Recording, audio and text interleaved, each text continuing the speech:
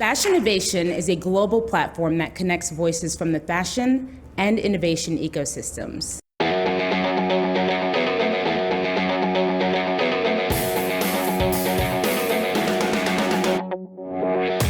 When we got the news that we were going to be ringing the opening bell at NASDAQ, it was overwhelming and at the same time exciting. This is a recognition for our work. Please direct your attention toward the video wall for a brief introduction to some of the innovative companies who call NASDAQ home. Since its founding, Fashinnovation has hosted over 650 of fashion's leading innovators to audiences representing 180 countries. Fashinnovation is community. It's impossible to innovate alone. People are key. It's just as easy as we say to dream small as it is to dream big, and so dream big.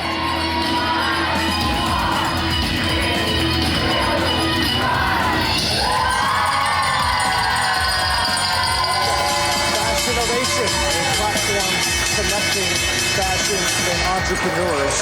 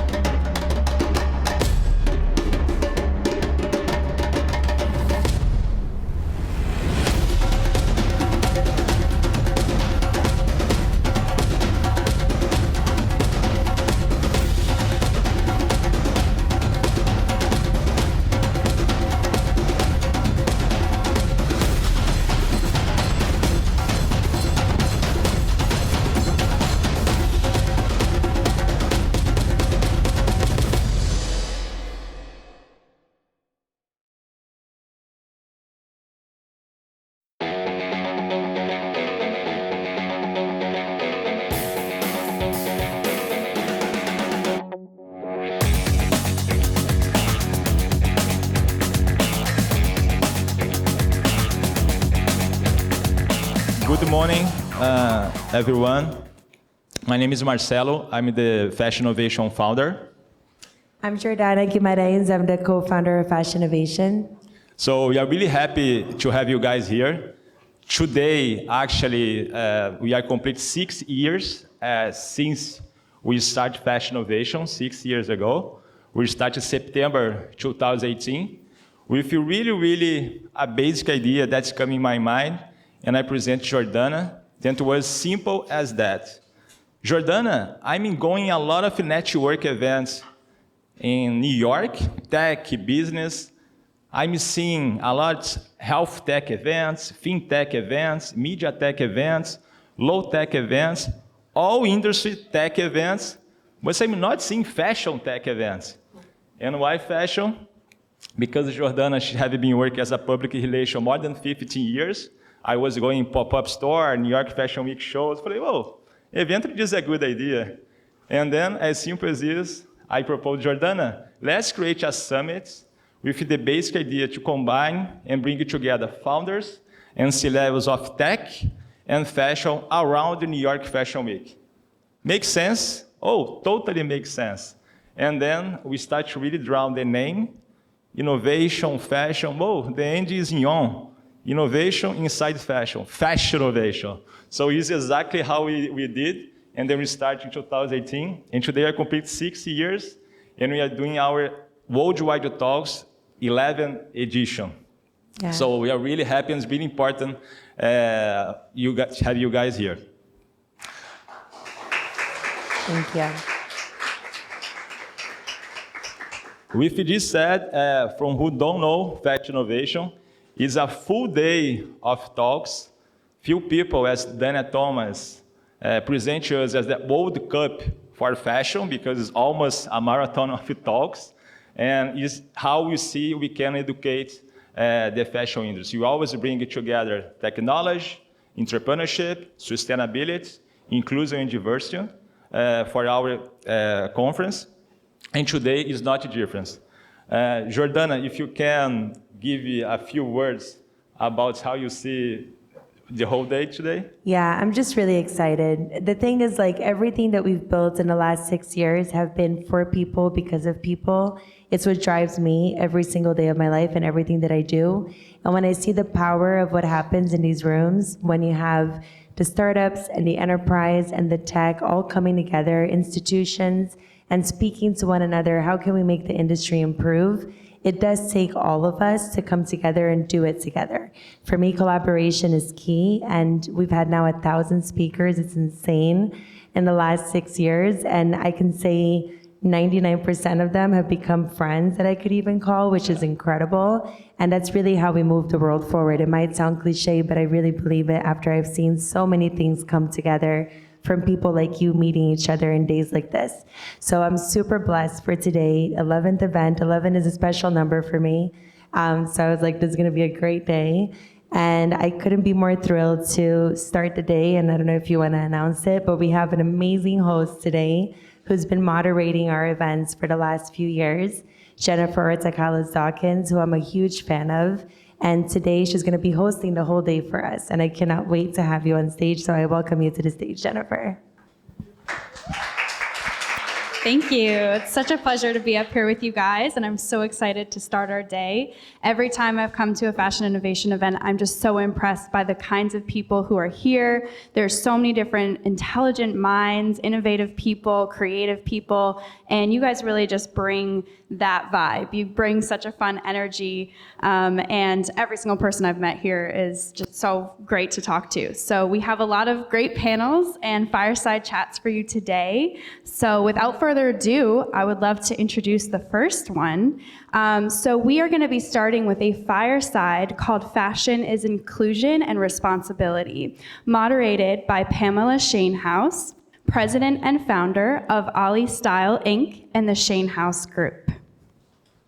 Yeah. I have the privilege of sitting here at a panel discussion with two of my best friends. I'm going to call it a fireside chat because we're just going to be talking.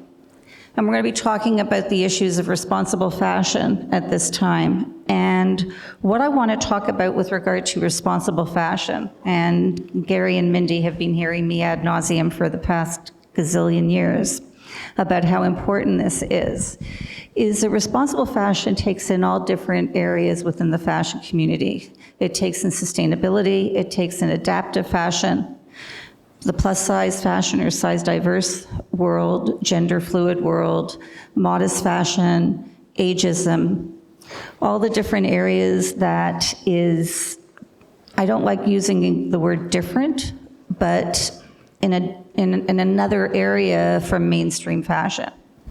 And what we want to be able to do is celebrate women as, and men as, and everybody as they are, which is very difficult right now within the mainstream fashions. So I have a few really interesting stats, and I'm not a big stat person, but I figured I might as well start off with them, is the adaptive fashion world, which is Mindy Scheier's world. Mindy is the leader of Gamut Management, and she is the brilliant founder of an organization called Runway of Dreams. Sorry. And Gary Wassner, who has been around for quite a long time. I don't mean it that way, but he knows what I mean. When I had my first brand, Alley Style, I came to Gary, and Alley Style was the first brand in Canada that was a size diverse brand, and Gary supported me all the way through that, and that was 18 years ago. So we have known each other for quite a while. And the Hilden Group is, well, you know what, Gary will tell you who Gary is, because he's an icon in this fashion world. So here are the few stats that I have, and then we're just going to sit and talk. So the plus size, here we go. The clothing industry has 120 billion garments per 8 billion of the population on the planet. The adaptive global world, they say, by 2031 will bring in $29.8 billion And right now, it's at 262.7 million, so the rise is exponential. The gender fluid community is 3.2 billion by 2028, and the size diverse or plus size community will be 412 billion by 2030. So this is a huge rise in responsible fashion. And now I'm going to bring it over to Mindy, and I'm going to ask Mindy, how did you get into this beautiful world of adaptive fashion? Thank you, Pamela. Hello, everyone. So wonderful to be here. Because I am talking about inclusion and specifically of people with disabilities, I'm going to start with what's called a visual description, as there could be somebody in the audience or live stream that has low or no vision. So I'm Mindy Scheier. I am a proudly 52-year-old woman with a Caucasian woman with freckles, long red hair, and I'm wearing a very bold and I think fabulous floral suit. And again, very happy to be here. My journey started about 30 years ago in the fashion industry as a fashion designer, and had very, very big dreams of hopefully working with Gary someday and my brand and whatnot. But life had a different path for me, as my middle child, Oliver, was born with a rare form of muscular dystrophy. So he was unable to do buttons and zippers, put on shoes, tie laces, and the very thing that I love every single day is getting dressed. And for him, it was a daily reminder of what he could not do. So when he was 8 years old, he came home from school and said, "Mom, I want to wear jeans like everybody else gets to wear, but I only wear sweatpants every day," because it's the only way that he could go to the bathroom on his own. So I looked at that little 8-year-old face, and I couldn't solve it for him. This was in 2013, and there were zero mainstream brands in the adaptive space, nor did the industry even know what adaptive was. So I, that night, sat at my kitchen table, admittedly cried for about a couple hours that I couldn't solve this. And I took a pair of his jeans, ripped them apart, worst designs I've ever done in my life. But the next morning, it was the first time he was able to independently dress himself, because I replaced buttons and zippers with Velcro, some creative stitching, and possibly a magnet or two. And the immediate transformation that I saw come over Oliver was life-changing, that a pair of jeans could give him this level of confidence because he could finally independently dress himself. And as Pamela said, there's roughly 1.3 billion people on our planet that identify with having a disability. It's the largest minority in the world, and the only minority that every single one of us could be a part of at any point in our life. So why weren't we thinking about this enormous population? Oh, I'm sorry, and by the way, $13 trillion is being left on the table every year by not including people with disabilities. So in 2014, I decided to have a teeny tiny little small goal of changing the fashion industry to be inclusive of people with disabilities. And I started the Runway of Dreams Foundation to help educate the industry to who this population was and the business opportunity behind it. In 2016, we partnered with Tommy Hilfiger and made fashion history by creating the first ever mainstream adaptive clothing line, which is now Tommy Adaptive. I'm so proud and honored to say that now here we are in 2024, and there's roughly 13 plus mainstream brands ranging from Target, Kohl's, JCPenney, Neiman Marcus has adaptive tailoring now in all of their stores, because of the work that we've done, not only through Runway of Dreams, but my other company, Gamut Management, which is serving as a consulting company, working with brands to help get into the adaptive space by including people with disabilities at every step of the value chain. So again, very honored to be here, and thank you.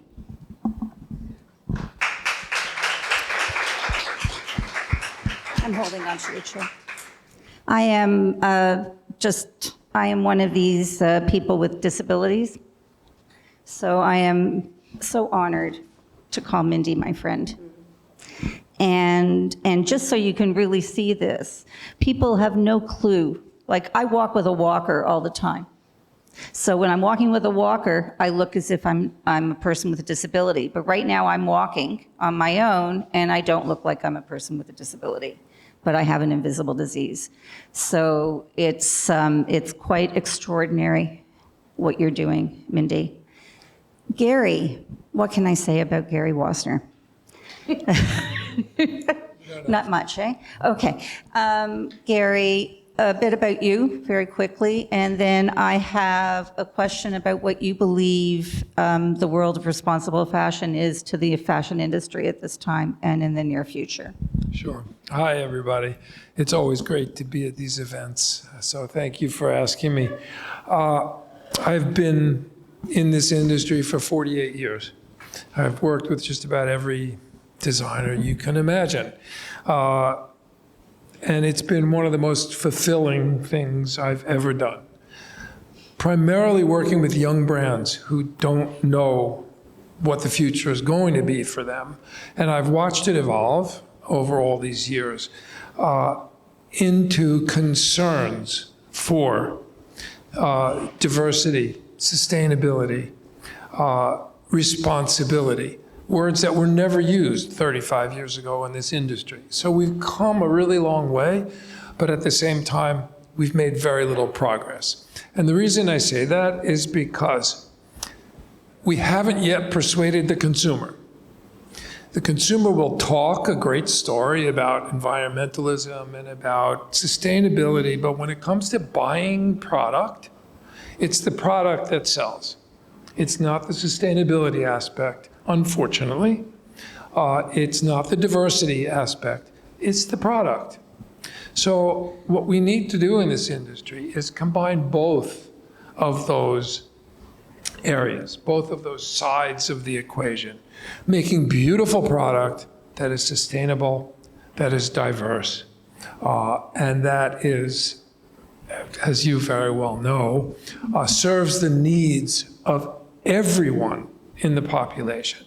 So as an industry, we have enormous responsibility, not just in these areas, but if you think about the effects that clothing has on an individual. You get up every morning and you get dressed. You choose what you're going to put on. You go into your closet, you go into your drawer. What you put on in the morning shapes your mood for the day. It gives you confidence or it makes you feel awful. It gives you a sense of self, a sense of identity. So the responsibility on the part of a designer extends far beyond the normal scope of making someone look good. It affects their mood, it affects how they present themselves to the world.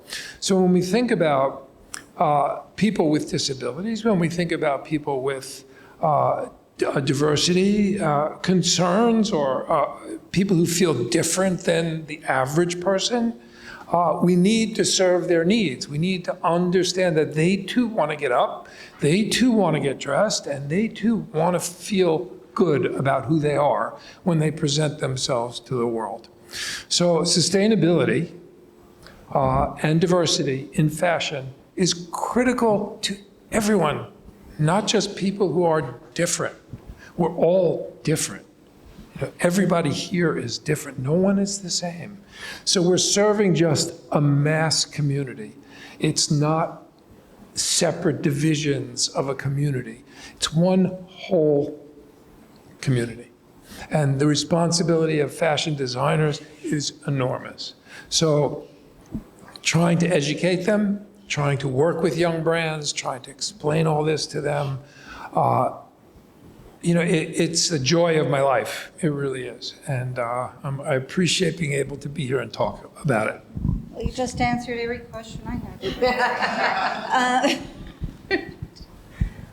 When you get back to this sustainability issue, thank you. You just spoke about the issues that for the environment, 2% to 8% of greenhouse gas emissions are part of the fashion world. It like garbage dumps, and it's all fashion. It's all fashion brands. And So you're finding now with fashion technology that hopefully that something like that is going to help. You know, how do you feel AI? I don't know, should I be asking this question, Gary? Do you know anything about AI? I know, you know, a little bit. I mean, it's not my, how do not you my feel strength. about technology right now being able to help within that area? Well, let's back up a bit, okay? Because there are some really simple ways to be sustainable and to help the environment and to reduce that waste that you just mentioned, Pam. We know designers that work on a zero waste theory. And that means that you create a pattern that uses all of the fabric and doesn't leave yards of fabric as scraps on the floor of your cutting room. If you think about it, all of those scraps go into that waste pile. Right. Okay? If you are a creative designer and you can design a pattern that utilizes almost all of that yard of fabric that you lay out on the table, you're already doing a great job in supporting the environment and sustainability. So there are many simple ways to do this. You don't need AI to tell you that. It can help you design that pattern. So I think what AI is going to do for us is give us a lot more efficiency in realizing the ideas that we have in our head that are so difficult to realize on our own, you know, just with a ruler and a piece of chalk. So in many ways, AI can help us be more efficient in the design room, in the cutting room, and in the factories that produce the product for us. Which brings it around to being responsible. Yes. Like this is the whole aspect of trying to be responsible. Now, can I ask you that question? Yes. Mindy. I'll take it in a little bit of a different direction and focus a little bit more on just technology. I'm curious, being in this amazing room, does anybody know when the button and the buttonhole was first seen, discovered? Take a guess, anyone? I know we're the first panel, but you've all had your coffee. So anybody? Guess not. I'm sorry. Okay, 1800s. Anybody else? 1700s. The first button and buttonhole was recognized or documented in the 13th century. So the fact that we are still using that technology, I see quite a few buttons in this room, is absurd. That we can run our lives through our phones, but we're using something in our products that is centuries old. And in the adaptive and universal space, we always say that technology plus design equals adaptive. A couple brilliant examples are, I'm sure everybody's sent at least one text this morning. Texting was developed as a communication tool for those that could not communicate in a typical way. Now it's our most used form of communication. Electric toothbrushes, developed for those that couldn't brush their teeth in a typical way because they didn't have the dexterity. Wheels on your suitcase. I could go on and on and on. So technology not only helps with the adaptive and universal space, but it's something that all of us could be taking care of and just bringing more consumers to be able to wear the same products. Thank you. You know, as I said to you before, to everybody, I've been in the fashion business for a long time. I developed a fashion brand in memory of my daughter, Allie. It was called Allie Style.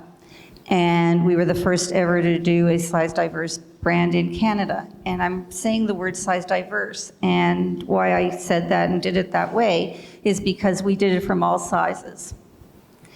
I know that people believe in the plus size world completely, and I'm somebody that does that.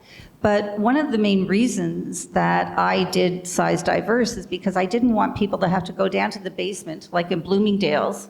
Their friends are shopping on the main area, and the people who were size 14 are going down to the basement.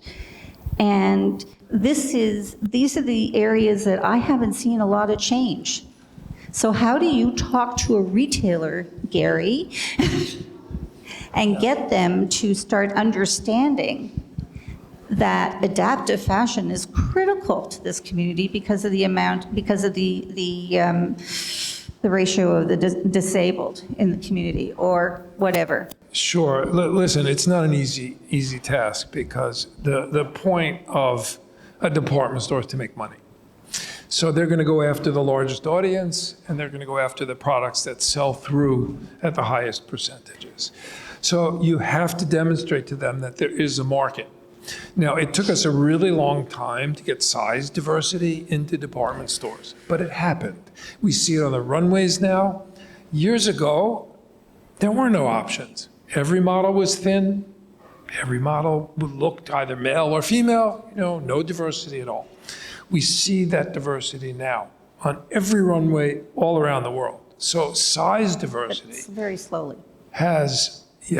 but it has become part of what we do in fashion now. It used to be, if you were a plus size, which we don't call it that anymore, you had to go to a different floor of the store to find product. And right away, there was that stigma. You walk into a great department store and like, oh, I don't really belong on the nice floor. I have to go upstairs to a different category of product. Or for men, tall, large size, special stores for this.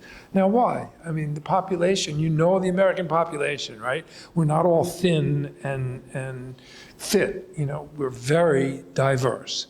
So department stores finally realized that market, the size, we are now an average size 17 for a woman in America. Not New York perhaps, but America. Do you see size 16, size 18 in the designer department? You still don't. Nope. You see them on the floor, and I know from speaking with designers all day long, that they have now extended their size range. They're not just selling 2, 4, 6, 8, 10. They're selling 12, 14, and 16 as well to the department stores. So we're making progress. We're making progress in diversity and size. When it comes to disabilities, again, it's a matter of commercial viability. So I think we need to understand and educate retailers as to how large this population is. We all have disabilities. Every one of us has a disability, whether it's a mental disability, a physical disability, a social disability, and we have to treat all of these. It's not just one category that the fashion industry serves. It serves every single category. So we have to incorporate that into our thought process when we design. But we also have to balance it with the commerciality of the product we sell so that we can have a business and we can continue going. And that's the real dilemma. That's the hardest part. And when you asked, how do you convince a retailer? You have to show them statistics that there's a market. And we have shown them that for size diversity, and they've accepted that. So there's no reason why we can't use those same statistics to show them the other categories of diversity. Okay, I got 3 minutes left. That's it. Just a really quick question about fast fashion, something that I'm so allergic to, I can't tell you. When it comes to Shine, and Temu and all these other fashion organizations, do you think that they're ever going to start learning about being responsible, about a responsibility? Sorry, that's a huge question for the last 3 minutes. They have no choice. I know the people at Shine. I spoke at a conference of theirs in LA last year, and the president is coming up to my office next week. This is what we're going to talk about. Oh God, can I come and sit with you, please? He is an interesting man. The CEO, not the president. He wants to turn the company around. It's huge, we know that. But there's so much it could do with little changes. And that's what we're going to talk about, because you have to start somewhere. And I've been in this business longer than most of you here. So I've seen all the change in this industry, and it does happen. And it does happen slowly, but it does happen. We have to be those makers of change. It's not just going to happen by itself. Mindy, I'm going to have an announcement to make after, but Mindy, you have a few thoughts and to end this fantastic fireside chat? Absolutely. I'm going to end with a quick story that I think will encapsulate everything that certainly I referenced. So it's about a teacher that was in a wheelchair, and he went to school on a very snowy day, and the custodian was there shoveling the stairs. And the teacher said, would you do me a favor and shovel the ramp so I can get into school? And the custodian said, absolutely, let me just finish the stairs and I'll get right to the ramp. And the teacher said, but if you do the ramp first, everyone can get into school. So hopefully if there's something you think about as the days go on, please think about that story, as you all have the power to create more ramps. I don't know how to follow that statement, except for with this great. I don't know if we do. I'm sorry, pardon me? I'm hoping we don't, but we don't. I asked that before. Oh, come on, 2 minutes for a question? Where's Marcelo? We're running a little late. Do we have 2 minutes? No. Okay, then I have to go, sorry. Can you stay 2 minutes after if anybody has a question for both of you? I'm very excited to announce that board that Gary and Mindy and Rob Smith, a bunch of us, we've started an organization called the Responsible Fashion Enterprise, and we are going to be working with this amazing organization called Fashinnovation, and we're going to be putting on a conference in 2025. All about responsible fashion. I've been working on this for a gazillion years, and I cannot tell you how excited and honored I am to be working with Jordana and Marcelo and your team. And I'm going to thank the two of you. It has been an amazing honor. As I said, Mindy and I have known each other for about 8 or 9 years. First time we've ever met in person. And Gary, thank you so much. I know both of you did this for me, and I'm very grateful. And I thank all of you. I am sticking around for the rest of the day, and I know Mindy's got an amazing event on Monday, and I don't know how she came and did this for me, but thank you again. Thank you to everybody. Thank you.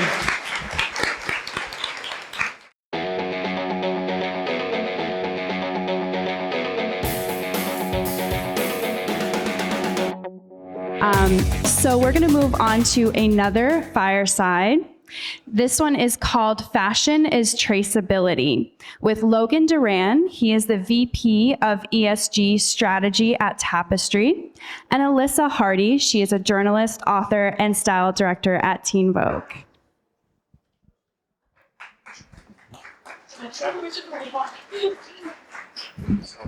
Dealer's choice. Yeah, right. Hi. A lot of people here. This is great.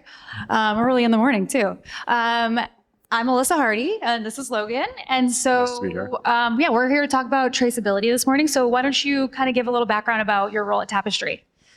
Yeah, so I've been at Tapestry about 4.5 years. I lead our ESG and sustainability work. And we're really focused on effectively 4 key areas. The first is around responsible sourcing, so working directly with our suppliers on environmental impact as well as social labor remediation. The second around product responsibility, so things like circularity, product marketing claim substantiation, environmentally preferred materials, broader carbon strategy around things like science-based targets. And then the third area is sort of more own operations, metrics reporting, our efforts around 100% renewable energy. And then the fourth area is traceability, which is the topic of the day. So it's what we're going to chat about now. And so really excited to be here. I think traceability is obviously a keystone in any sustainability initiative. Can you kind of speak to what that means to you and what that means within the Tapestry framework? Yeah, I think oftentimes folks sort of associate traceability and transparency. And I was having a conversation with the guy on my team who leads this work. And effectively, you cannot have transparency without traceability, right? You need to know sort of where things are happening and what is happening sort of in the name of the brand. And so I think, we've worked really hard over the years and we have really strong relationships with our tier 1 cut-sew factories. Effectively, the direct relationship. We also really focus on high quality durable materials and so have built and established really strong relationships with our tier 2 raw material suppliers. So think about the tanneries, the fabric mills, but sort of beyond that, we know that there's sort of risk within the supply chain. And so traceability is the ability for us to sort of look and understand what are the activities that are happening sort of at tier 3, tier 4, at the farm level, in order to make sure that we're really addressing the most material and important risks and impacts within the supply chain. And so we've actually set a goal at Tapestry to map and trace 95% of our materials by 2025. So fast approaching. There's a serious sense of urgency in the organization right now, but we've established some pretty strong programs in order to partner with our suppliers in order to get at some of that information. So what is that? So it's 95% farm to factory. What does that look like? How are you actually tracing that? How are you making sure that it's accurately traced? Yeah, so several years ago, we actually did that basically with cascading questionnaires. It's like an Excel file or effectively like a Google form, so to speak. And we realized that just wasn't going to be the way for us to really scale this work. And so about a year and a half ago, we onboarded a software solution called Trust Trace, which effectively helps us with that mapping and traceability and getting at the sort of PO level of data. And so we work directly with our suppliers to onboard them to the platform and then ask them to help sort of establish and build their network of suppliers and then moving that sort of upstream. We are really focused on making sure that this isn't just an academic exercise. I mean, a lot of sustainability at times can just feel sort of very esoteric and sort of like in sort of academia. And our focus is really to make sure, does this add value to the organization? Are we establishing more resilient supply chains? And are we de-risking the supply chain? And are we identifying where there might be issues, challenges with specific materials that we want to make sure that we're not contributing to? Yeah. So I think this maybe speaks a little bit more to the transparency side, but what is like the audit system within that look like? And like, how do you handle things like audit deception, for instance? Yeah. And part of that is really just in building those relationships, right? So we've built and created a really tight supply chain. I mean, I think if you look at handbags, which is our largest category, we really do have a fairly focused supply base within tier 1. And then obviously, because we're so focused on raw materials, we have a really strong and tight supply chain with respect to tier 2. And it really is sort of that consistent engagement, communication, and the ability to create those partnerships with those suppliers in order to make sure that they're not obfuscating, they're not hiding. And we go in and we have an audit that we do every year, and we have continued engagement. We have our quality teams who are in the factories and in the mills pretty regularly, and we do a lot of work training our own internal teams to identify issues. And so they're not just there on a quality inspection, they're also sort of eyes and ears on the ground if they see sort of other things like blocked fire exits or sort of different issues that may arise that when people know that an audit is coming, they clean everything up. Yep. And because we're in the factory and we've got folks who are trained, they're able to sort of identify if other issues are arising as well, and then we can bring the team in and help remedy those issues. And worker reporting, like, is there systems for workers? Yeah, so we have grievance mechanisms in every single one of our factories, and making sure that we have a team in place to address those issues and concerns whenever they arise. Yeah, I think that's like a really important, from a brand level, to be thinking down that far down the supply chain about like how the actual people within the factory are able to report their own grievances, and so great to hear that. Yeah. Within your company specifically, how are you messaging? Obviously, this is your job to care about all of this, but how do you get the people within the corporation to care and prioritize traceability and sustainability? Yeah, I mean, and I think it's around, nothing motivates folks like a public-facing commitment. So totally. The fact that we've got leadership willing to sign up for a relatively ambitious goal of 95% traceability of raw materials, I think that definitely motivates. I think, within the ESG sustainability space, we are not sort of the folks, we are bringing folks together, we're influencing the organization, we're helping build the business case, but we're not able to basically say you have to do this because I'm your boss. It's like, you have to do this because, one, it builds a resilient supply chain. Two, it helps us sort of not get caught on a flat foot or caught off guard because some issue has arisen in the supply chain that we were unaware of. And I think building that sort of cross-functional partnership, I think has been really helpful. We actually transitioned my team probably 3-4 years ago out of legal, where it was really sort of heavy compliance focus, into supply chain. Mm-hmm. And so my team, I report directly to our chief supply chain officer. And I think I sit within sort of his leadership team, which allows me to have direct relationships with sourcing, production, raw material leads. And so to be able to sort of really integrate deep into the supply chain just allows us to create those stronger partnerships internally, which then sort of presents forward a stronger partnership externally and allows us to engage with our tier ones and our tier twos more comprehensively. That's really interesting. So obviously, you were talking about the technology that you're using. How are you looking at technology as part of your business going forward? I don't know if AI has any sort of place there, but can you speak to that a little bit? Yeah, I mean, I think we are definitely, as an organization, Tapestry really does focus on sort of data-driven, consumer-centric. How do we really understand what the customer is asking for? You can't just look. We often talk a lot about sort of the magic and the logic. And really the emphasis on the data to support sort of the more emotional connection to the sort of beauty of the products, right? And so on the sustainability side, on the traceability side, it is a focus on the technology. It is a focus on how do we use it to create more efficiencies. There is an element and component of sort of AI or sort of PDF readers that allows us to sort of transport data more quickly, more accurately, and to create sort of efficiencies within the work. And so, AI or blockchain, sort of, we're always looking at what is that data stack or what is that technology stack look like in order to be as efficient as possible. And again, to ensure that it's not just an academic exercise, ensure that it's de-risking the supply chain, adding value to the organization, and really addressing the sort of most material issues and topics and risks within the supply chain. So I'm going to zoom out a little bit, but you think like transparency and traceability should be cornerstone to every business, like before you even start it, right?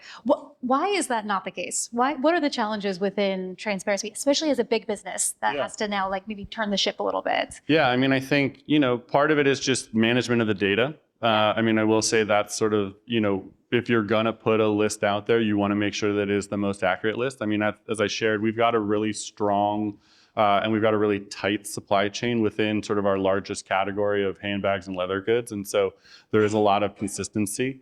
We actually, 2.5 years ago, started publishing and disclosing our tier 1 factory list on Open Supply Hub, which was definitely a first. And I think, to be totally honest, there's a historic sort of competitive nature to it, which is, if I share my factory list, then like everyone and their brother or sister or cousin or whatever is going to go in and sort of steal all of our trade secrets. Right. But it's a fairly, the fact of the matter is, you go into these factories and they're producing for the majority of our peers and competitors already. And so it's not that's more sort of a legacy argument on why you wouldn't do it. But but I think there's definitely sort of a push, and I think there's a demand from customers to have a little bit more openness and transparency, and that's what we've really been trying to sort of meet. Definitely. It's interesting you say that, because I think in my reporting over the years, I found that this proprietary argument is a barrier to a lot of innovation on sustainability, whether that's, alternative materials or upcycling. But I think that Coach specifically has been able to kind of figure this out a little bit. And I'd love for you to speak a little bit to Coachtopia and what's kind of going there. Yeah, I mean, I think, within the ESG sustainability space, it is seen and we operate in a much more pre-competitive space, and which allows us a little bit more opportunity for sharing of ideas, like an event like this, and sharing ideas with peers and competitors. I think what's been really exciting about Coachtopia, which is sort of how do we basically create a sub-brand that is focused on circularity from the start. How do we design and sort of create the systems necessary in order to bring products back, to track them throughout their life, in order to sort of bring them back? And how do we engage more comprehensively with Gen Z?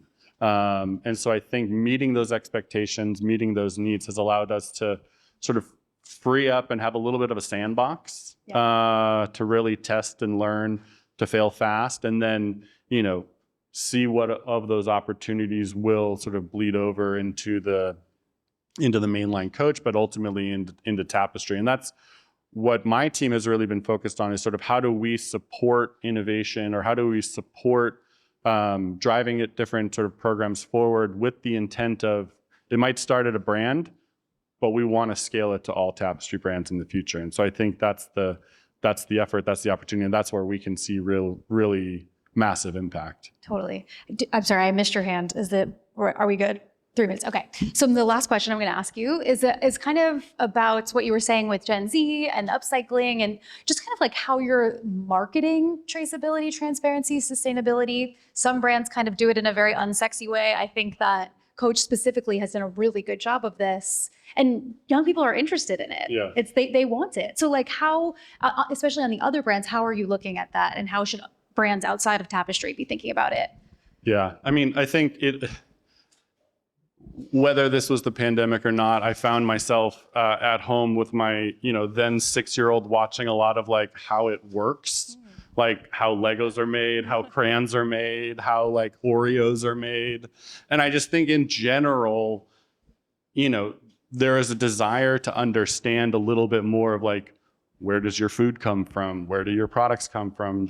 What does the supply chain really look like? And so that's been a really nice opportunity for brands and for Coach and for Tapestry to really say, there's a lot of exciting, and there's a lot of effort, and there's a lot of work, and there's a lot of sort of stuff that goes into making the clothes we wear, the handbags we carry, the wallets we use. Like this is not a simple, straightforward exercise, and to be able to invite folks in and to help them understand the complexity of it, I think has been really well received, and I think something that we're excited to sort of share more of. Yeah, and I think there's something to saying, we're not perfect in everything, and not pretending to be, that I think customers really respect. Yeah, we definitely take that sort of progress over perfection, and really trying to sort of drive things forward as much as we can, and we will falter, and we're going to continue to do our best to sort of stick to the principles that we've laid out, and really make sure that we're trying to address the most material issues in the supply chain. Awesome. Thank you. Thank you.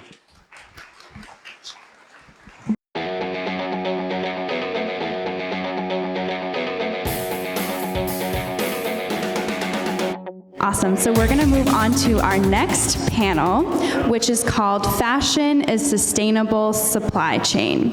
And this will be moderated by Joseph DeAcetis, founder and president of Portro and editor of StyleLujo.com.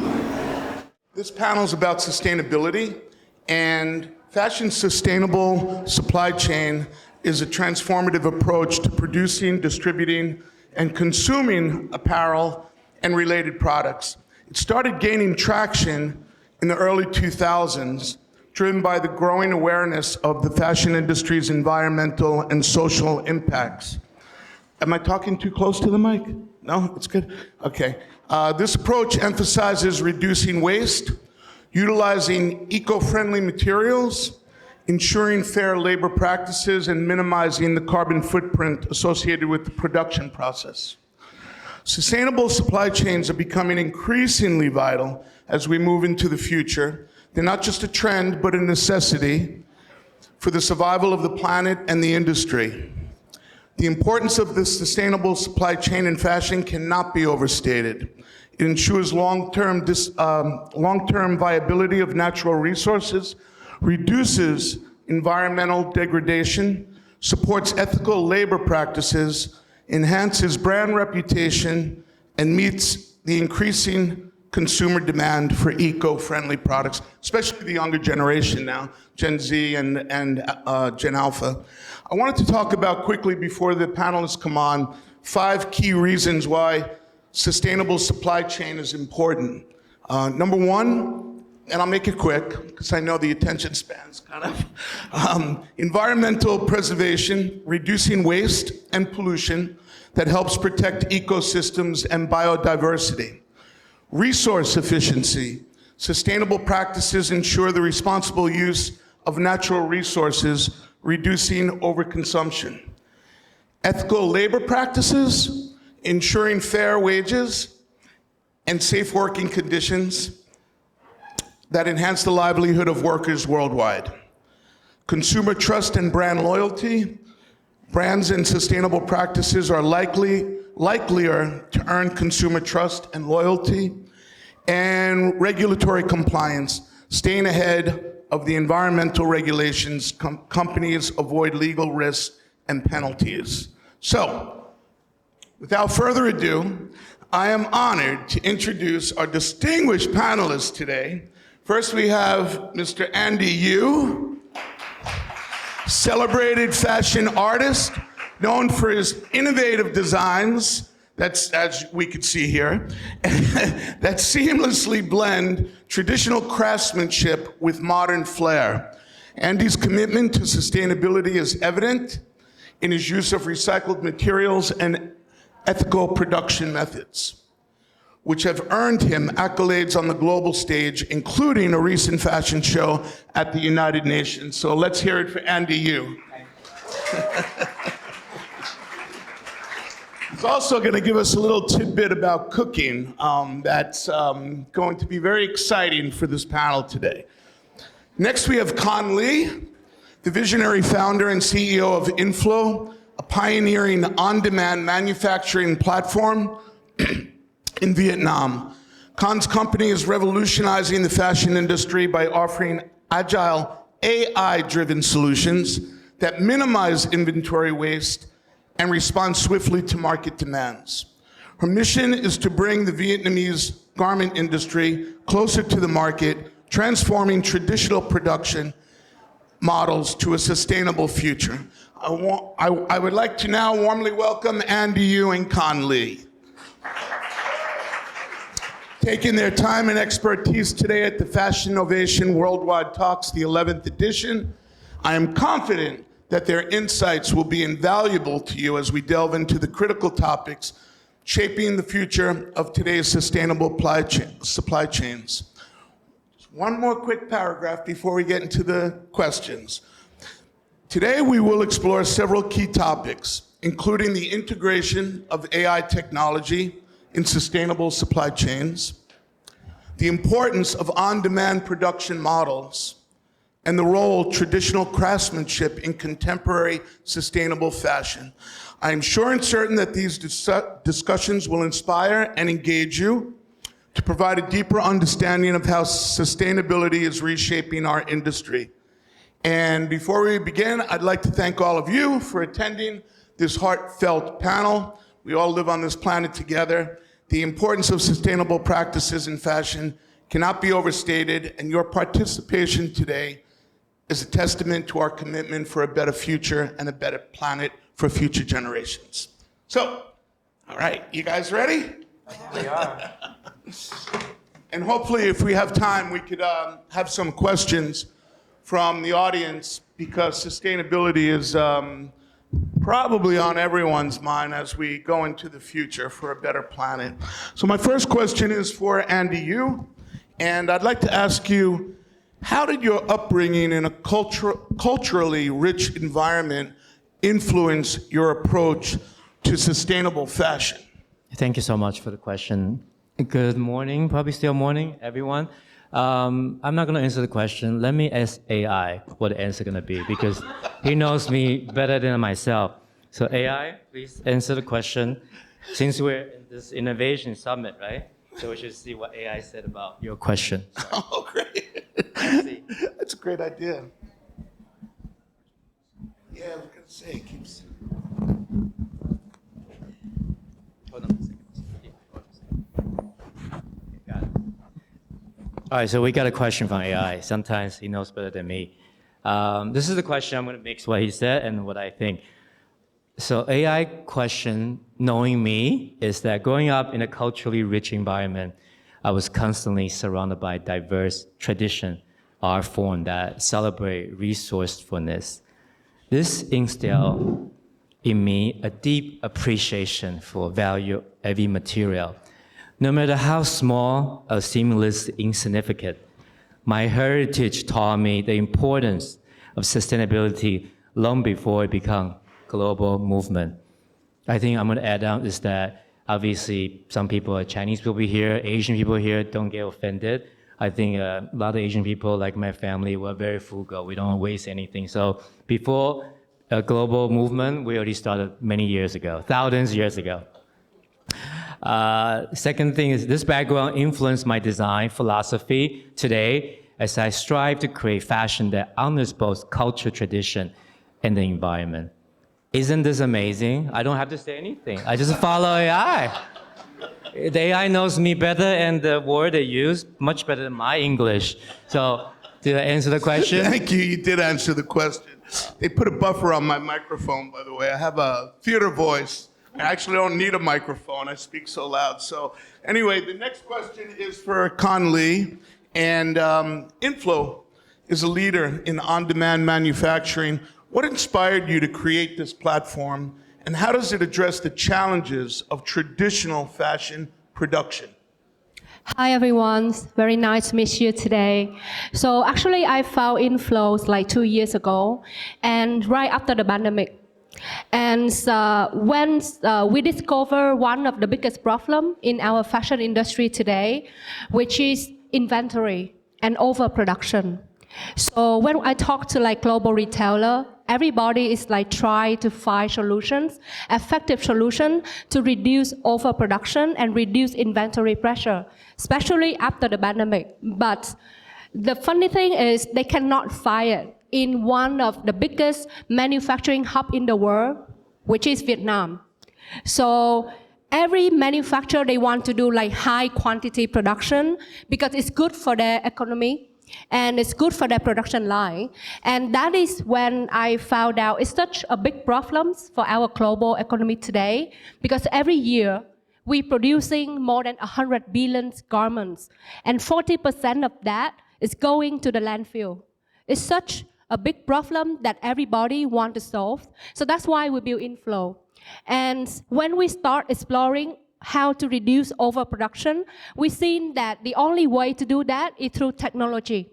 So when we start, we're using technology to tracking like factory capacity, so that we're trying to allocate the order to them with a very small batch of production.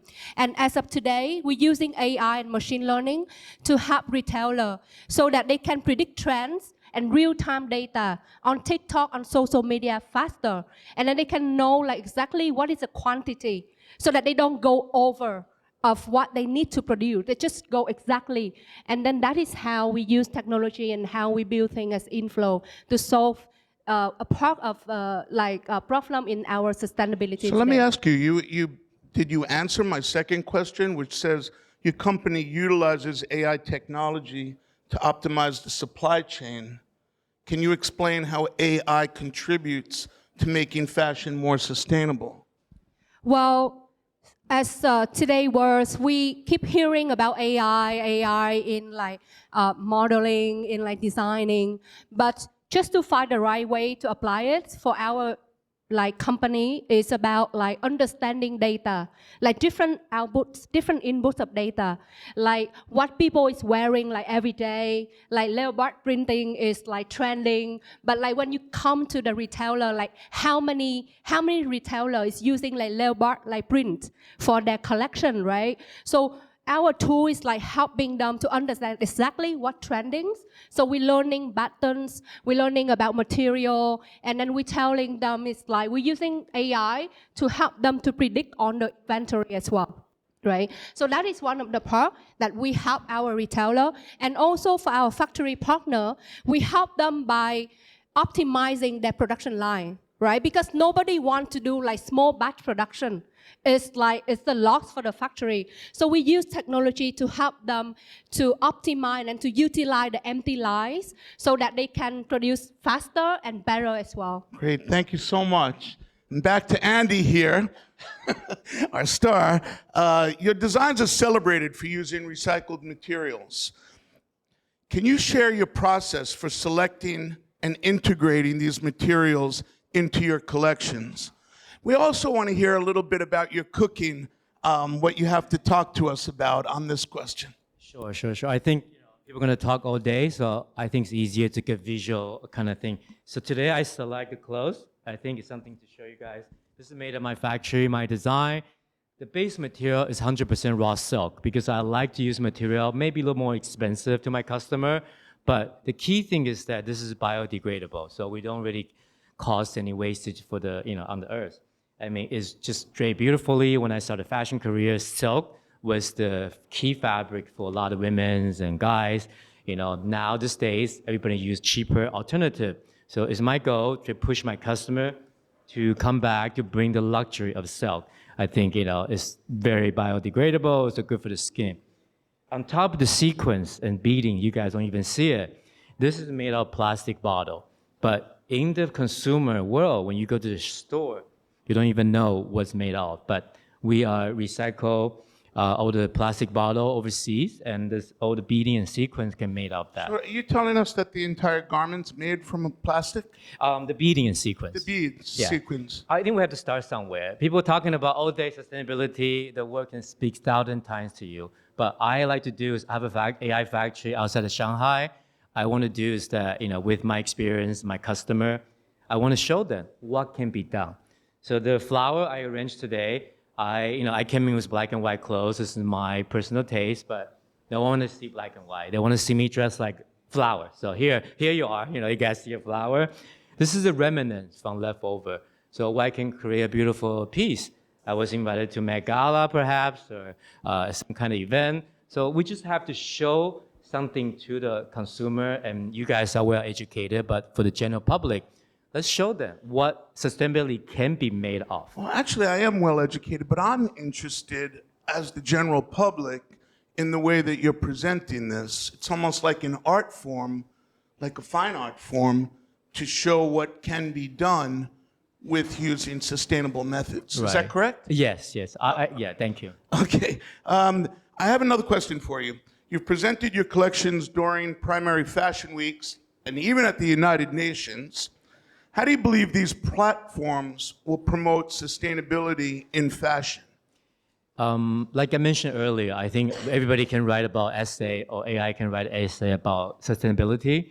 But for me, is that I like to use something tangible, create a moment, reality moment to show people. So I decided to do my fashion show at United Nations because I want the ambassadors, the representative around the world to see what sustainable fashion show is about, and also relate to the culture, because I had done fashion for 30 years in my days, manufactured for J. Crew, Michael Kors, Saks Fifth Avenue, Chico's, BB, Barney. Some of the stores don't even exist anymore, but I think what I'm passionate about now is really use my experience and my artistic ability to create an experience for everyone. So to confirm, you're saying that having a fashion show at the United Nations brings it to a platform on a global stage, and not only a fashion editorial or fashion influencers attending, but more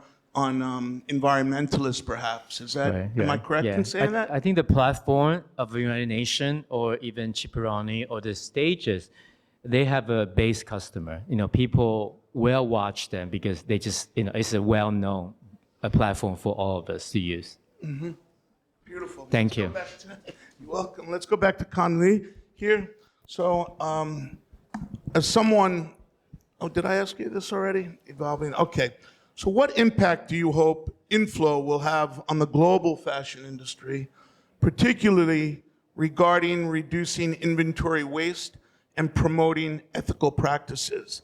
And as someone with a background in fashion design and technology, how do you see these relationships between these fields evolving in the pursuit of sustainability? Well, I think first of all, we don't just want the impact that our company have on this planet, but we want the entire industry making a change of reducing and stop overproduction, right? Because it's something that it keeps us wake up at night just to find the solutions that instead of producing 100, 500 pieces, today retailer, they producing 10,000, 20,000 pieces. And nobody transparent about the quantity of clothes they're producing every day. So there's a reason for that. And we hope that with the system that we are creating, everybody have the ability to produce fast and produce with very conservative quantity of clothes so that we don't adding more weight into the planet. So that is all about our mission, yeah. Beautiful, thank you so much. And back to Andy.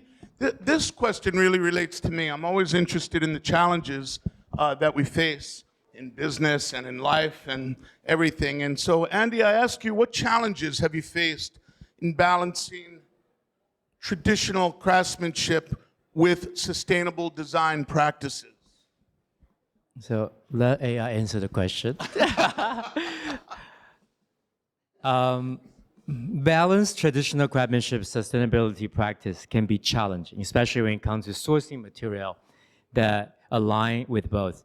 Traditional craftsmanship often involve technique that require specific, sometimes rare material, like fur or animal skin, even ivory, from the past, right? Mm-hmm. So it's not longer easy to acquire also the alligator skin.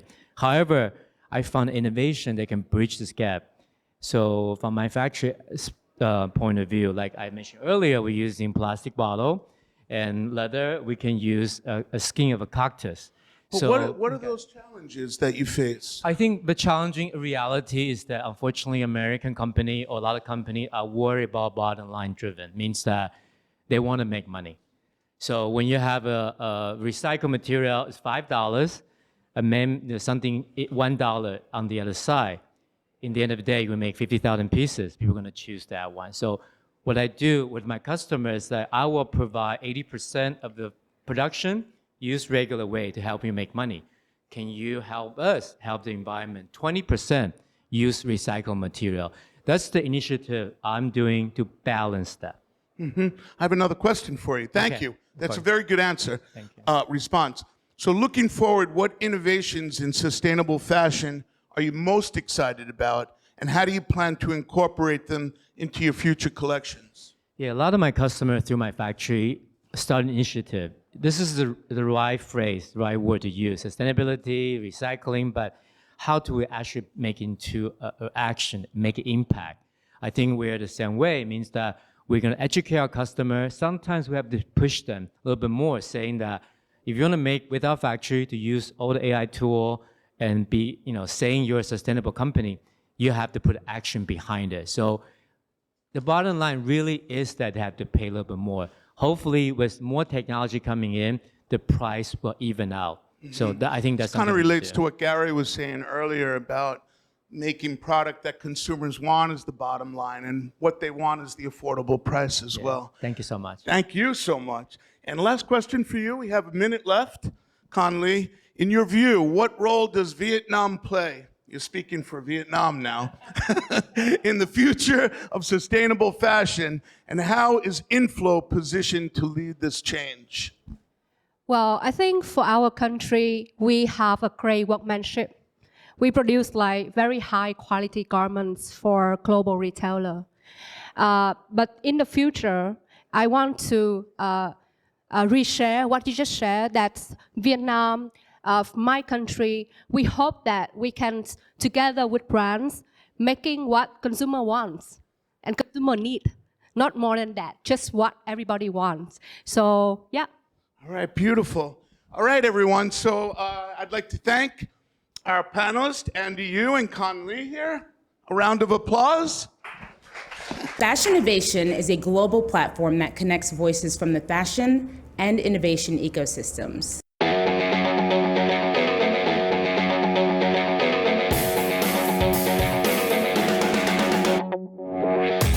When we got the news that we were going to be ringing the opening bell at NASDAQ, it was overwhelming and at the same time exciting. This is a recognition for our work. Please direct your attention toward the video wall for a brief introduction to some of the innovative companies who call NASDAQ home. Since its founding, Fashinnovation has hosted over 650 of fashion's leading innovators to audiences representing 180 countries. Fashinnovation is community. It's impossible to innovate alone. People are key. It's just as easy as we say to dream small as it is to dream big, and so dream big.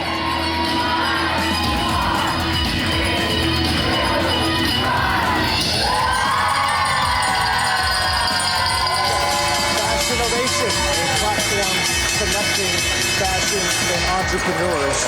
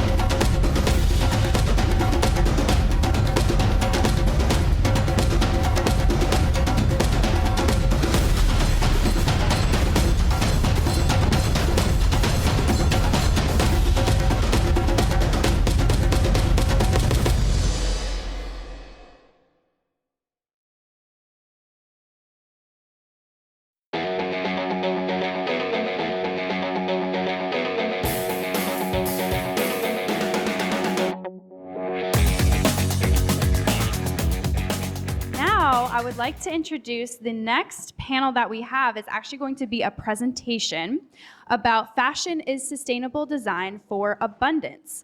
And we have the pleasure of hearing this from William McDonough, Chief Executive of McDonough Innovation and co-founder of Fashion for Good and Cradle to Cradle Products Innovation Institute. Please give a round of applause for William.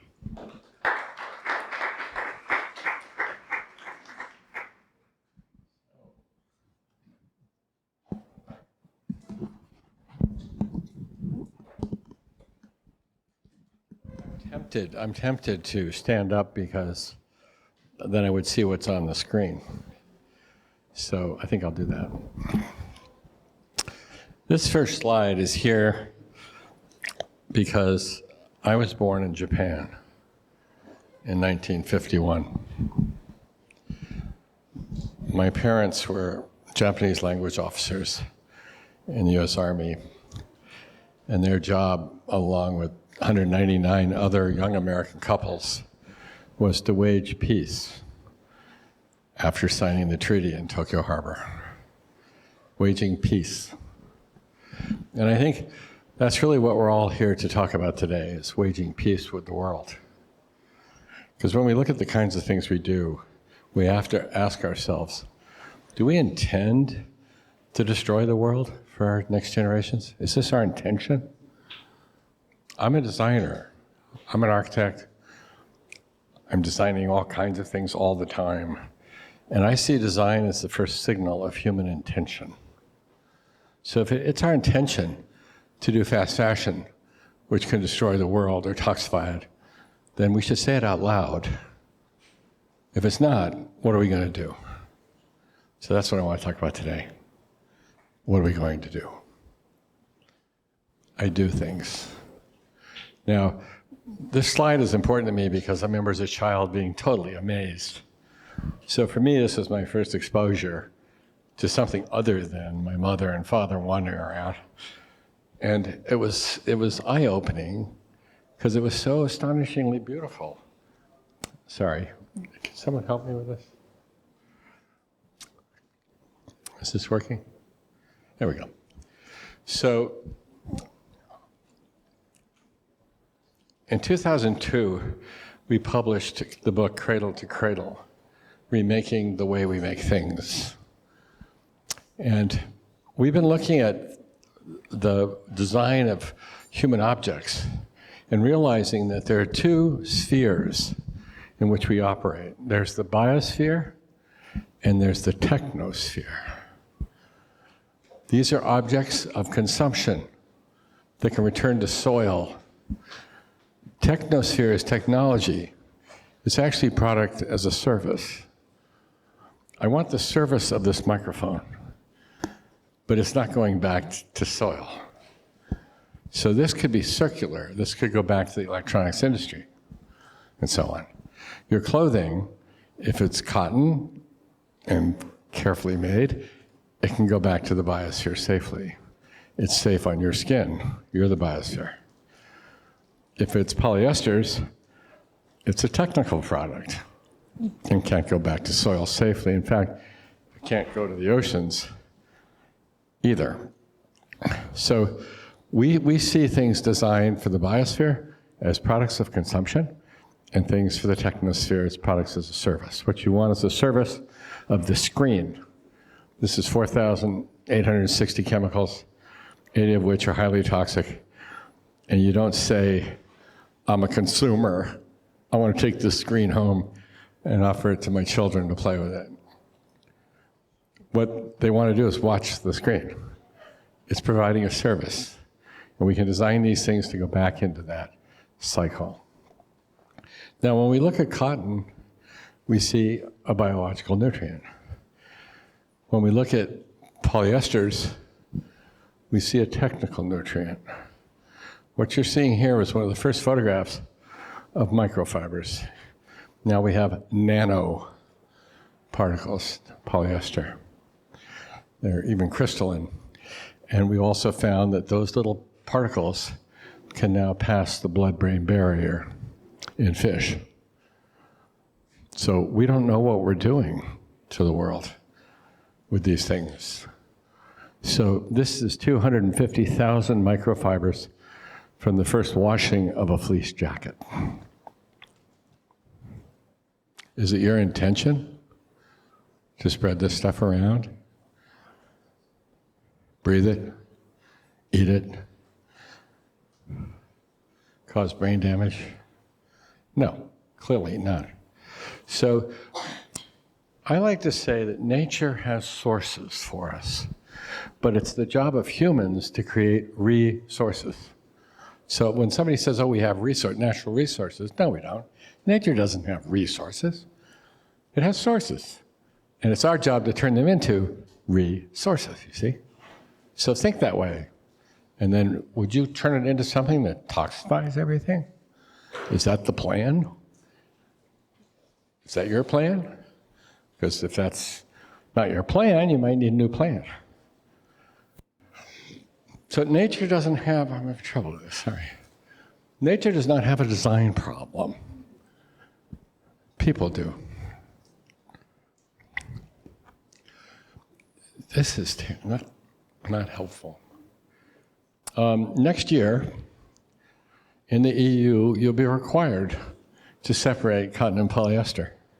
It's a requirement of the law. It's coming. Regulations are a signal of design failure. So this is coming. So we design into these things ahead of time, so this doesn't become a problem. So there are companies now that know how to separate polyester from cotton. This is very important to us in the future because we can turn cotton back into a source. Imagine. and then use it again as clean cotton.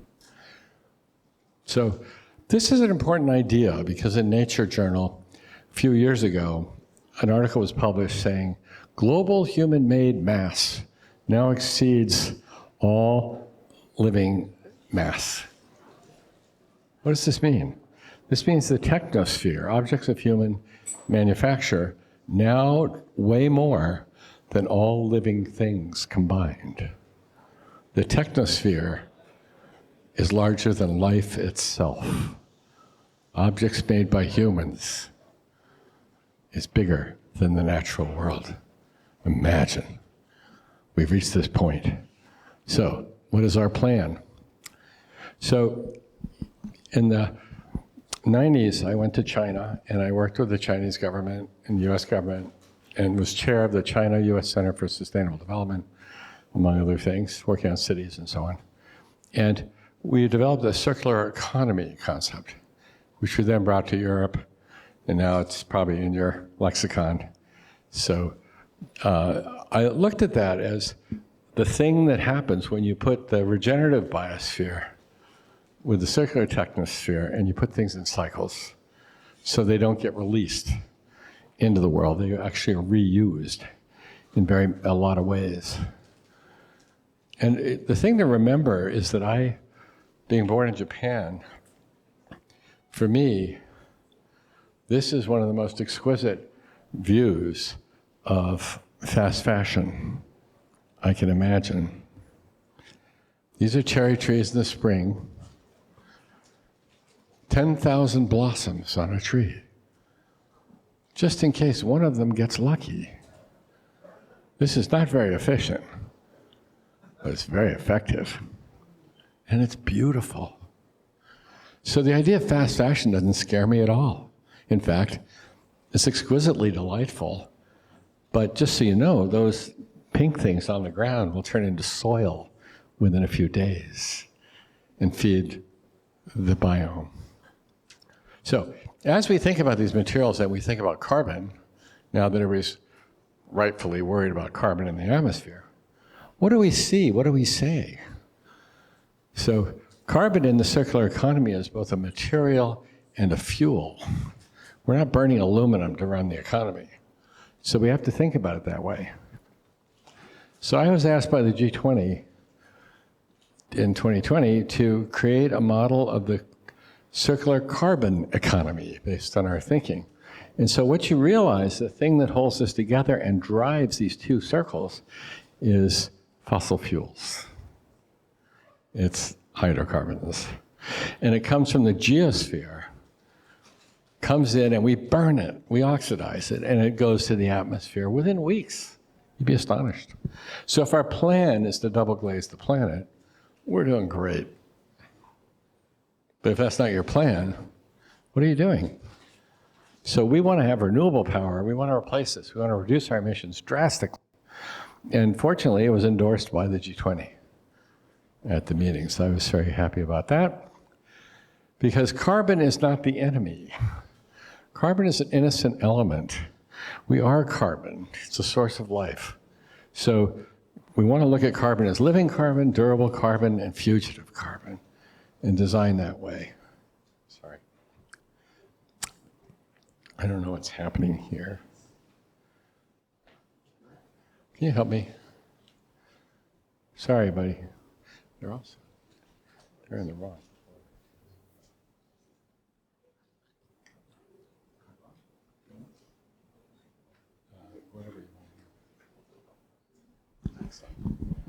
Why don't you run it? Yeah, I can handle it. Thank you. So keep going. Somehow the order has been tossed around, so if I stumble here, it's because I'm not quite sure what they're going to show next. Go ahead. All right. So people talk about thinking locally and acting globally, or thinking globally and acting locally. So I like to think galactically and act molecularly. So please. All sustainability for me is local. It always comes down to somewhere local. Okay? You have to remember that. The nice thing about cradle to cradle and looking at it this way is that it works at every scale. So as a designer of things and buildings and cities and products, I can work at every scale. Go ahead.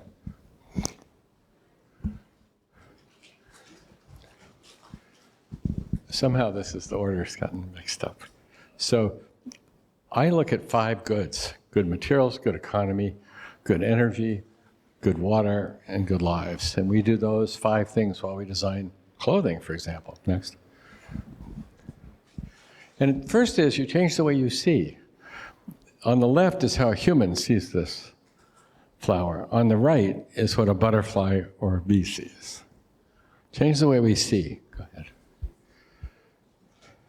So these 5 goods are the predicates of all 17 Sustainable Development Goals. So why wouldn't you do those 5 things? See? Go ahead.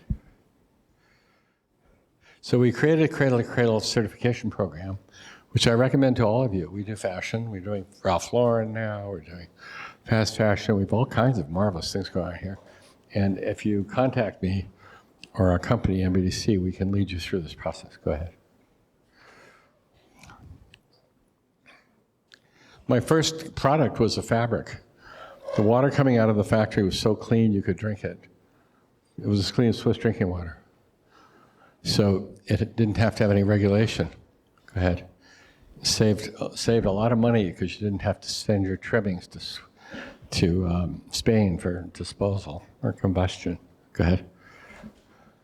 We've done this with carpet, the product as a service. Now the largest carpet company in the world, after having been working with us a long time, these carpets are all designed to go back. So we're storing all the raw materials of the company on our customers' floors. Imagine, now it's the largest in the world. So when you want to change your carpet from gray to pink or something, they can just do it. It's renewably powered, the water's clean, and they'll come pick up their materials and do it again. Next. We've been able to go down to the molecule all the way to fragrances. This is for Michelle Pfeiffer. These are fragrances named after her children, defined all the way to the last molecule for ecological and human health. Go ahead. We work with L'Oreal in the US, for example, and we're doing 1,600 products for them right now. And Amazon has decided this is the best certification after looking at 8,000 around the world. So they made it part of the Amazon Climate Pledge Friendly program for preferred products. And we announced it, Jeff Bezos, in September of 2020. Go ahead. So here's the idea, safe and circular. Go ahead. And we created Fashion for Good with the CNA Foundation to give away these ideas into the fast fashion industry. And with CNA, they actually were making clothing using this. Go ahead. System, Fashion for Good has a lot of partners, as you can see here, carrying Patagonia, PVH. Go ahead. Because what do you see when you see this? A lot of people just see fashion. Go ahead. We see an opportunity to get things to be good. This is a t-shirt, it's only 10 euros retail. Organic cotton, safe dyes. Go ahead. Blue jeans, 28 euros retail. Retail, organic cotton, safe dyes. Did you know that natural indigo is mutagenic? You might say that if we change our genes, we change our genes. Is that the plan? Go ahead. I'm going to have to go fast because I'm stumbling through this. They're all in the wrong order for some reason. Go ahead. So anyway, you can do this. Let's put it this way. Just do it. Go ahead. Let's try and get through this. Thanks. So we have clothing we need, uniforms, t-shirts, who knows what. There's clothing we want, fashion, avatars. You're all wearing avatars, trying to tell us something about yourself. And then there's things we love. Go ahead. I love children. So I think of this as intergenerational design. And fashion is a verb. So get up and do something. Thank you.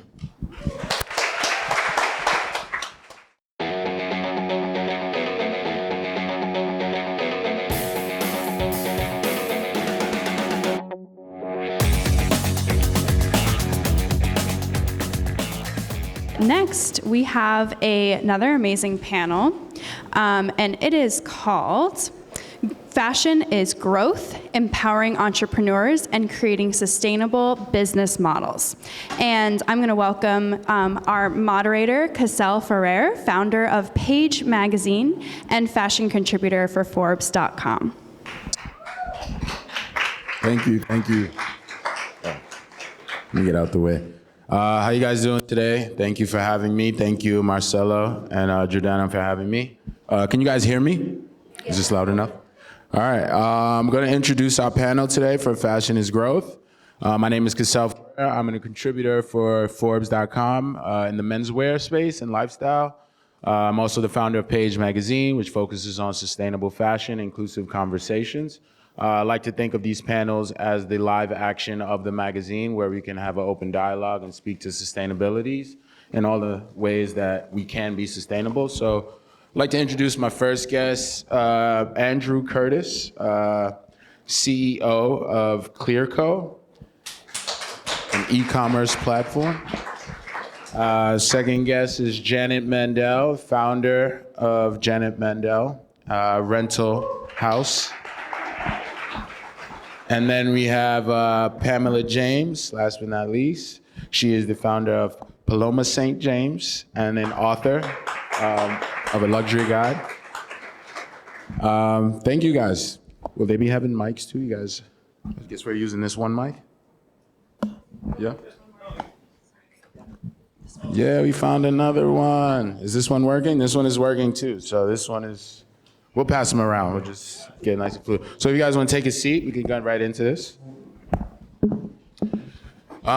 First and foremost, thank you for sitting with us. I'll give you a chance to introduce yourself personally, each of you, if you don't mind. Sure. My name's Andrew Curtis. I'm the CEO of Clearco. We're a finance company that provides working capital to DTC e-com brands. So our customers are exclusively DTC e-coms, and obviously a lot of apparel is sold online. So one of our largest industry segments is apparel. So really happy to be here and really happy to talk about this subject today. Hello, everybody. My name is Janet Mandell, founder of Janet Mandell, a high luxury sustainable rental platform for women. We don't carry men, sorry. Started our business in 2018, and I'm really excited to talk about my journey with everybody here. Hi, good afternoon. I'm Pamela James, and I'm the founder of Paloma St. James and the author of Modular Luxury Fashion. And I'm here to change the way you think about dressing and the way that you dress. Thank you. Thank you. So to start, I do want to know how you guys have found your footing in sustainable fashion, or just in fashion in general. And how do each of you define your ability to be sustainable and to grow at the same time within your respective industries? So Janet Mandell was founded in 2018, and I've always loved fashion. And this idea came into mind sporadically, just sitting with my husband and discussing what our next plans are since our kids are almost grown. So we decided, wow, why don't we open a fashion rental company? And he said, what do you mean? So, well, my girlfriends always come and rent things and borrow things out of my closet. I think there's a business idea here. So I did my research, Rent the Runway, and a few other companies were already in business, but I wanted to elevate that space into more of a higher designer labels, emerging designers that most people can't really attain for many reasons. So we started our business in 2018 in Chicago, just went full force, self-funded our business together. Then we opened LA in 2019, and then opened New York in 2023. I think the sustainability angle really wasn't a part of our business idea And I didn't understand that when we first concepted the idea in 2018. But doing multiple research and reading about how big sustainability is, especially in fashion, it really got me thinking. People say, how do you buy and curate your inventory? And I say, oh, well, I buy from resale, I buy from other people. And somebody said, that's sustainable because you are buying from other people, from resellers, from, just people here, whoever wants to sell their clothes to me.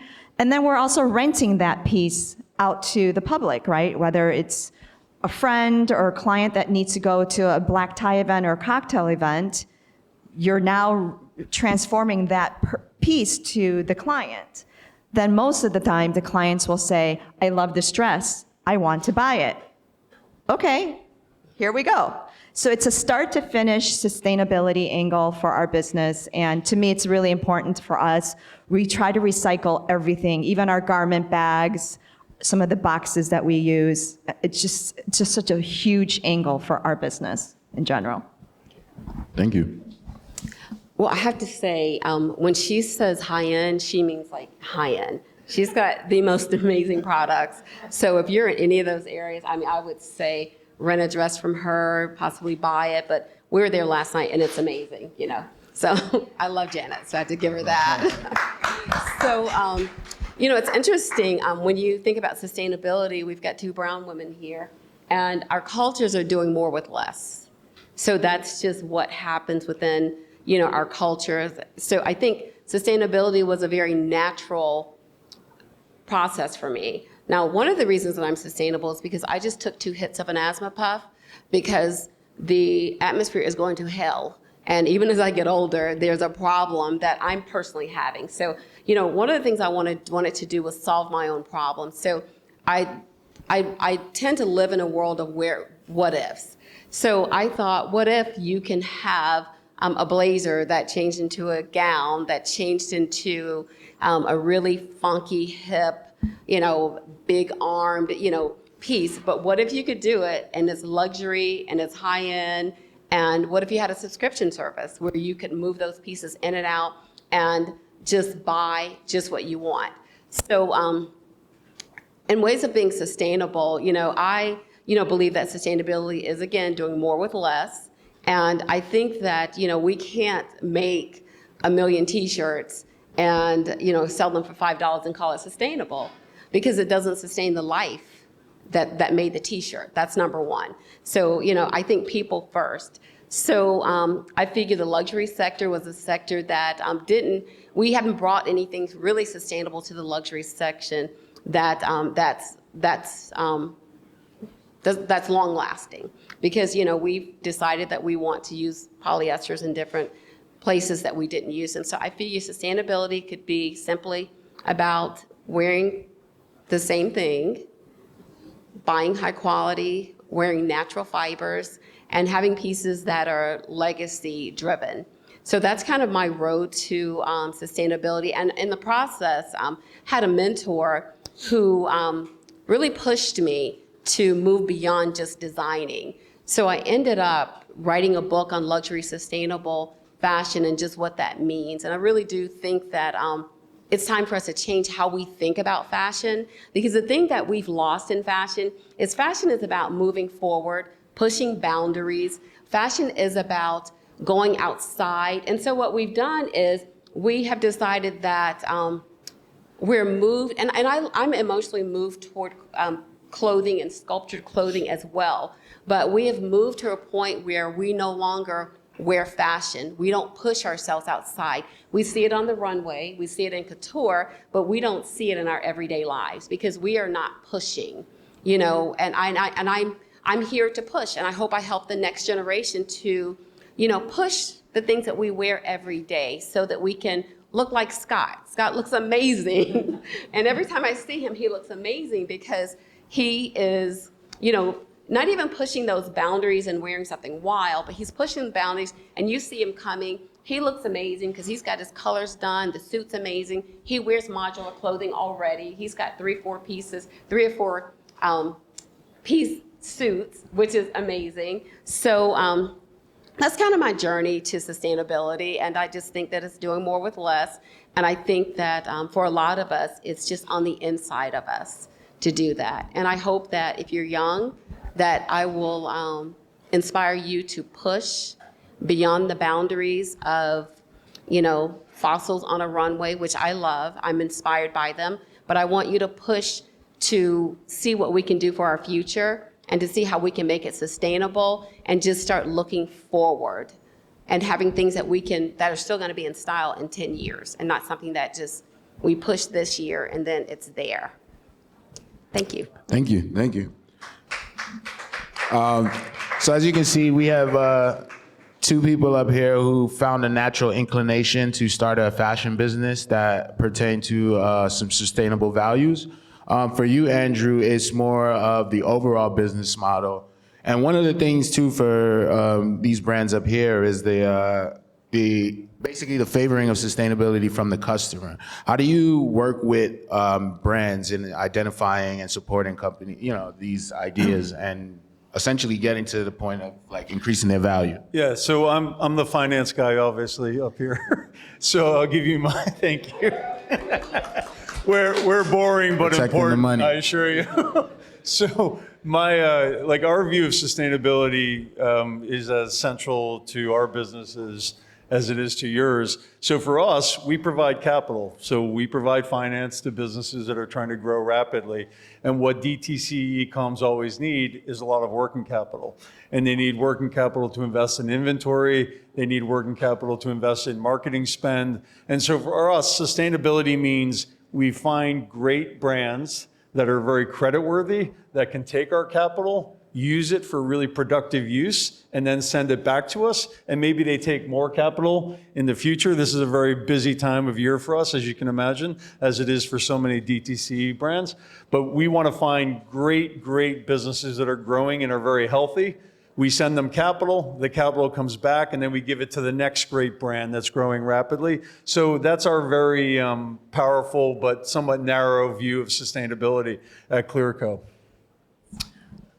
So essentially, infusing the money into these brands, is there something about the economics that you find to be necessary in being sustainable? Yeah, so what we want to see is a DTC e-com brand that has lots of customers and is generating lots of revenues. Now, a lot of our customers have not reached profitability yet, and they may not be generating free cash that they can use to reinvest into their business. But what we look for is a brand that's growing very rapidly, their revenues are expanding, and we see our capital being used by them as fuel for continued sustainable growth for their business. And ultimately, we expect them to get to profitability and to self-sustain, to be able to generate free cash flow so they don't have to come to us, or perhaps they're accessing more traditional financing sources like a bank. So the goal for us is you've got to find customers that hopefully know what they're doing, right? They run their businesses well, like you guys do.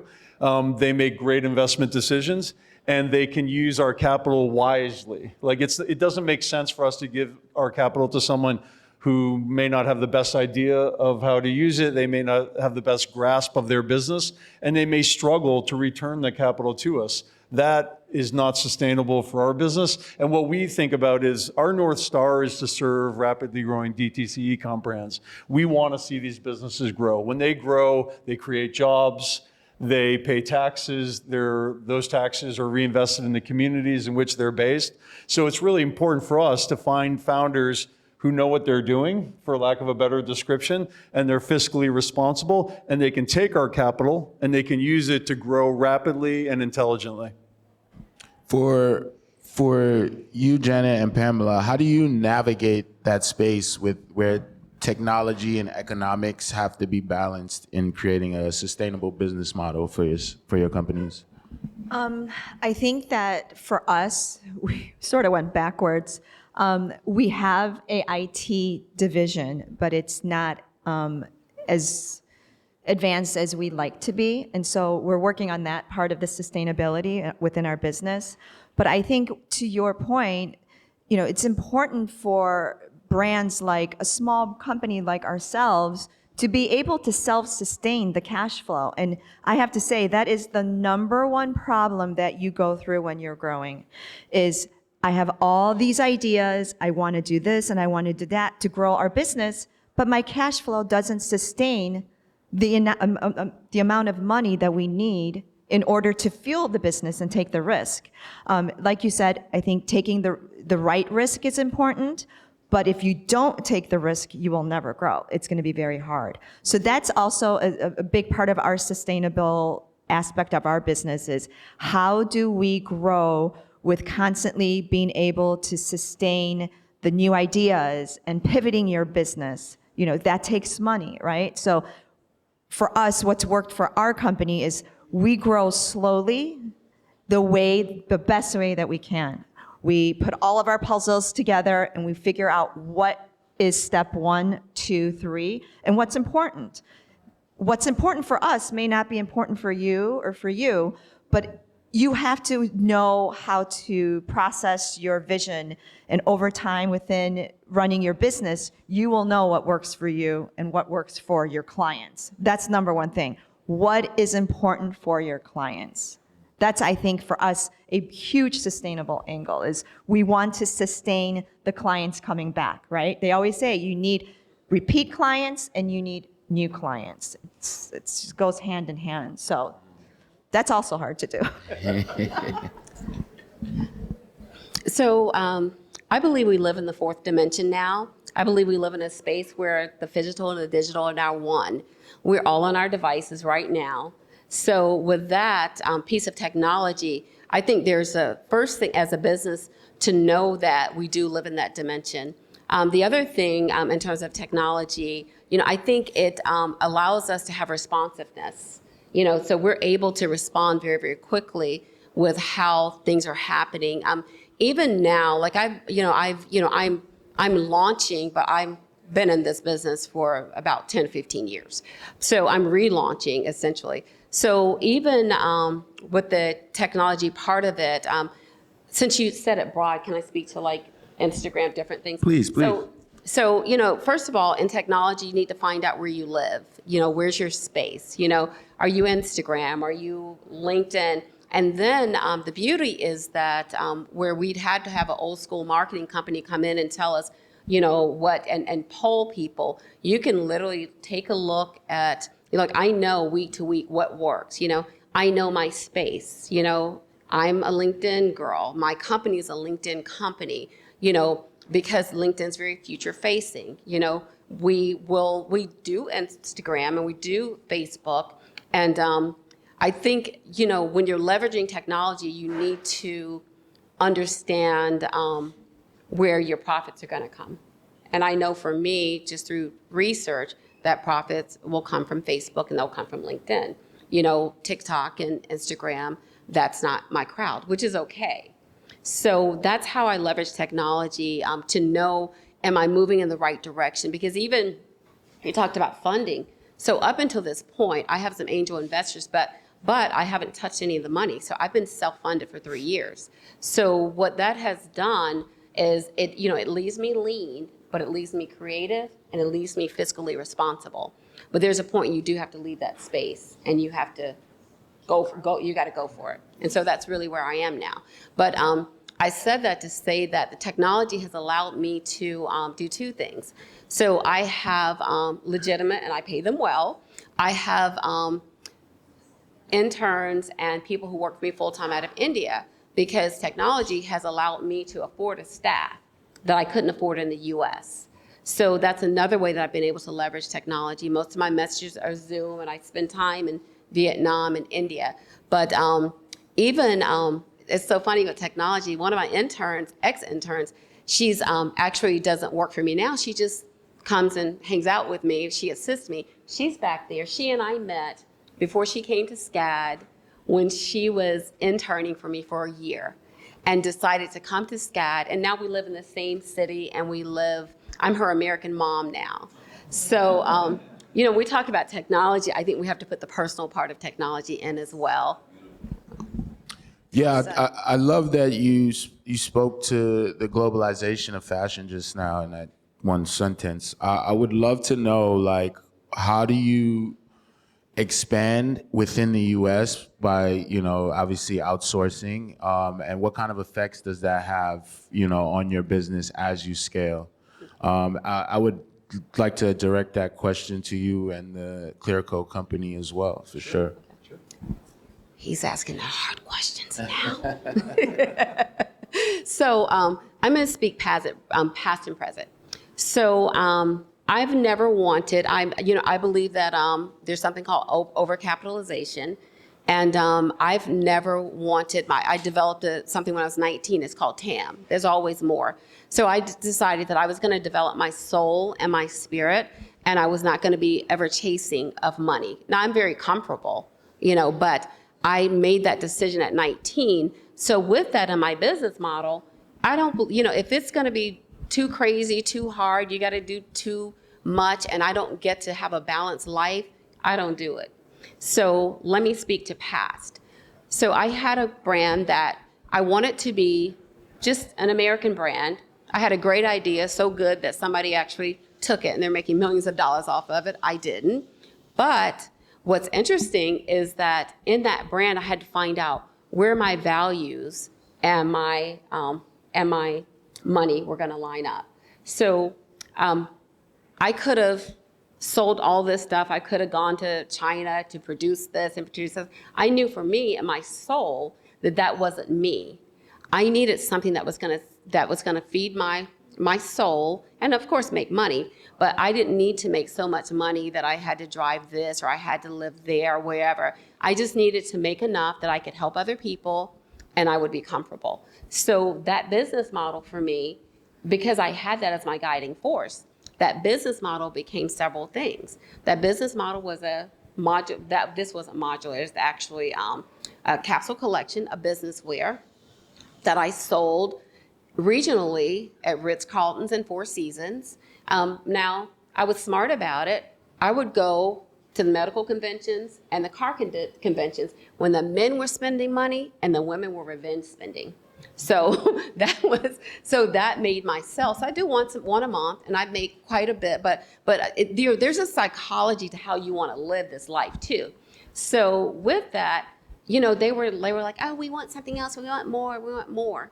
So I ended up traveling to Milan, outside of Milan. I ended up traveling outside of the little bad 19th arrondissement in Paris, and traveling to Spain and picking up cute little things to match my very basic line. So I was able to expand in the way that was comfortable for me and make the money that I needed to make. But I had to think differently about what my business model was gonna be. Because traditionally, conventionally, I should have just gone to China, taken this proprietary knit that I had and just moved it quick and fast. But that didn't feed my soul. So I just always want to put that when we're talking about money. We thank you for that.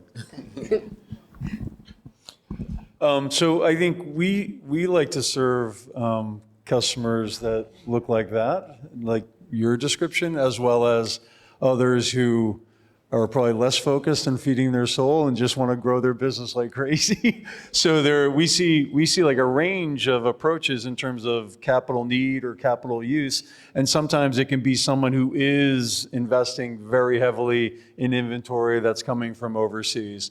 So they have gone to China, they have sourced there, they have a lot of product that they're bringing back for Black Friday, Cyber Monday, and they're looking for ways to finance it. So we provide that kind of working capital. But we also have a huge swath of customers who are smaller, and they're more, I don't know if intentional is the right way to describe it, but they're more mindful, more intentional about growing their business, making sure that growth aligns with their personal values. They don't probably pursue the mighty dollar as much as some of our other customers, but even small amounts of capital can make a difference for those businesses. So that's like we see lots of opportunities to fund these merchants, both in big and small ways, both in purchases of inventory overseas as well as purchases of inventory in the United States. What advice would you give, looking from the e-com side, to a brand and expanding in a more profitable but sustainable way? Yeah, so what we always advise our customers to do and people that come to us looking for capital is spend a lot of time before you come to us thinking about exactly what you want to do. Because there are lots of customers that are growing rapidly, and they can come to a Clearco, or they can come to a competitor of ours, and they can access a lot of capital, right? Because they're growing brands, they're healthy, and they can go to a Clearco and they can say, how much can I get? And you can say, well, we can give you this, and they just take it. The better customer is someone who comes to us and says, I've spent a lot of time thinking about this, I've spent a lot of time doing financial planning, I want this much in order to do this. And so when it's better planned and there's more kind of intentionality around it, then we find that they make better use of the capital rather than just you give someone a lump sum of capital. They may not know what they want to do with it, they may not know how they want to deploy it, and it may not always work well for their businesses to have that much access to capital. Thank you for laying that out. I know each of you have different avenues that you take toward fashion or more so business. What is like that one main thing that hangs over your head in your business in particular? You can kind of define it how you want, but I'm sure there's something there that you can give to the next generation of entrepreneurs that, that one gem might, spark that blaze, that can get people up and going towards their dreams. So if you can find it, describe it, or just kind of identify it, I would love to know. And I think they would love to know. For me, I think the most important thing is trust and believe in yourself. If you have an idea, don't sit on it. Don't be afraid, because if your idea is not contributed by you, it will be taken by somebody else. Somebody always has the next best idea. I think for me, my learning experience is I was never afraid to take the risk. I was afraid of, can I do this? Can I make this work? And it's all about the positive energy which you have within yourself, because you're your worst enemy, right? You're the one that's critiquing yourself. How am I going to do this? Did I do it right? How are other people going to perceive, the business that I started? Who's going to support me? You're the number one supported within yourself, because the energy that you give out is the energy that you receive. And I really do believe that. I've been blessed with a lot of great people that have helped me and continue to help me, and meeting all these amazing people. It's such a blessing, but don't give up. Like I always tell people, they say, what is your biggest fear? The biggest fear is me. It's me. It's me. If I'm fearful, everybody else around me is fearful. But if I'm passionate about my business, everybody that comes in to help me, my team, my family, they're so happy because they see how happy you are. And I think that goes within life, family, business, friendship. A business is a relationship that I have with myself and everybody that's surrounded by me, right? So if you can really be positive and learn that a failure is a failure, but it doesn't mean that you are going to continue to fail. It's a learning experience. And let me tell you, I failed a few times in my life with business and many other things, but it doesn't, you cannot hold that back and say, well, I failed, I can't do it again. No, you keep pushing and pushing, keep dreaming big and believing in yourself, and I think you'll do whatever you can, and it will happen over time. Everybody has their own time. That's the other problem. Yeah.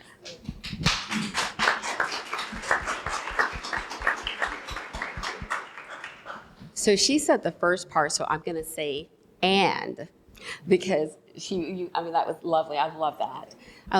And to remember that we're all called for purpose. And I'm going to say something that we have all thought, because we're all in fashion, and we've all heard this. It's shallow. Like, what do you guys do? I mean, it's just clothes, right? We've all heard that. So when, and that's why I said and, because, what Janet was saying, you really do have to believe in yourself, because the world doesn't believe in us. But what's interesting is that they don't believe in us, but we're the most intimate thing that you have. We cover your body. You know what I mean? We let people know how to perceive you. We make colors that tell you whether or not you're going to be a boss, whether you're wearing, a warm neutral gray or a boss blue or red. I mean, we define the world. I mean, it's just what it is. So let me go back to purpose. When you're called into whatever you do, whether you're a garbage man, whether you change baby diapers, whether you're the president of the United States, you're called for that time to that purpose. And all you're called to do is to affect as many people around you with your purpose. So everybody here, we're all called to fashion. And we're not, you may necessarily, be the top designer. All of us can't be Chanel. There's only one Chanel. There's only one YSL. But what we are called to do is to touch this person right now in this moment. And if you look at your life and your job like that, then you never per se fail. And I think too, the thing that I want like the younger people to remember, this industry has high abuse of drugs and alcohol. And the reason is because the world demands for us to live in a high place. Not understanding that, there's a rebound thing. You can be high, you ride that wave, enjoy yourself. But when you come down here, don't fight the wave, rest. Because 9 times out of 10, if you rest in this space, you move higher. It's like jumping. You jump, you rest, you move higher. So just remember, you are going to have this right here. And these are the times where it's time for you to start planning, doing things, but don't try and artificially, go to him and ask him, I just need some money, Like, go with the purpose, go with the plan. But I guess I'll sum it up by saying that for me, I think it's purpose. And I think we all are called. And remember that in your day-to-day. Don't wait for some big purpose, but, like it was meant for me to be here today. I keep seeing Scott. He looks so good in that pink. But I keep seeing him because, every time I see him, I get happy. And he's just wearing his little pink, but it makes me happy to see him and I want to interact with him. And that's what we do in fashion. We make people like me want to interact with like the best dressed man in the room, So just remember to stay true to your purpose and to know that it is a purpose and it's not shallow and it is deep and it is meaningful and everybody has to deal with us because you can't go around with being naked. Thank you. I was just gonna, I'm playing to type, so I'll just keep going. What I was gonna say is marry the passion and the purpose that you guys so eloquently described with very intentional planning about how you wanna run and grow your business. It's like, in the end, you are running a business and you want that business to grow, maybe grow slowly, maybe grow rapidly. But in the end, if you marry that incredible passion and that incredible sense of purpose with a lot of thought, then you can get to where you want to go, no matter where that is. Thank you, Pamela, Janet, Andrew. Appreciate it. You guys have been great. I think you left us with some good ideas. I think some of the takeaways is believing in ourselves, finding a purpose, and marry to the purpose more so. So find the purpose and marry the purpose, but also believe in yourself. So thank you for giving us your ears and your time, people. So appreciate it. And that was our time.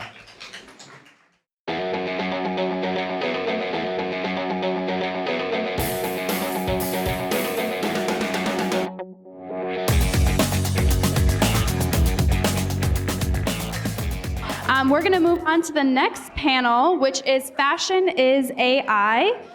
Shh, would love some quiet. Thank you. Shh. We're going to move on to the next panel called Fashion is AI and New Technologies for Designers and Brands, moderated by Jade Scipioni, Senior Reporter. Thank you. Thank you so much. You guys can sit down. Yeah. AI, the hottest topic in any field you discover right now. So I'm going to let my panelists introduce themselves.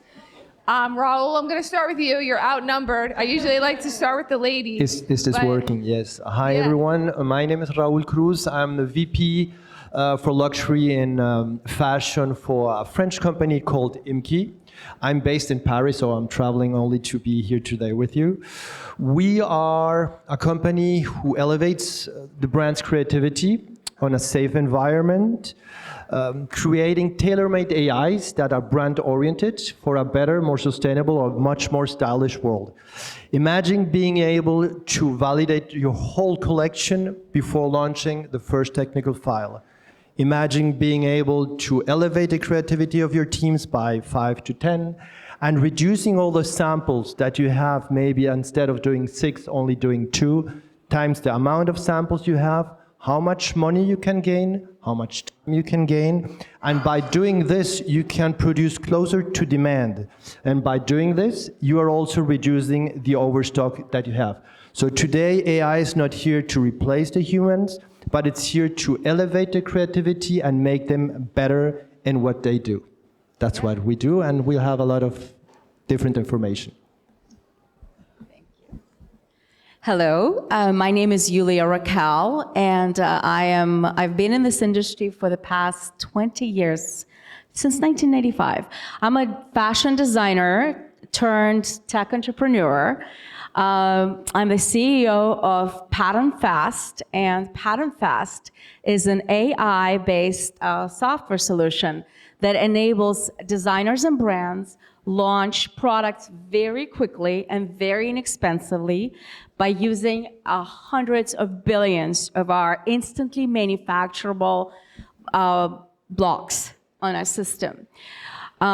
We use AI exactly as Raul said, in order to, AI is a brilliant system. It really enables designers to save time, to unleash their creativity in the ways impossible before, and literally to focus more on the creativity as well as the selling, making money of the products, of their designs, versus having to spend hours and hours and a small designer spends tens of thousands of dollars. A larger brand spends hundreds and hundreds of thousands of dollars to develop their collections.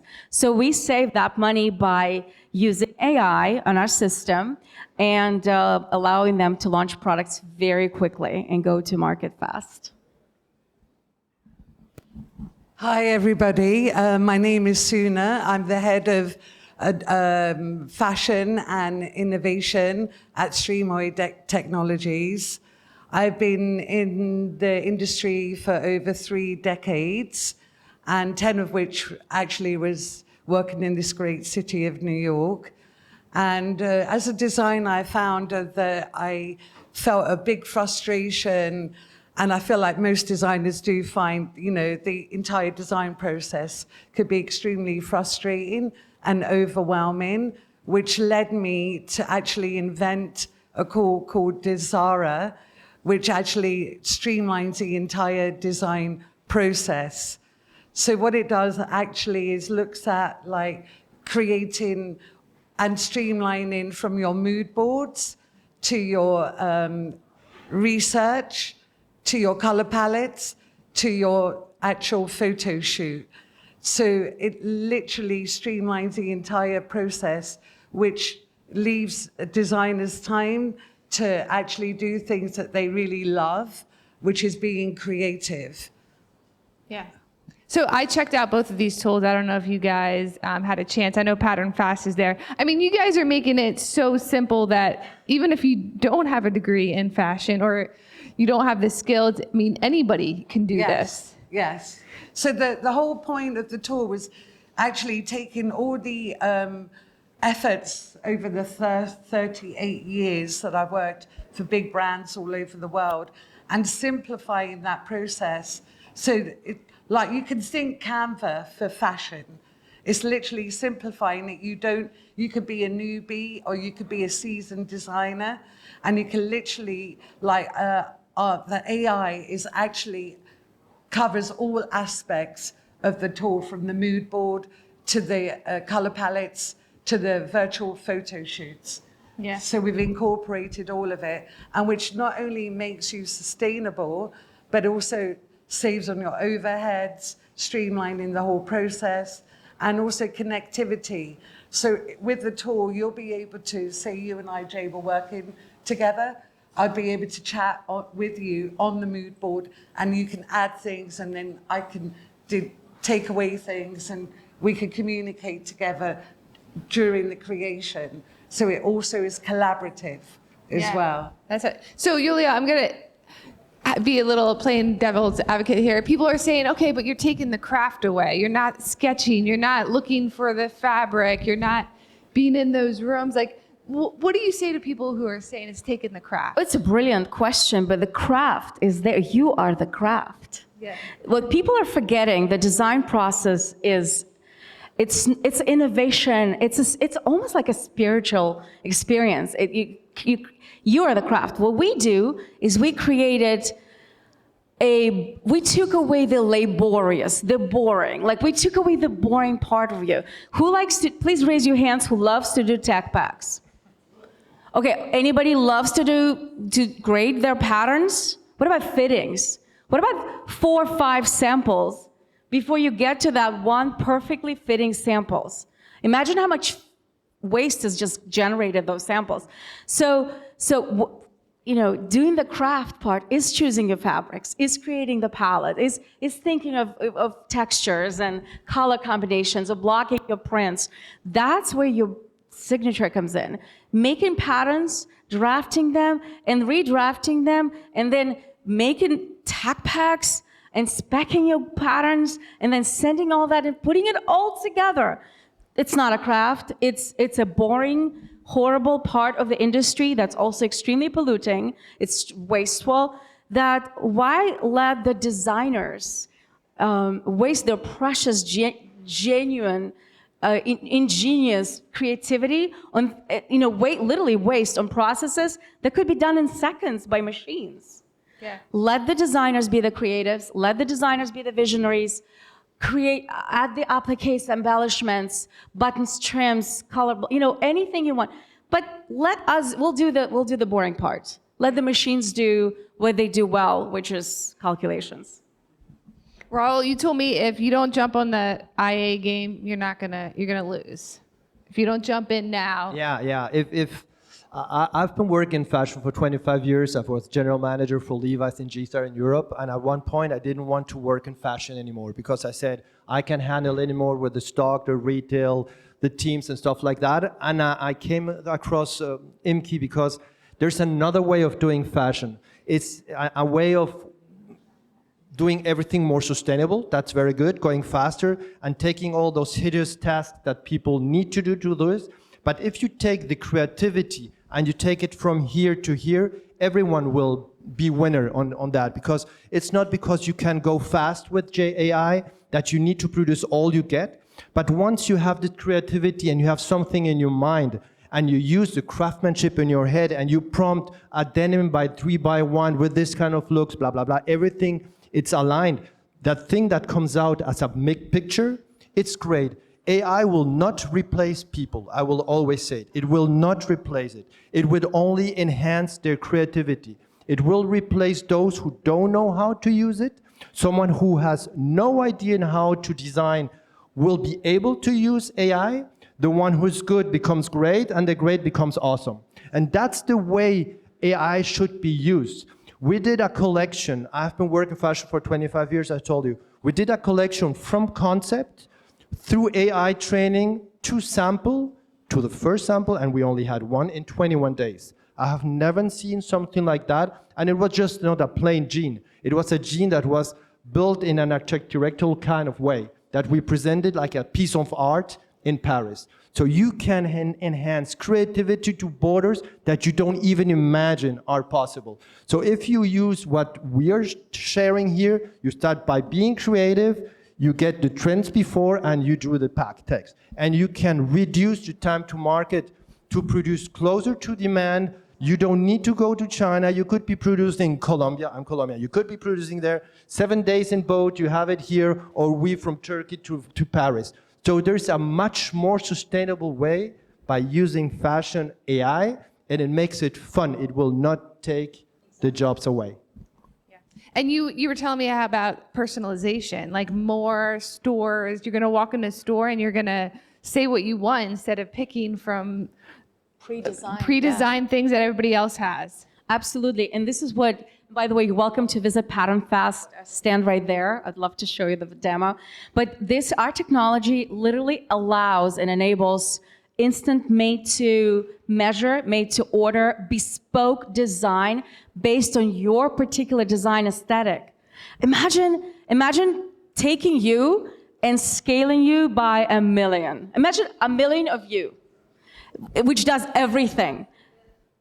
Right? But all belongs to you. It all belongs to you. That's the vision, is that you walk into the store, consumer will walk into the store in less than 5 years, and they're gonna order your brand or another brand. They're gonna be able to look in the smart mirror. They're gonna be able to collaborate with the smart mirror, lower your neckline, change your colorway, change your print right there on the spot. Order that product made by your brand and maybe made either in Colombia or in the United States, which is, wow, a revolutionary idea, by the way. Imagine having it made in the United States, shipped to you within 24 hours. Wow. And that's the future of fashion, and this is already possible. Technology is here. So AI is a co-creative and collaborative process between a designer, a visionary, and the machine that does all of the boring stuff. Yeah. And Suna, you told me that you can be able to test products quickly because, Yeah, so, a designer starts their journey normally by doing their research. So we have incorporated like a complete library. Normally you'd go to a library and you'd have to, or go to Premier Vision and collect all your research and your inspiration. With the tool that we've created, you literally start your research, then you go to your mood board, and then you can use, say you select an image of a print that you really love, you could give the AI prompts to that one image, and you'll get 6 options of that image in repeat to actually drape into a garment that you've created and resize it in our tool.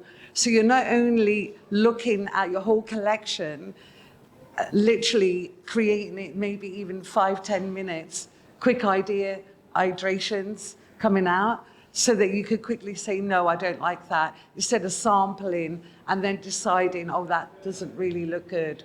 I mean, I'm giving you a little glimpse of what the tool does, but it really is quite revolutionary what we're working on.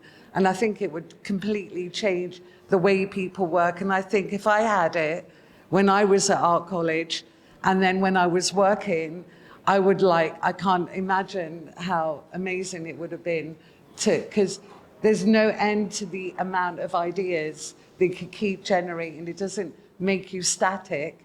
It actually makes you move forward.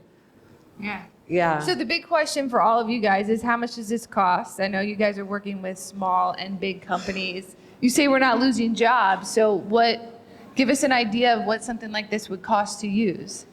To a financial cost? Yes. Well, we haven't launched yet, so we're literally launching in October. But I think I can't really put a price on it, but it'd be cheaper than most of the tools that you use today, like Illustrator, Photoshop, and X, Y, and Z.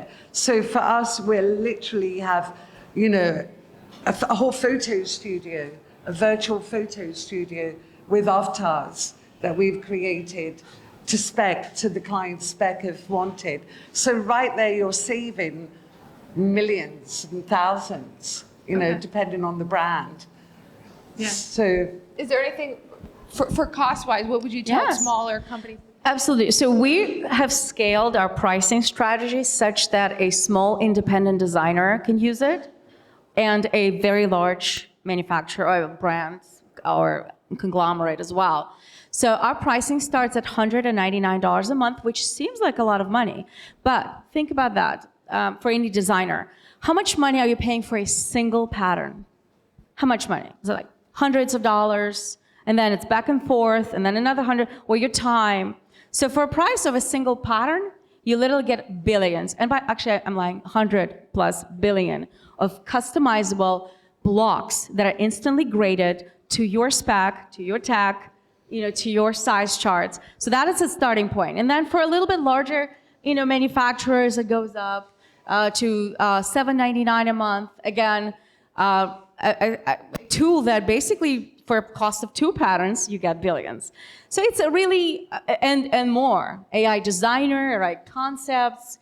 So it's a really, I think it's incredibly affordable tool, which enables from anybody who's an indie solopreneur, like I used to be. And by the way, just kind of to speak a little bit to that, in 1995, I launched my own a couture atelier. And I was seeing clients and charging quite well for my designs at that time, in thousands.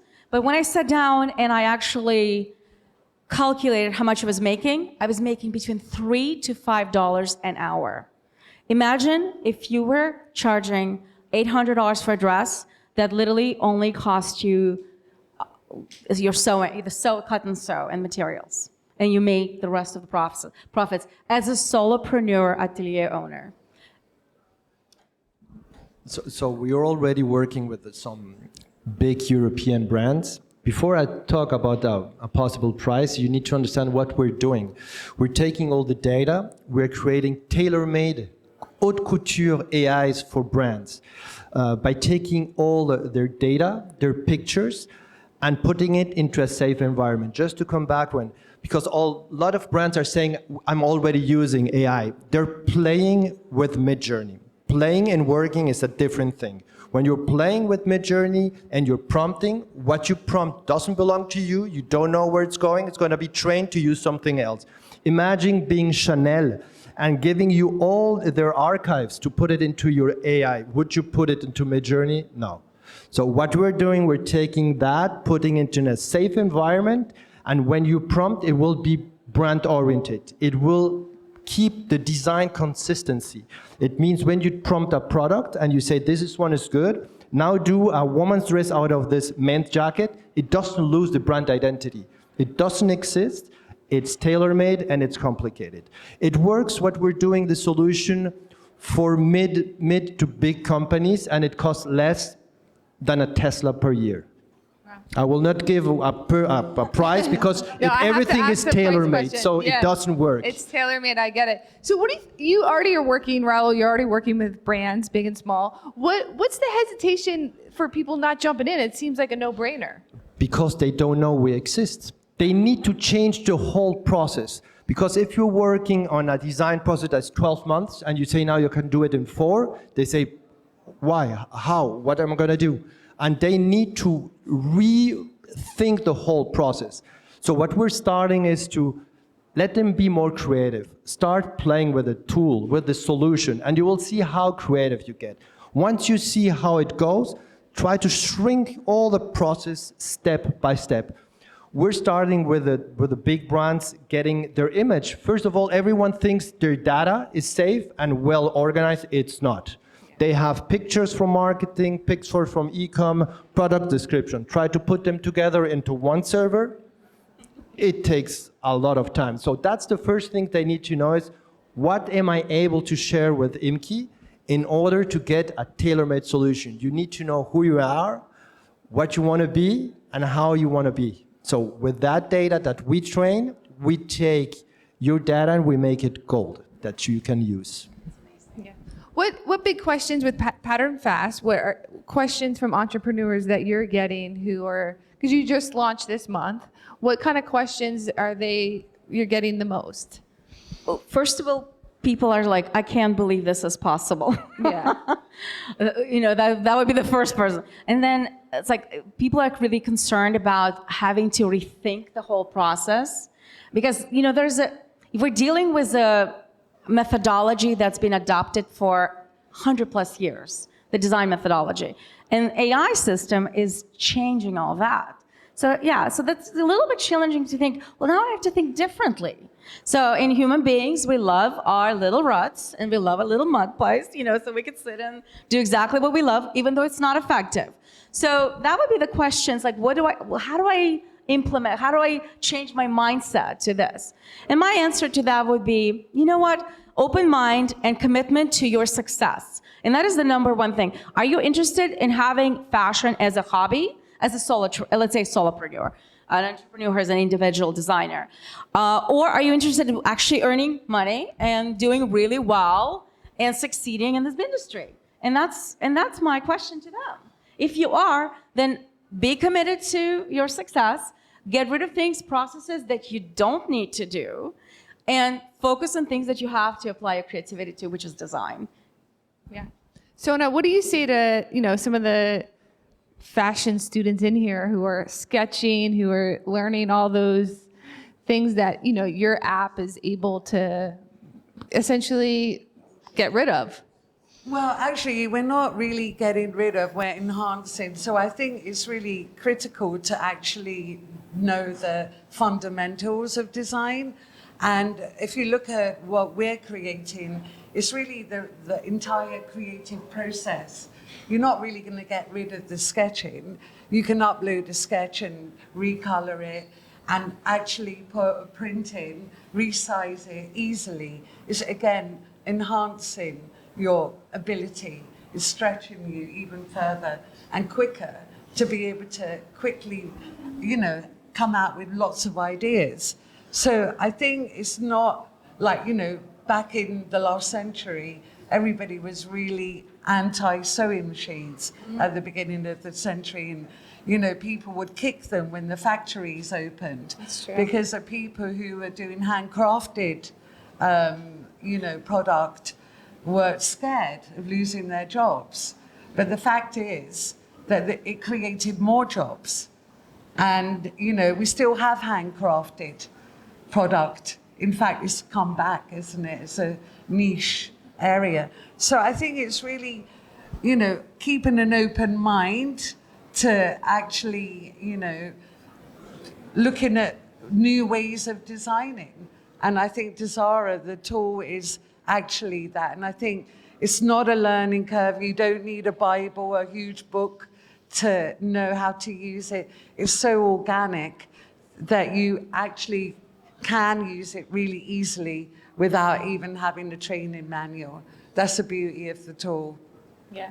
What do you think is the biggest misconception when you are starting to pitch? I mean, your launching's next month. Yeah. What's the biggest misconception people have? I think it's just the fear, actually, of the unknown. That's what I feel. I feel like, there's so much talk about AI, taking away our jobs. AI, we're not going to, have our individuality. But I think it's the contrary. It depends how you use it. And like, Yola said, just keep an open mind about everything. And, adapt, move with the times. Because it's about moving with the times. Yeah. What advice do you have for companies, for both of you, who already have all their systems in place, who now you're introducing your product or all your technology, and it's going to change everything? What advice do you have for companies or entrepreneurs? Well, planning, right? I think it's planning and thinking forward. And I love the Suna's example of the sewing machine. Oh, brilliant, literally. It's maybe, it's not restructuring your process, but rather adapting the people that already are part of the process to the new technologies and to the new methodologies. For instance, for us, one of the inventions that we're working right now, we're actually seeking funding for that, is taking companies' blocks, already existing patterns, and bringing them into our system such that the larger brands now are able to utilize their resources that they already have, but within those, utilizing those resources, creating new garments, new designs, new concepts that weren't possible simply because of the labor, because of the process. So that's the next step. So it's literally just, rethinking the structure. I think the most important thing is embrace AI. Don't be afraid of what it's able to bring to your company. You will be trained and you will be amazed by what can be done. And if you see things like design consistency, and that's what's come to my mind. If you have this seersucker jacket and you like it and you prompt it, you just need to change it, make it a dress, make it a bag, make it a watch, make it a shoes, and it will keep that consistency. You are able to create a collection, a capsule, a window display in less than 10 minutes make it validated by your director, produce it, and know exactly what you want. It will gain time, gain money, be sustainable, and be much more design. And profits. Yeah, profits, that's the end on it. Profits, yeah. right? All right, what did I miss? We have a couple minutes here. What did I miss when we're talking fashion, AI? What is some things that people forget? Fashion starts by creativity, by feeling good with what you're wearing. And please don't do like the Timu and stuff, like don't, because you can go fast and do a lot, don't do it because it's profitable. There's another way of doing fashion. Do it to be beautiful, do it to be design, and make profit of it without stepping on the planet. That's what I would say. Oh, I'm seconding that one. Huge. Imagine if the future of fashion is completely sustainable. So we're kind of moving from that being the second pollutant in the world to non-polluting at all. Everybody's wearing the kind of garments they love. Designers have the absolute creativity in creating couture for every individual, and it's all done quickly, effectively, in a way that a customer is walking away with a garment they love, and a designer, a brand, is thriving financially and in every possible way, and people are happy. That's what my vision is. Yeah. I think one thing about fashion designers is that we're actually really open people, not saying that other people are not, but I think fashion designers are more like prone by nature to be more positive and forward thinking and more visionary. And so therefore I think they will actually embrace AI a lot quicker than maybe other people in different arenas. All right, there you have it. No fear, go for it. And if you want to be in the game, you got to get in the AI game. Thank you guys so much. Thank you. Fashinnovation is a global platform that connects voices from the fashion and innovation ecosystems.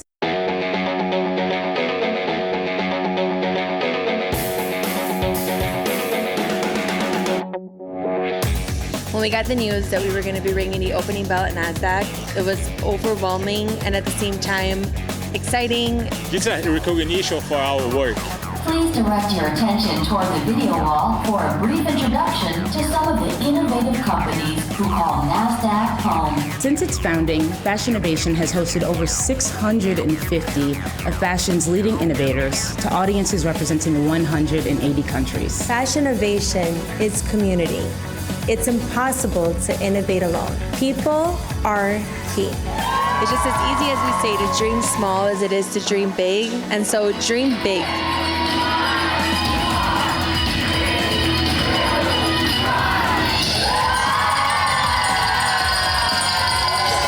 Fashinnovation, a platform connecting fashion and entrepreneurs.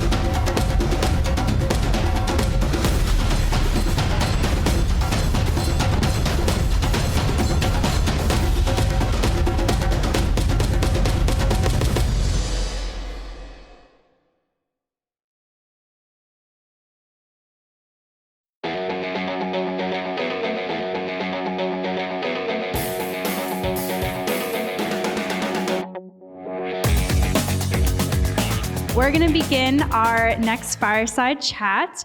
So this one is called Fashion is Entrepreneurship, Karma and Luck, with Vladi Bergman, founder and CEO of Karma and Luck, and Chloe Melas, entertainment correspondent at NBC News.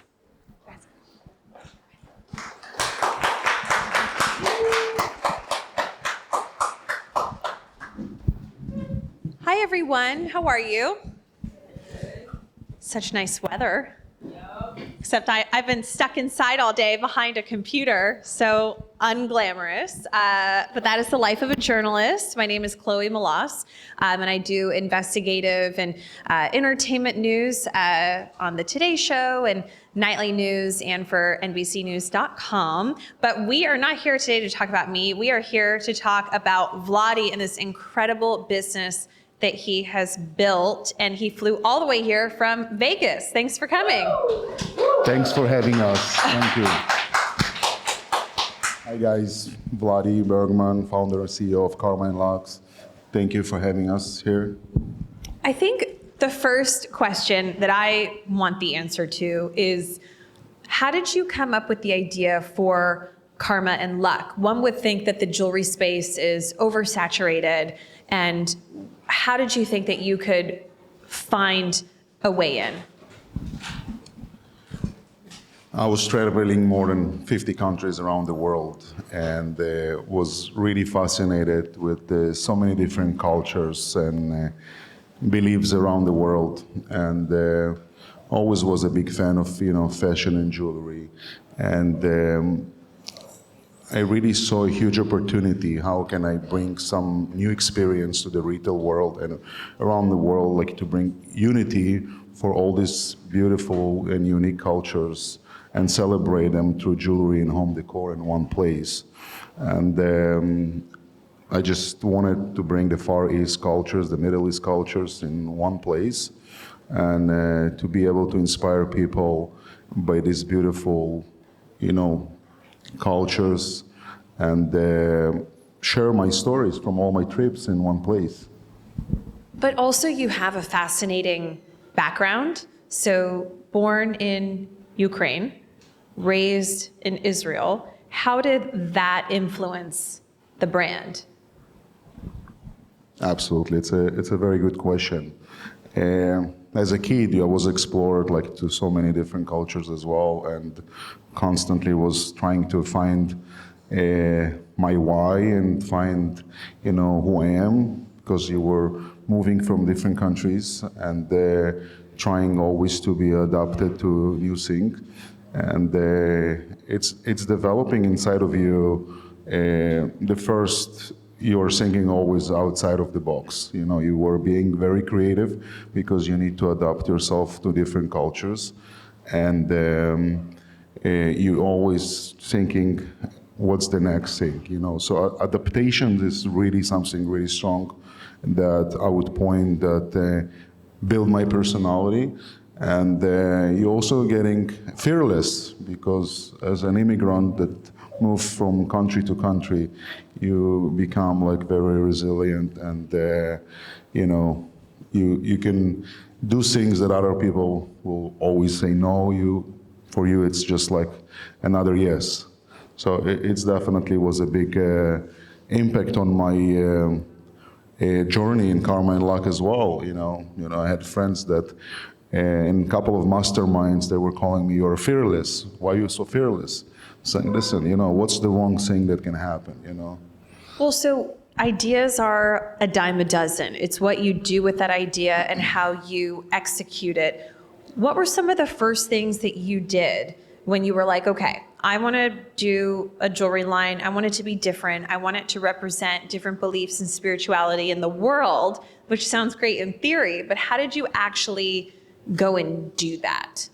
Because if we have people out there that have an idea, where do you get the money for it? Who did you start talking to? How did you really do it? So the first steps are very crucial. What do you do and how you planning your business? So I think in my case, it was to choosing the location, which was Las Vegas. Las Vegas is there is a 50 million tourists passing by a year there. You can't go wrong by introducing something to such a diverse, a clientele that is in Vegas. So I believe one of the most important point is really, where do you start? And I decided I will start in Las Vegas, where I have a big diversity of customers, and I picked the location in one of the hotels, which was my first location where I opened. And it became right away a successful story. Which hotel? I actually started in the Flamingo Hotel. Yeah, I'm no longer there, but that was one of the first places where we started. So you say that you were successful right off the bat, but you had to have some challenges along the way. Was there ever a moment where you thought, maybe I'm just going to hang it up? This is too tough. Or was there ever a moment that almost broke you? I believe there is every day these moments. We're going as entrepreneurs. But yeah, there was a couple of really big, COVID was a huge impact on the business where you from one side you're going bankruptcy, on the other side you're taking the advantage and you're tripling your business during COVID. So it was really one of the biggest opportunities I was able to take. We shut down all our stores. You have to pay loans back, you have to pay the rents, so you're kind of getting lost, you don't know what will be with the business. And we just shifted everything. I took all my inventory from all my stores, and everyone was sitting in a lockdown. I was shooting models and translating all the business to online business. And we were able to scale during COVID 15 times the business. So talk to me about the elusive online shopping, the days of that are so predominant right now, but also social media. Do you use social media to get the word out? And how did you know which social media platforms to use? Because there are so many. Do you use TikTok? Our audience is not necessarily in TikTok. We are definitely using TikTok, but we are more on Instagram and Facebook. For us, it's crucial because our goal is really to share the stories from all the omni-channels, especially in our retail stores, when we're trying to capture customers' experience in the stores. We have a very one-of-a-kind, unique ceremony. After every purchase in the store, we are cleansing your products in a singing bowl, and we're trying to capture this moment and share it with all our customers through social media. And I think it's a huge impact where everyone can see and experience what we're doing in the stores. So I believe you have 12 brick and mortar locations though, right now, correct? Yes. How do you know at what point to expand to the next location? How do you know when it's too soon? You see some people who don't like to expand too much too quickly. How did you know that that was the right moment? I don't think there is ever the right moment. It's you creating the moment as a founder, and when you feel that there's this good opportunity, we usually taking the opportunity. Me personally, if I see an opportunity, I take the opportunity, and then I'm figuring out how I'm gonna make it happen. So I'm trying to look at the more on the positive side of the the upside and not on the downside. So I'm always searching for opportunities, and if there is a good opportunity and I feel that we can be profitable that location, I will go ahead and move forward with it. How important is it to have a recognizable face be a part of a brand? Is it that important to get celebrities and influencers to wear the jewelry? Did you ever incorporate any well-known faces in the brand along the way? Because nowadays it seems like you need a famous face, but then that can be really expensive to get somebody to wear your creations. Yeah, we're definitely working with a lot of influencers. Jessica Alba, for example, she's a huge fan of our brand, and she's constantly posting things with Karma and Lock, and she's a huge fan of our home decor line, the trees especially. And we work with a lot of other influencers. I don't think you can scale a business today without influencer marketing and strong partnerships. I believe it's a key today, especially during the period when the marketing is getting more expensive and more expensive. You have to be very creative in how you creating your marketing strategy around influencer marketing. I want to talk about the name Karma and Luck. How did you come up with that? I was trying to be very straightforward with people that will not think much, and will get what they want, So before I started Karma and Luck, I was listening to the customer, what they're looking for. They always want, hey, do you have something for good luck? Do you have something for karma? So I said, let's not break the head and think too much. Let's just make it very simple. And I believe it was when Alex and Nani started, which they are kind of right now on the down piss. I was looking at this is two names. And I said, okay, instead of Alex and Nani, I will do Karma and Luck. And it will be easier and more recognized. And for the customer, it's straightforward. What they're looking for, they will get. Back to business, though, I hear so many, I interview several entrepreneurs, and there's a big question about whether or not you take money from friends and family to start your business, whether you go out and you take loans and do it with your own capital. When do you bring in outside investors? I know it's different for everyone, but for you, what did you do in the beginning? So I raised small amount of money from friends and family at the beginning. And as I mentioned, we opened right away in a very heavy touristic areas in Las Vegas where you're starting to have revenues from day one. It's not some side streets where you need to build a clientele. You're going for mass traffic. So we were lucky to start generating good revenues from day one. But during the road, when you need to scale the business, you definitely need money. And now actually we're doing our first round and we decided to go with crowdfunding, which we're doing right now. We have almost 1 million active customers in our database. And I decided instead of going to venture capitals to raise money, we're gonna go and make our customers our partners. So we are opening at the end of this month a crowdfunding for all our customers to become our partners. Wow, that's really innovative. That's incredible. I would say, looking back on your career so far, what is the best piece of business advice that you've received, or something that you just want to make sure that all small business owners are thinking about when they're going to be starting their own venture? I believe to make an impact, it's probably will be my number one. If you're a business owner and you're trying to build a business, is how your business is gonna be differentiating or be different from anyone else. What's your unique sales points, and what impact are you going to bring to these days to the modern environment, and how you can make a change. That's probably one of the most crucial things today for success, because there's massive businesses everywhere, massive ideas, clothing, fashion, everything looks the same.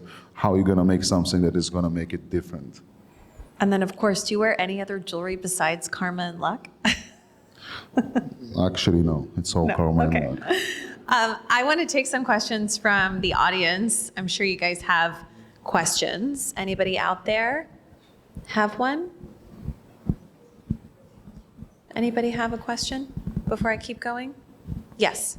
Here, do you want to stand up and take one? Oh, it's okay. Here, let me take the microphone. I'm curious in the early days how you went about actually sourcing the materials and deciding how you were going to actually bring the jewelry to life. Yes. I personally in charge of all the product in the company. I'm flying all around the world, building relationship with all the factories, and it's Thailand, China, Bali, and I have an experience in sourcing things. So it was, for me, something was natural. Yeah.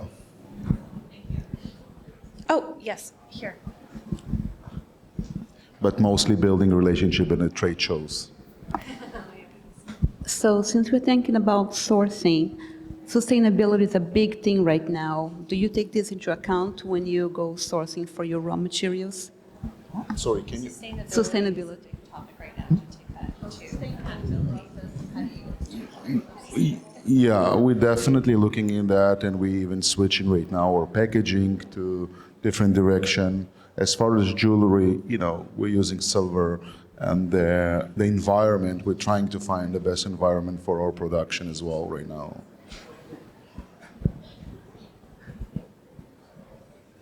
So I know that you're doing crowdfunding it's very innovative to do crowdfunding and open this up to your customers. You have these 12 brick and mortar locations, but what is the next evolution of this brand that has become so successful? Celebrities are wearing it. You guys have such a big presence on social media. When you look at success, do you feel like though you've reached it? Like what could possibly be next though for you and the brand? No, I personally don't think we're even close to reach the success. We just started. Again, we never raise funds. Some friends telling me, "Hey, look what you did with no funds. Imagine what you will do when you will raise funds." So I believe the growth is still in front of us. We're planning to open 30 stores in the next 4 years across the country, and that's right now our focus, to keep and duplicate our success across the other states across the country. I mean, obviously being the face of the brand and the CEO of the brand, you have to wonder though, is there such thing as work-life balance? When you have 12 locations, when you have this growing business and there's so much to think about, I hear from people all the time that just say, "You're never home with your kids," to me, or, "You're always traveling." And I had this conversation with a friend the other night saying, but sports players are traveling and musicians are traveling and doctors are busy and lawyers are busy and mothers are busy as well. It's like the most important job to be a parent. But how do you ever turn it off, or is it business 24/7 for you? Because I know that's a big question that entrepreneurs I talk to. It's like, do you have the phone with you at dinner? Do you turn it over? That's a very sensitive topic for me. Yeah, so for me, there is no life-work balance at this moment yet. I mean, it's getting better. It's definitely getting better from what it used to be before. I work a little bit more smarter and a lot of more experience that you're getting over these years, and also hiring better people to your team that can definitely help you to scale the business. So you definitely is trying to zoom out a little bit in a certain point, but you still, 24/7 your head is in the business. Okay, so for those of you wondering, there is no work-life balance for Vladi. I try to turn my phone off, but I have two, so sometimes I hide my other phone. So a lot of my friends that have startup businesses, I always hear different conversations when we go out to dinner, and entrepreneurs, and my husband is an entrepreneur as well, so I witnessed this firsthand. When you're gonna make that first hire, what is that first hire? Is it a personal assistant to be an extension of yourself to help you have better work-life balance? Is it now someone like a social media manager or like a content creator on your team, which is so important these days? What would you say to somebody if they could hire one person? What role do you think is the most essential, at least for your business, when you're at its infancy? Not right now, maybe. Right, so it's definitely depends on the business, but the role the first hire needs to be something that you don't know to do.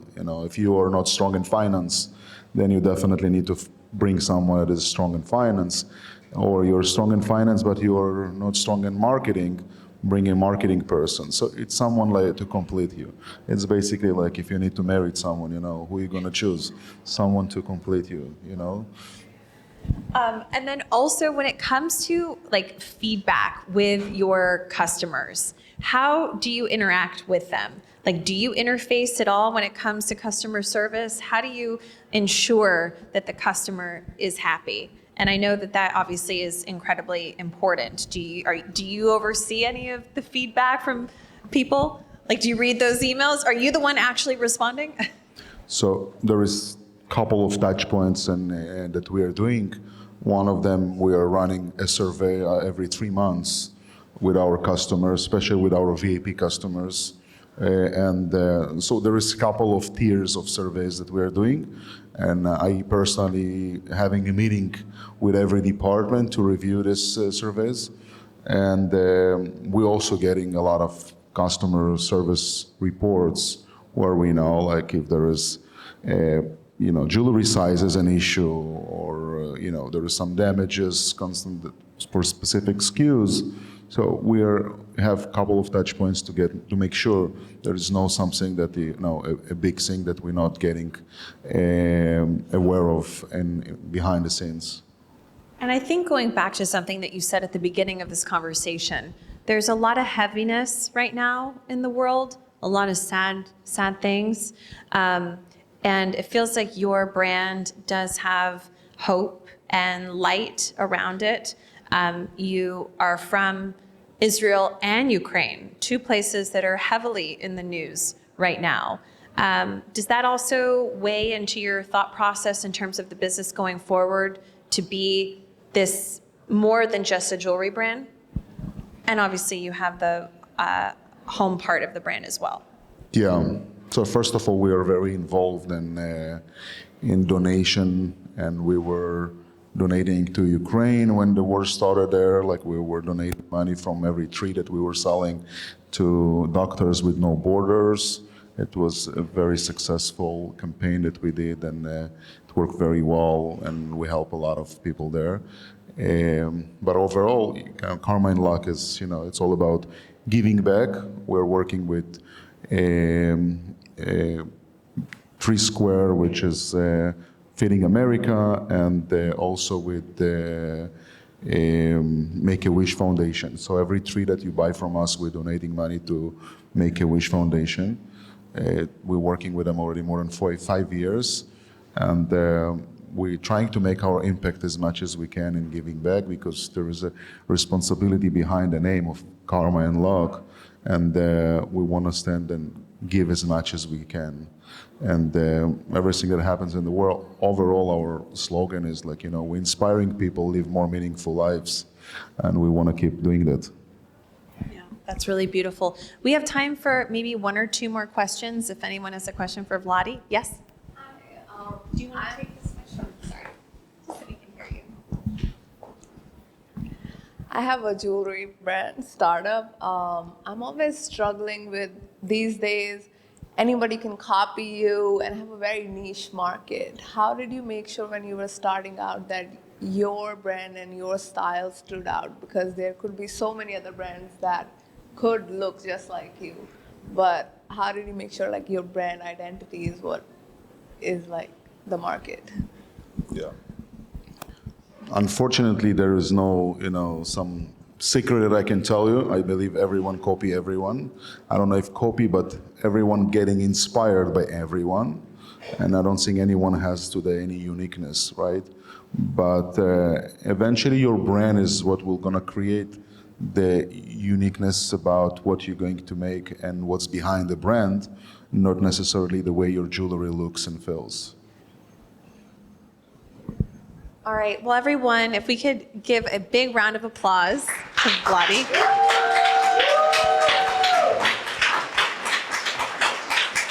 And thank you so much. Thank you, Chloe. I appreciate it.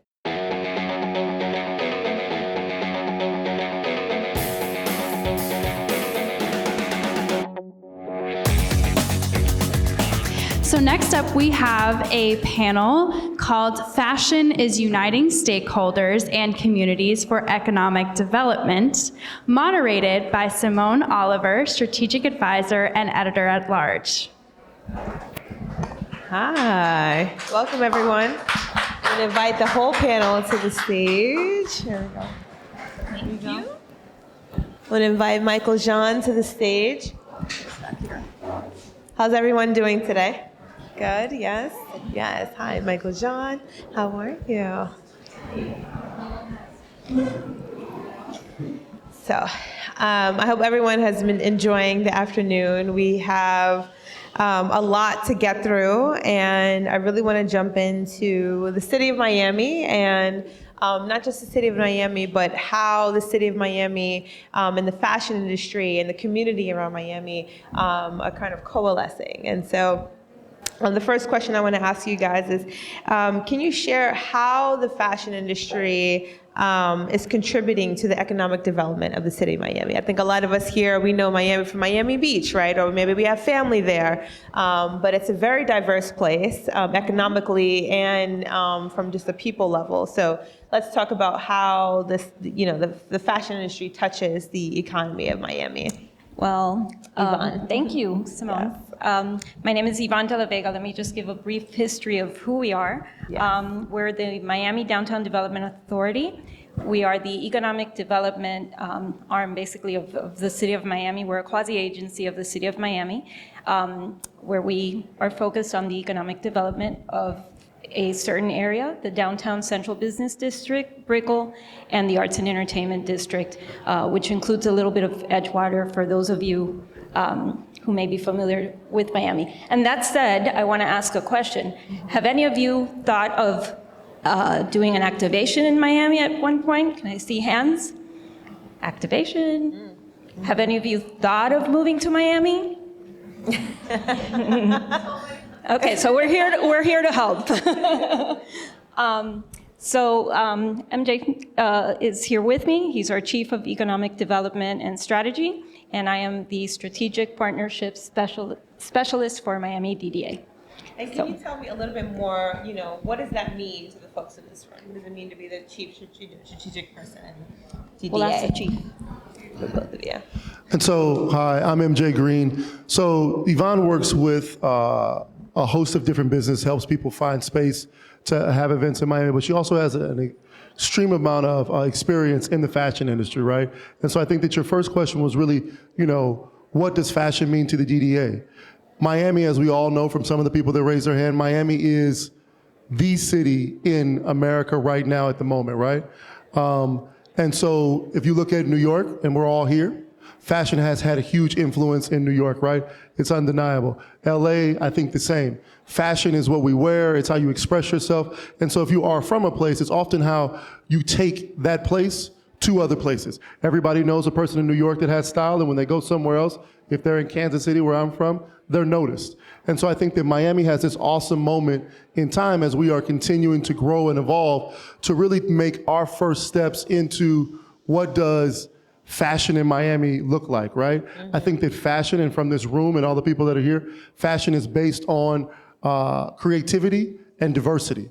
Miami definitely has that, right? We've seen Art Basel, we see the diversity in people, and then now Miami really has this amazing, beautiful diversity in business. Miami is no longer just a place that you go to have fun in the sun, but it's a global business hub. Financial services continue to grow, arts and culture has continued to grow. Every single major sport in the world is in Miami, and so as all those industries have continued to grow, we've really connected with Fashinnovation and Jordana and the team to really help figure out where Miami's place in that is, right? We will never out-fashion New York. We probably will never out-textile LA, but I personally really believe that Miami can kind of win in the future of fashion, being that we are a place that is directly connected to climate change, and that most of the people that have moved there live and come from places that are more impacted by climate change, and I think that we can really win in sustainability. And so how do we, as the DDA, continue to support that? How do we make sure that when we think about Miami, and I think that we all think about Miami for partying and fun and sun,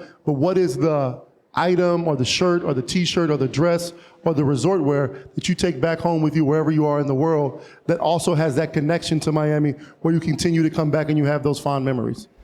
And what are some of the specific strategies that the downtown, authority has been implementing to help grow fashion as well as the community in Miami? I mean, I think the number one thing that we all care about, money. The DDA is willing to put their money where their mouth is, right? And so we have a various collection of grant programs on the retail side for businesses looking up to open retail ground floor based businesses in the DDA area. We will give you 50 grand 30 days after you open, right? And so if you're looking about testing out a new market, seeing what you can do there, I think, money talks. And so being able to have that capital is important. But the second thing that actually I think is somewhat more important is to have an agency that wraps its hands and arms around you and ensures your success, right? And so that can be from, we have companies coming from all over the world, whatever industry they're in. They say to me and the rest of my team and Yvonne, we want to meet with other startup founders, financiers, VCs, real estate people, whatever it might be. If you're in the fashion business and you want to meet with the other people that are in the ecosystem, we will set up a meeting, bring them all to our boardroom where you can meet with them and kind of make those one-on-one connections so that when you come to Miami, you have kind of that built-in network to really be able to support you. I think money is important, and that's in the grants, but we all know, $50,000 can go some ways of a way, but a business deal or a business relationship can last a lifetime, right? And so we want to also help you cultivate those as you really grow your business.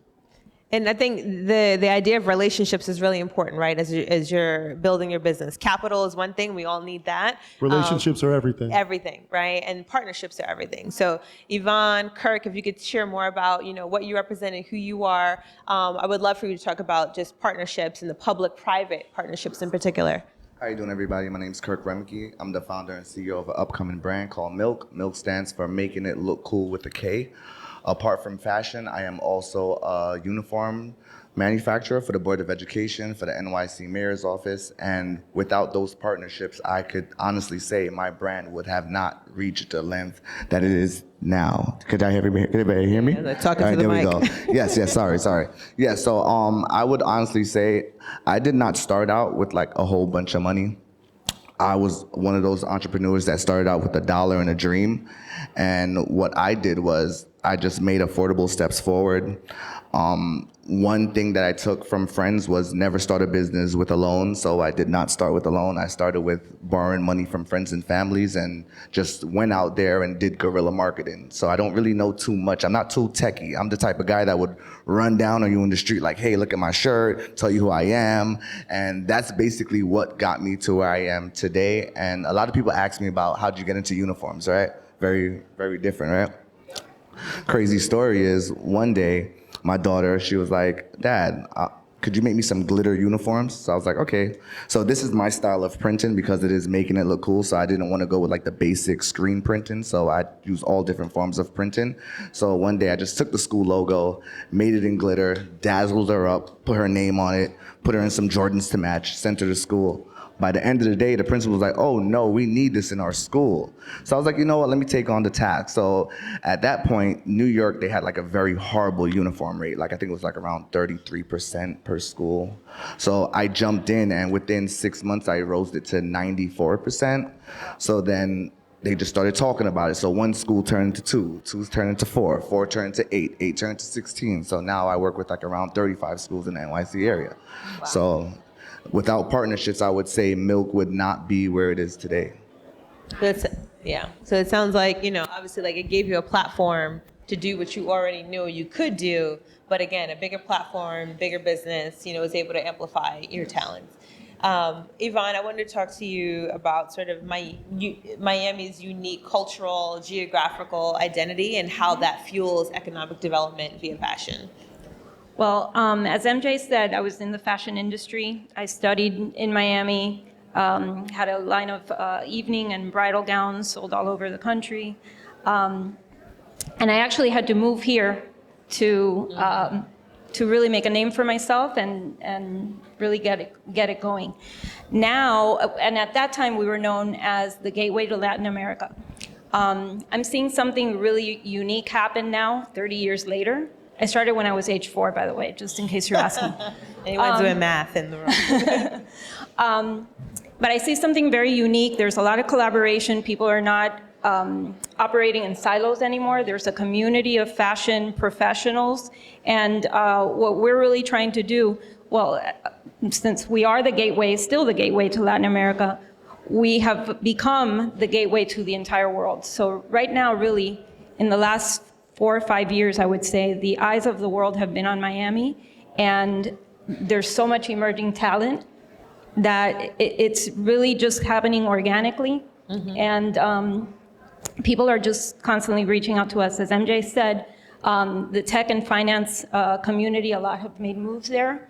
And I think that fashion, right now we're seeing that that's the next step. So we have an incredible amount of diversity. We have every language imaginable, spoken there, the food, the culture, music, everything is really spectacular. And Michael John, yeah, we're curious your thoughts on that as well.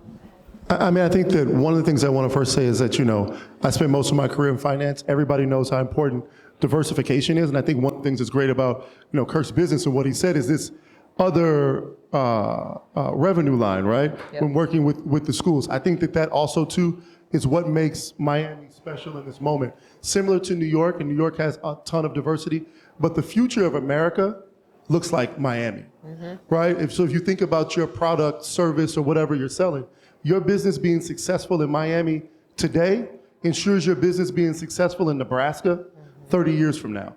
And so I think that that's an awesome opportunity when people think about growing and cultivating their business, is having something that is gonna survive the test of time as things continue to change and evolve. And I think that fashion is one of those industries where it is directly connected to the pulse of things that change and evolve. And I think that that's Miami at this moment. And so coming to Miami and opening up your business in Miami and being successful will provide you that longevity and that staying power to be able to spread your business, not only through the rest of domestic America, but really also the rest of the world. And I think what you mentioned about schools is really important, right? Because when we think about, the next gen in the future and the sustainability of fashion, economic sustainability, Yvonne, I would love for you to talk about the relationship to education as well as economic development in Miami and fashion. So I think that's a huge part of our success now. We're really nurturing the talent that we have in Miami, as well as attracting other talents from other places. And we're seeing a growth with the schools. We're attracting new schools to come there that specialize in all types of arts, music, film, art, tech, fashion tech. So we're looking at a lot of fashion, new technologies in fashion, and obviously sustainability, which is huge. So a lot of companies are coming there and talking to us about coming to Miami to really focus on that new emerging talent. I just was recently appointed to the advisory board for Miami-Dade College, which is the largest college in the United States, state-funded college, open campus, and our campus is right in downtown. So those collaborations are very important to nurturing the talent. As I said before, now people don't have to leave. We really want them. We want to help them nurture that talent, stay there, build their clientele there, live there, buy apartments, go to the restaurants. And really, it's an economic engine. So fashion is people look at it as very frivolous, but when you see the economics behind it, and I tell everybody, go back and watch The Devil Wears Prada again, and look at it with different eyes, because it is an economic engine. Right, and you think about institutions like SCAD, obviously like a lot of the New York institutions, sure. But outside of New York, I think it's really been remarkable to see how downtown Miami is investing in, fashion, but also the education and the future leaders, the future designers, the future entrepreneurs. Yeah, please. Yes, I would definitely like to touch on the education and school piece. So I say kids drive fashion, right or wrong. Could we all agree?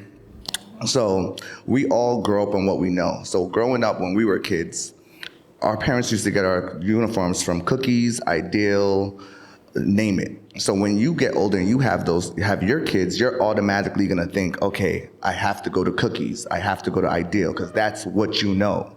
So when you think about, not just do it, Nike, when you're playing basketball, I have to get me a pair of Nike sneakers because Nike emulates basketball. So I feel like with a brand, tying it to the children and making it something that they grow up on will keep you in business for years to come. Because now when the same kids that I'm selling uniforms to, when they grow up and have their kids, they're gonna say, you know what, I gotta get me a Milk uniforms, because that's what I know when I was a kid. So then now, God willing, I'm around, but now that's for my kids to take up now. So it's a business that could extend forever. So I would say capturing the kids is what will make your business last forever? Yeah. And sorry, go ahead. No. I was gonna say, I think you know, when you think about Miami, a lot of people hear like Miami Beach and the beach, and it's like, no, there's a whole city that exists beyond Miami Beach. Miami Beach is its own world, but there's a whole There's a whole county. There's a whole county, you know. If you ever buy a succulent off of Amazon, there's a 98% chance that it came from Miami-Dade County. 92% of the green beans in America come from Miami-Dade County. Mm-hmm. Miami-Dade not only has a diversity in people, but the diversity in products and services. And so Miami is extremely diverse and extends well past the beach. The beach is the postcard, downtown is the business, and the rest of the county are the people. I feel like that's the tweet for this whole panel. And on that note, how do you three think about how to ensure the city's growth in the diverse communities within, right? Like we think about Miami as a global city, you know, it's a postcard city, and you don't just want people coming for Art Basel and, you know, Grand Prix and other events. How do you make sure that, you know, you kind of have that homegrown, you know, focus and growth, and that the fashion development remains inclusive within the community? I mean, I think that that's the difficult part, right? As things become more and more expensive in Miami, and Miami continues to grow, Miami is still in the South. And so just being honest, right?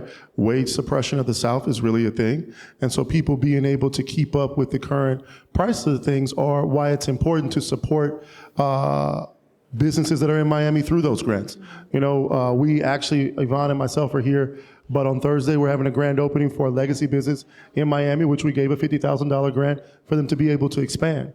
And so I think that it's really important, not only as we're here talking to you and trying to get businesses that are in New York to move to Miami, but supporting the businesses that are in Miami, making the investments in education so that the future is able to take on the jobs that they change. Miami has typically been a service-based sector for a very, very long time, but they're building a financial trading floor in Miami. Citadel has moved here. The jobs and the tech, the jobs are changing. And so being able to support the youth as they go after those jobs are hugely important. And then we've got to continue to develop more affordable housing. I think that we all across America have to continue to work on that and continue to make the investments to bring down the cost of goods. But we also all have to have a really honest conversation with ourselves about what we pay people and what these corporations pay people, because that's really directly correlated to people being able to live, right? And so I think that it's all of us working together to continue to push the needle. The DDA, we're doing the best to do our job and to support those different initiatives, but I think that true economic development that works well is done in massive amounts of partnerships. And so Fashinnovation is one of our partners. And so we're really excited to partner with anybody. The DDA accepts unsolicited proposals. So if you have an idea for something that you would like to see happen in Miami or do in Miami, we're more than willing to take a look at it. And so I think it's about being open in thought and providing people the opportunity to be successful. I think if those two things align, you can have the positive change that you want to have. Ditto. I got nothing else to say. He said it all. No, I think you mentioned it earlier, kind of in passing, you know, the grants, right? And I think my background is media, fashion media, and I think that's been one of the most remarkable, but honestly unspoken things, that there is money available, and you know, any ways that you guys can kind of connect and share the information in terms of what grants are available. There is money out there. It's just about finding it to grow your business. So a little bit about me. Most of my career was spent in wealth management. The other half of my career, I created CDFIs, which are these financial institutions that really lend money to businesses and startups that would never get a loan in a traditional bank. So first of all, I want to say, your business must be successful without a grant.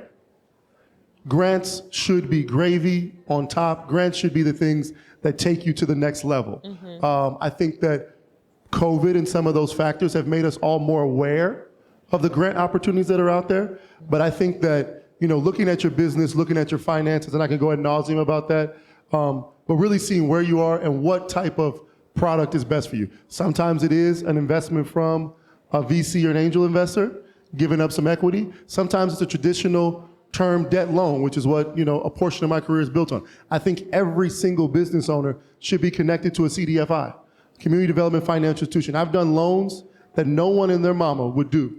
I've done loans for hundreds of thousands of dollars to people that have 520 credit scores, right? But their businesses have grown and they've been successful.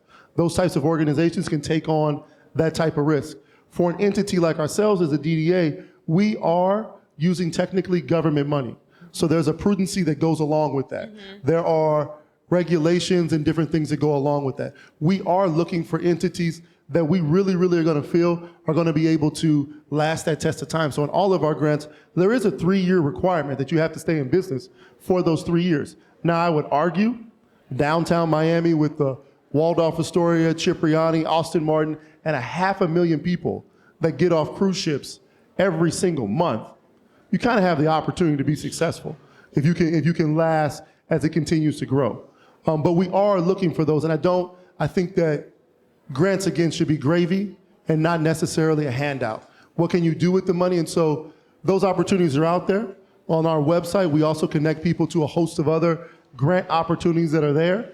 But if your business can only survive off grants and it's not a traditional nonprofit that's offering free services to people, I think you have to look internally at your business first before you start to go after those grants to make sure that it can survive. Yeah, I think because if you mess up a grant opportunity with us, this is what I always told people when I went to CD Advisor, sorry to cut you off. No. There should be a little bit of ownership on taking on that grant opportunity. If Yvonne and myself and the organization give you a grant and the fashion-based retail business is successful, not only are you successful, but you are supporting the grant program so I can give that exact same grant to the entrepreneur that looks just like you from the same place again next year. If you fail, it makes it incredibly hard for me to get that same amount of money and to do that exact same thing next year. I think that's an important distinction. And they say, if a business can last 5 years, then, they're obviously in a better state. There's a lot more to propel them for the next level. So I appreciate that distinction. But I do think that, you want to say something? I just wanted to add, we also work with partner agencies that will help with those to prepare your records so that then you can qualify very easily for a grant, and then we also have a permitting clinic. So we even get involved in that so that when you identify a space that you know exactly what will be needed, what the time frame is for you to actually be open, what the requirements are. And that has proven to be one of our most successful programs, our Miami DDA permitting clinic. So we have all the city departments in one room, and they basically, instead of going from office to office, they're all in one room. They pass you, this is what you're gonna need, this is the condition that this is in, there's a violation here, so that you know up front what you are getting involved in. So there's that support. Absolutely. And the going back to what MJ said, just collaborating with other businesses and keeping that communication going is really been even more valuable to a lot of these businesses than the actual check. So that is true, because it's the business part. Like the creative part for a lot of people is, innate, but how to sustain their business, how to grow their business, the infrastructure to their business often ends up being the hurdle. Kirk, I wanted to talk to you. What is your kind of vision for fashion in Miami? What does that look like to you? So when I first started, I just wanted to be the biggest fashion brand in the world. Honestly, that's all I wanted. But then now I realize that making it look cool could be attached to anything. So my end goal is to have multiple licensing deals with multiple companies, like making it look cool skateboards, making it look cool helmets, making it look cool to drink milk. You could literally attach making it look cool to anything. So my end goal is to attach it to any and everything. And that's why I'll be in Miami.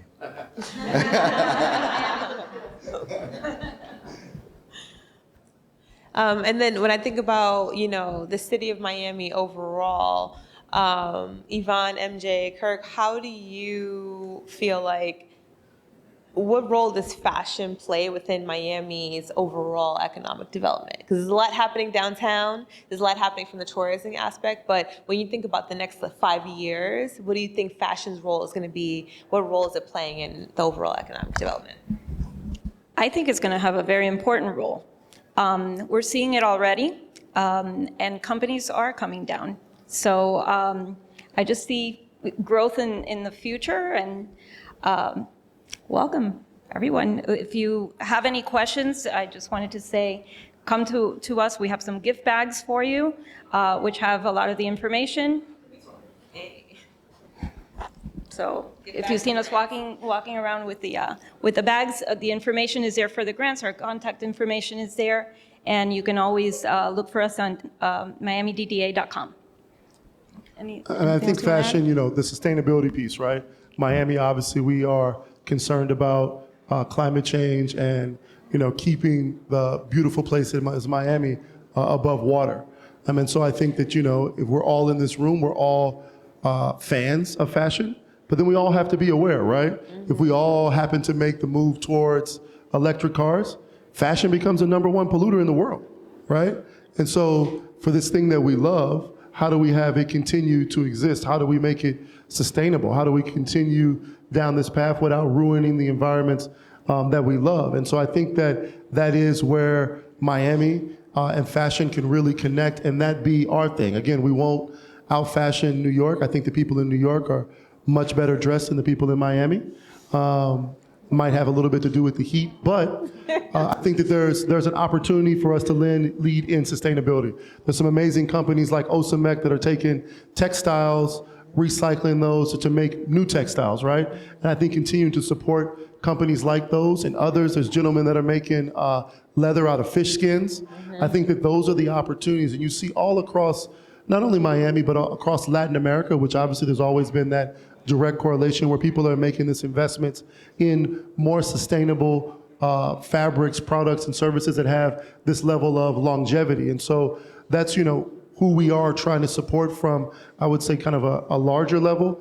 More on the ground floor, I think that Miami, the brand, continues to sell. F1 in Las Vegas was much different than F1 in Miami. The World Cup is coming to Miami. You're seeing so many things coalesce there, and I think that that's because of the beauty, diversity, and the work-life balance.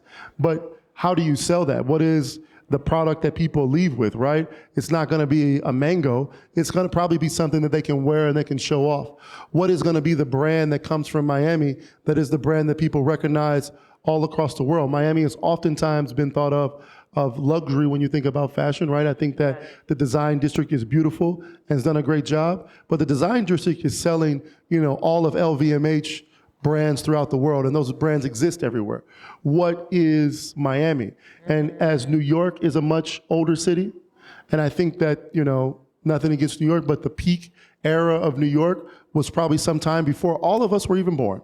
I think that LA's was probably in the 40s and 50s with Hollywood. Miami's is right now, today. And so I think that for the businesses that want to come there and for the people that are there, you have this often opportunity to be a part of a major American city in its peak moment and help shape that. And we hope that some of the fashion brands that are there, that are interested in moving there, create those items where that is the Miami brand that people fly all over the world and say, well, I've got to stop by this store because I want to take a little bit of this special, special place with me. And we at the DDA want to be there to be able to support that. Love that. Thank you, MJ. Any questions? Yeah. Oh, okay. About Miami, and I like that. I'm all about New York City. Hey. So I wrote them down. So Miami has been getting a lot of attention as a fashion hub, but what are some specific events do you believe are necessary to attract and support influencers in a way that rise with New York City's well-established scene?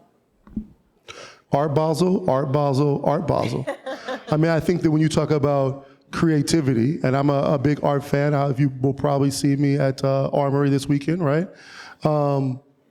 Miami, Art Basel and the creativity and what we've been able to do when you look at Wynwood and graffiti and all those different things is just a beautiful opportunity for people to connect with creatives, but also connect with those influencers. I would also argue, not being an influencer, but if I had a camera, there's no more beautiful backdrop than Miami. I think we all can appreciate the concrete jungle, but I also did walk by a pile of trash that was big as me, and I'm 6'5".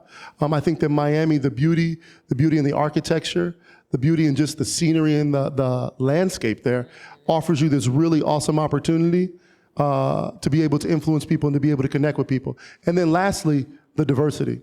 America is changing. The world is changing. That diversity and flavor and taste and all those different things, really, which also too is what has made New York special, is that diversity, right? The different people, the different towns that also exist in Miami, it leans a little bit more Latin American, but that I think we all should think of ourselves as global citizens, right? Not necessarily America or Paris or whatever it might be, but we are all humans who live on this planet in this galaxy. And I think that Miami has that at this moment, which really makes it a special place for people that are creating content, that want to get that exposure. Just one more question. Yeah, go for it. So I'll be attending 15 events for New York Fashion. Do you think that would be possible in Miami to attend that many events in just a short period of time? But is quantity quality? Sorry, I'm not gonna answer. Well, I'll say this. My friends always call me one of the best. So I lived in Seattle. In Seattle, quick story, I lived there for 5 years. 5 people came to visit me. I live in Miami. I might have 5 people sleep on my couch every week, right? And so, yes, every single major sport is in Miami. Art Basel, the swim week, the boat show, the ungodly amount of events and different things that are there. I would say, yes, you could do that this weekend. You could go to 15 different events. I was talking to some of my friends this week, and we had a difficult time deciding on what we can do. If there's anything that Miami can do, it's have an event. So I think I wouldn't be concerned or worried about that at all. I think that for an influencer like yourself, I think the opportunity, which is tides always change, right? Things move. Miami, I believe, in my personal opinion, is the future. The rest of America will have a diversity more similar to Miami than maybe necessarily New York. When you look to partner with brands, you now are partnering with them in a space that, again, has that longevity that the rest of America will begin to look like. And as people try to expand, I think that first you kind of really look at the Americas. And, you know, being able to expand a brand, whatever it might be, to the Caribbean or to Latin America, I think offers a huge amount of opportunity. Okay. Thank you. I know it's a lot of great questions. We have to keep on schedule, so I encourage you guys to connect with the panelists while we're here. Thank you, Fashinnovation. This has been fantastic. Thank you, panelists, for your insight and your experience and bringing that to this group. This is great. Thank you. I'm going to hand it over to our host.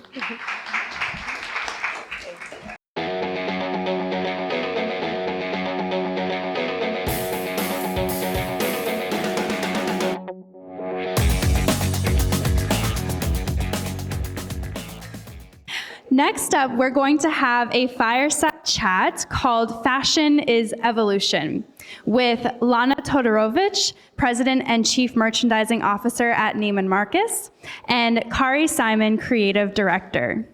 Please welcome them to the stage.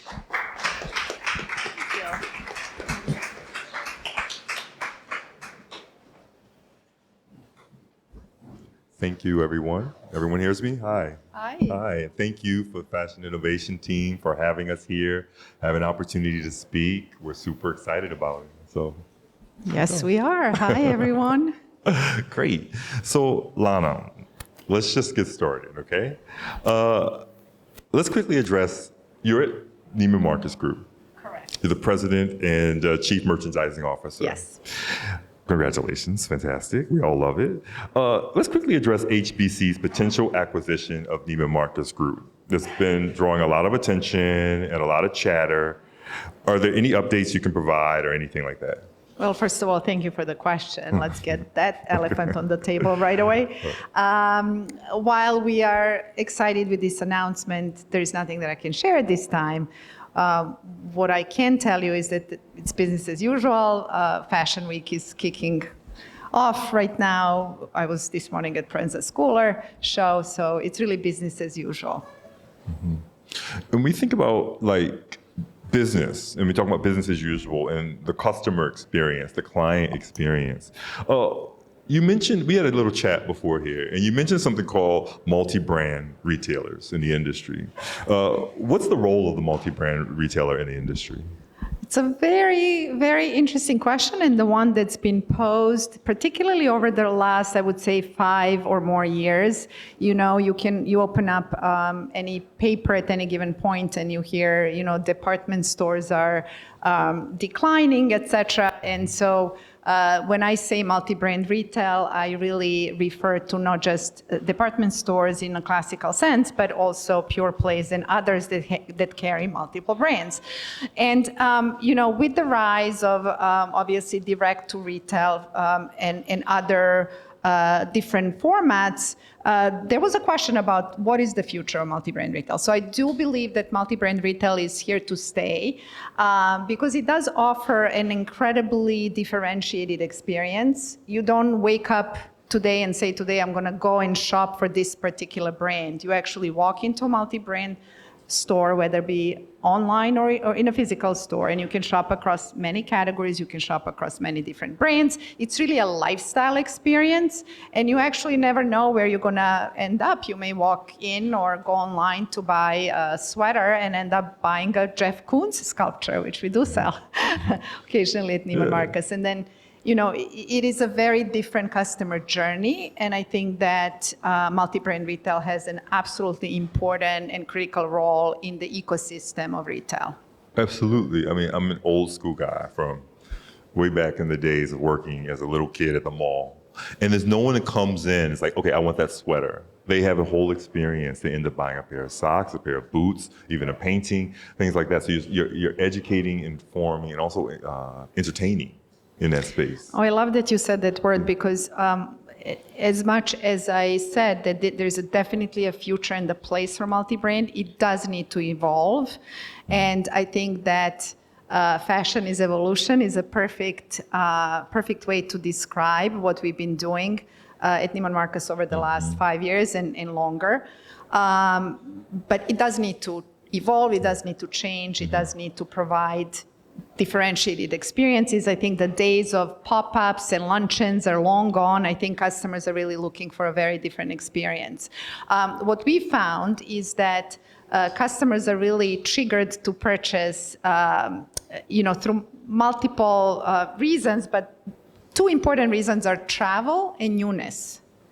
So we do try to inspire them so that the shopping is really about the inspiration, and particularly how do you inspire them if they are extremely well-versed customers with a discerning taste that are really looking to be inspired, and how do you spark joy? So I think we've been really focused on providing very differentiated, curated assortments that really focus on a lot of exclusive collections. It's not even styles anymore, it's collections that they can't find anywhere else. And then also to give them something to be delighted with when they're in our store. So, we have restaurants and cafes in almost all of our stores. And so we serve 250,000 dinners in those restaurants, or 15,000 glasses of champagne. I want to be shopping and holding a glass of champagne, or 4,000 breakfasts with Santa. So that really is how, the beginning of this evolution is in terms of how do you engage with the customers that doesn't feel transactional, doesn't feel boring, and doesn't feel like what we are used to, but it's really moving into a differentiation and different way of connecting. And I'll talk about a lot more about that because I think that there is a lot of beef around what we've done with that level of engagement. Well, I'd love to hear more, but also you talk about evolving and relationships. And so how is the company's responsibility to the community evolve? So, I will just answer the very important word, or I would just highlight the very important word that you said, which is relationships, and then move on to community because I think it's connected. I think the relationships with our customers is really what differentiates our business model. If you think about really connections that our sales associates have with our customers, it's really extraordinary. We have over 10,000 sales associates with an average tenure of 10 years, and they have meaningful, deep relationship with clients, sometimes over multiple generations. So it's really a personalized approach that the customers are looking for, and I think we found, especially post-pandemic, that really this is not about transactions or sales. This is really about connecting, and this is about relationships. So I think we actually say that we are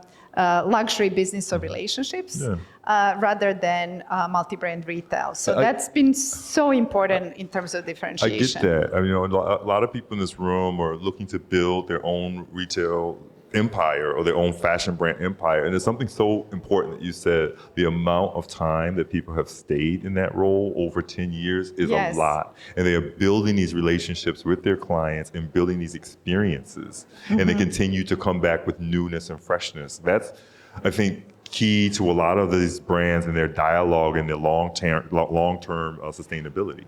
Absolutely, and I do want to go back to also your question about community, because I think it's important to recognize that businesses like ours really play a very important part.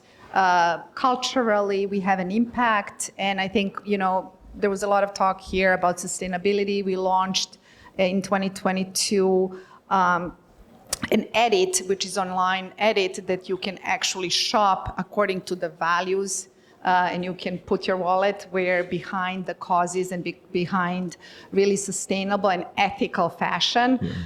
So Fashion for Change is this edit that really allows you to shop, you know, for sustainable and ethical fashion. And we had over 400 brands that are now participating in this edit. So I can talk about this all day long, but I do want to also mention that that's one aspect of this involvement with the community. I think another aspect, and I see a lot of really fashionable people here, is how do we continue to bring the best, most creative talent into the fashion industry? It's been a very big passion of mine, and at Neiman's since 2019, we are very proud partners of Fashion Scholarship Fund, and I don't know how many of you know about the Fashion Scholarship Fund, but it's the largest organization giving over $1.5 million of scholarships, but even more importantly, providing, you know, working with over almost 80 different colleges across the United States. And then in addition to scholarships, really what's extremely valuable, it's the mentorship programs, ability, you know, to talk to the designers, to talk to the executives. We actually just last week had a panel with Neiman Marcus, and through our Neiman Marcus Awards, where this year's recipients were Maria Grazia Chiuri, and Daniel Roseberry from Schiaparelli, and Jacques Mousse, but he's doing his event later.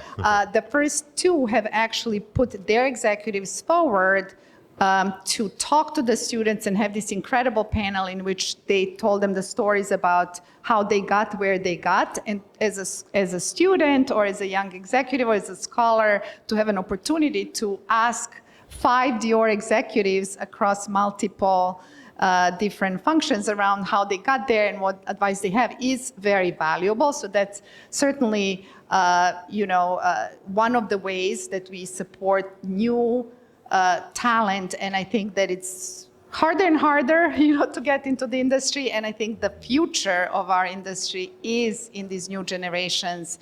And as you can tell, I'm super passionate about it, but that's very much how Neiman's is getting involved as well. And we have our own scholarship within Fashion Scholarship Fund with our 10 scholars. So it's another aspect. And then, you know, when you think about shopping experience that you have, it really goes beyond that, because you can think about, I don't know how many of you are familiar with Neiman Marcus Awards, but since 1938, over 150 fashion luminaries were awarded Neiman Marcus Award.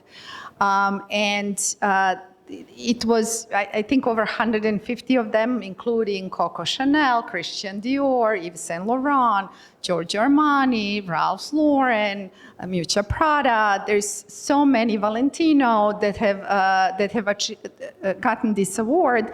And what's really interesting is that some of them, I think Christian Dior received the award 2 years after he started his house. So really at the time, you can think about it as being an emerging designer, right? Giorgio Armani, I think, was like 4 years after he formed his brand, and it really put the brand on the map in the United States with this consumer. And when you hear some of these stories about boarding, But I think what you're saying is also, it wasn't these established great houses at that moment. Yeah. It gave an opportunity for young voices, young creatives, and for that Neiman Marcus, the Fund Award, that it allowed those, one of the things that help allow these brands to grow and grow to the name, the top 5 you can name on your hand. But they weren't then at that time. So that's, I really want to underline at that point, it's really about, I think, this giving back and then seeding the future of this fashion conversation of the customer and the designer. And that's so fantastic. I'm a huge fan of that for years.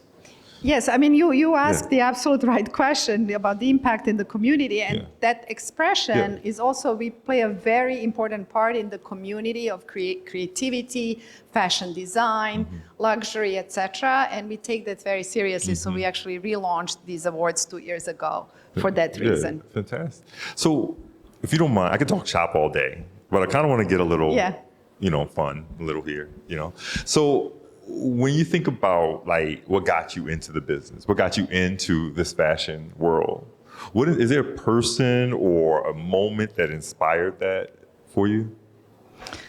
So there is actually a moment. I was studying theater in New York City, but I went to I went to math and science high school. So I had this both sides of the brain kind of working, and I was really struggling as to where is my path. And then during my studies in New York, I got to intern in Oscar de la Renta, and I was in a showroom, helping around the showroom, seeing the appointments, seeing all the kind of business plans, and then seeing this fabulous fashion. And I thought to myself, bingo, this is it. You can have actually both art and science, and it's called merchandising. Okay.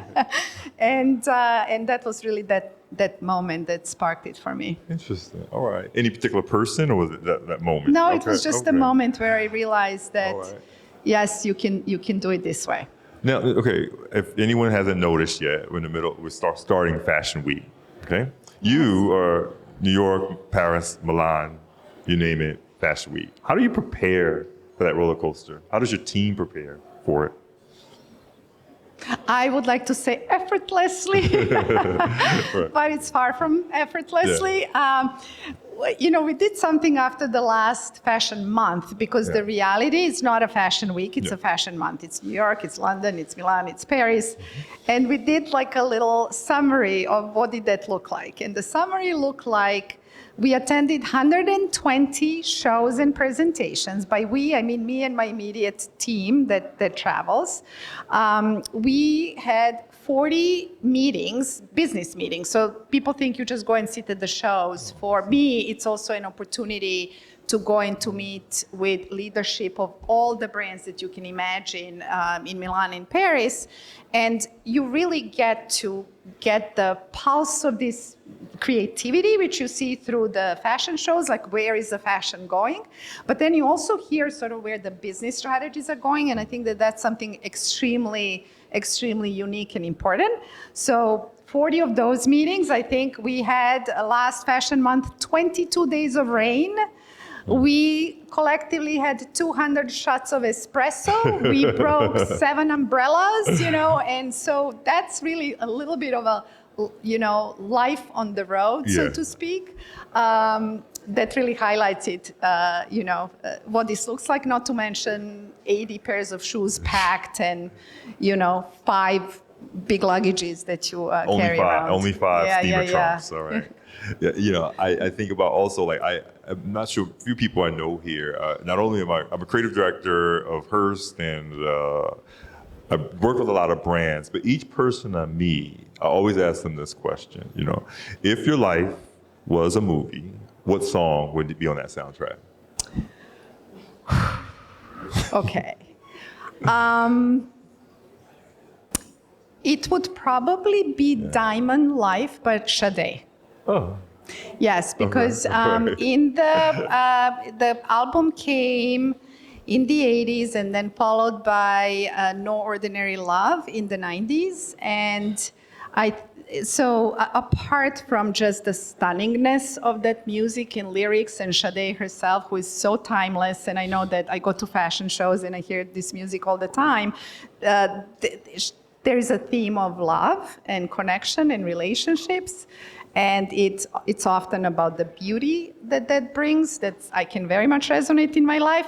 And sometimes it's about the difficult part, right? But it's all worthwhile. And I think that would be why I picked Jade. That's really poetic and nice. I really like that. The hard and the soft, the love and the yearning for it. Yeah. Yeah.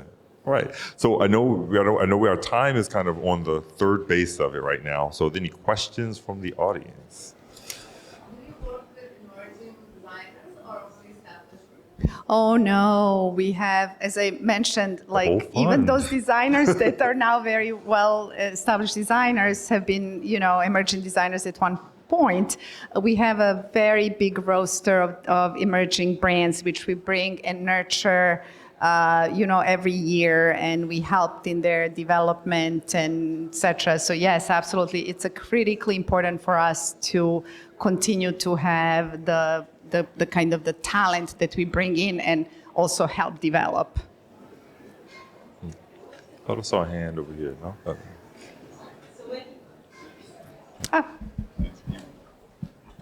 Okay, that was a Q&A session.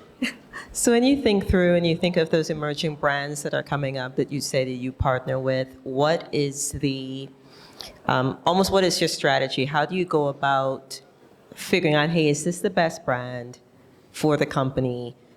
Is there a specific type of, okay, there's maybe an ABC how you do it, but how do you kind of select that? Because your brand is so very niche, and we know when we think of the company, we know exactly. But so how do you think of emerging brands other than those that are already established? Yeah, I think we look at the sort of the phases that they're in. There's a phase where they're trying to find their own voice and their own way. And then there's a next phase where that voice is a little bit more established. There is actually a right time to step in and help them, because sometimes it's too premature. They may not have the ducks in the row, to be able to be successful. And we are there to help them to be successful. So it's usually when they find that voice, when they get some operational know-how so they can actually deliver, et cetera, that we step in and then we help actually give exposure to really the incredible customer base that we have, to our real estate, to our online. And then we guide them. Those are often friendships that develop, and we guide them through the processes. And it's educational. It's very involved, and it's a true definition of a relationship, of how to guide them through that phase so they can come to the next phase. And I think there is a great level of respect for that process, and most importantly, how to tell their story to our clients.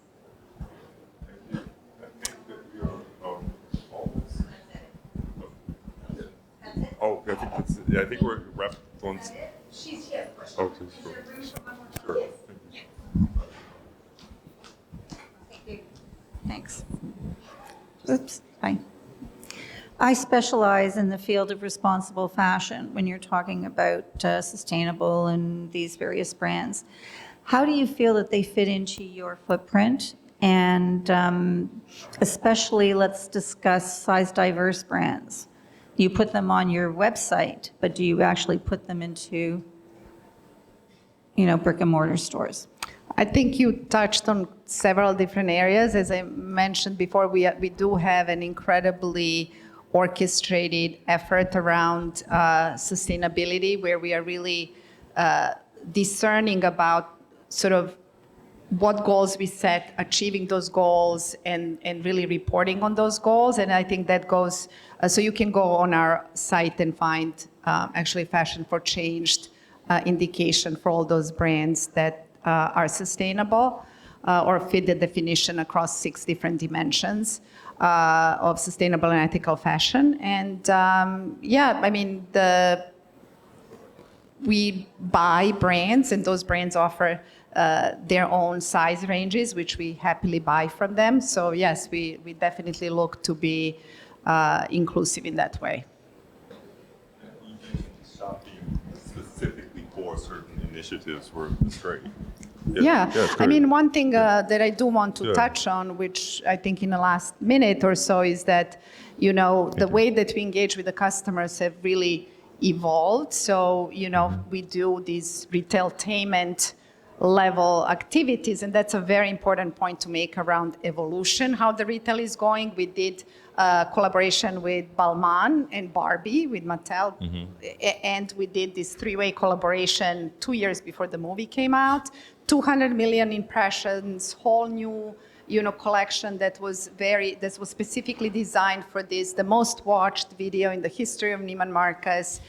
Brunello Cucinelli, the design specially collection that was Western inspired. So we went on a ranch in Texas where there were cows and horses and working ranch and etc. So I think that evolution is important, and moving forward, the experiences, the involvement, the impact on the community, everything that you mentioned is at the center of what we do and focus on. I love that. I really appreciate your time. Thank you so much. I love this chat. So we'll listen to some Sade music together. Thank you. Okay. Thank you. Fashinnovation is a global platform that connects voices from the fashion and innovation ecosystems.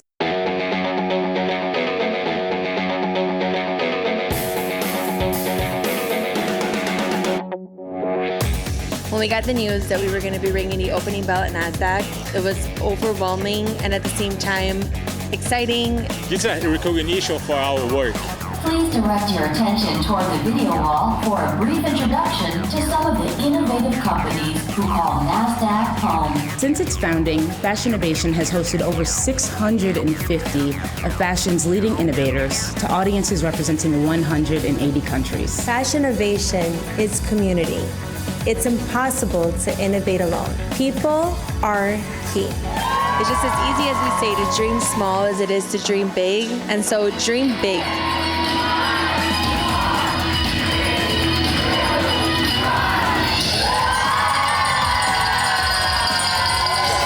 Fashinnovation, a platform connecting fashion and entrepreneurs.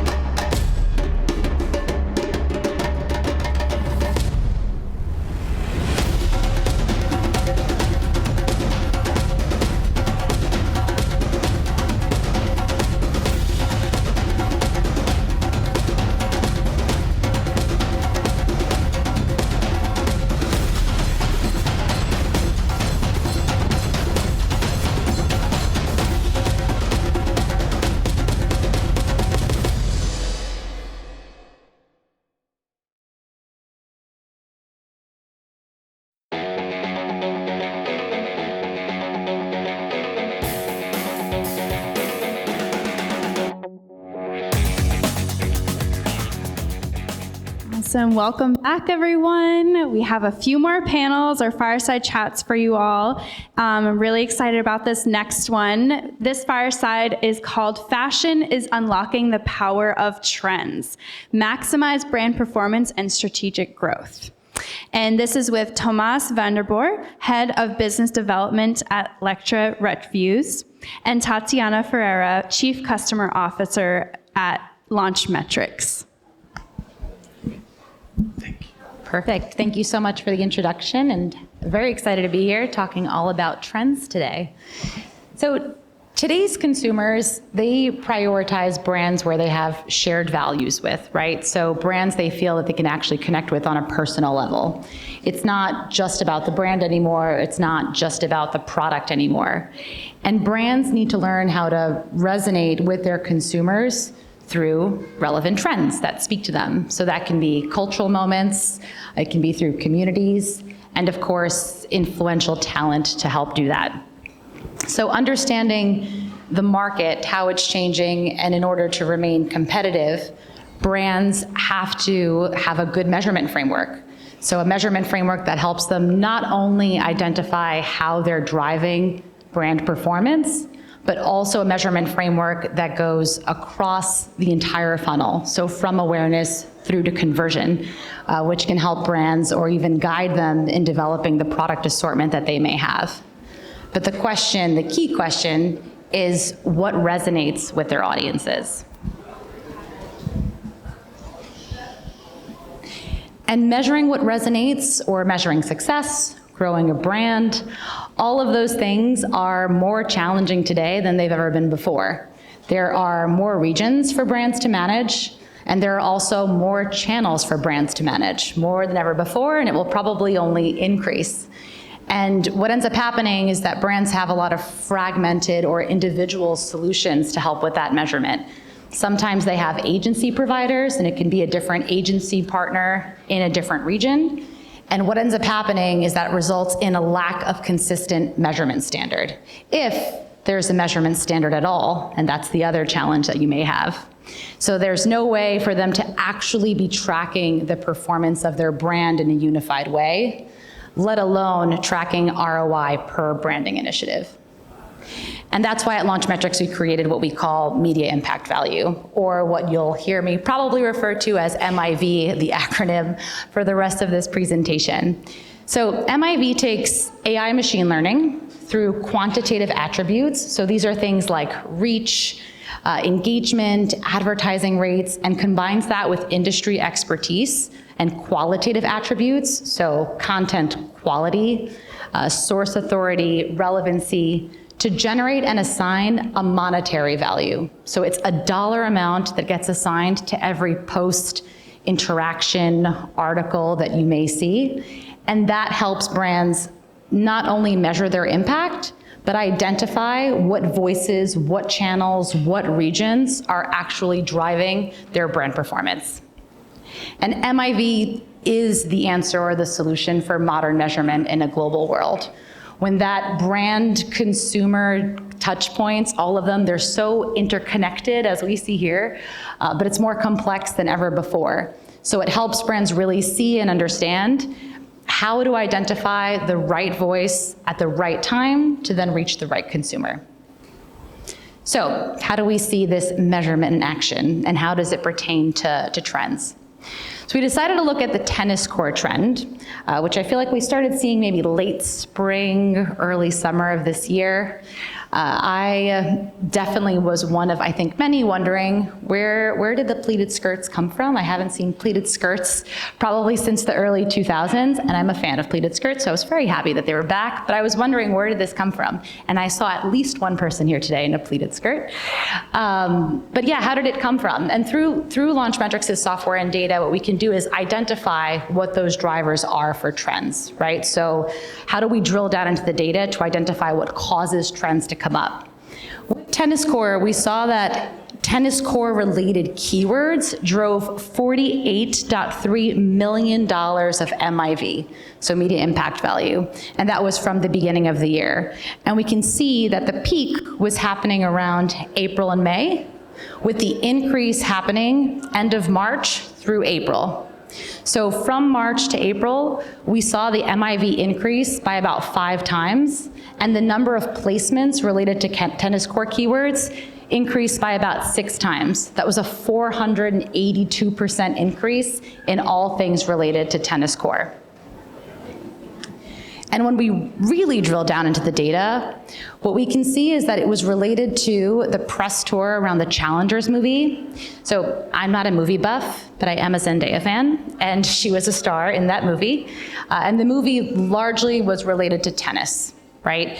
And as part of the press tour, Zendaya wore a lot of tennis-inspired or tennis-related looks.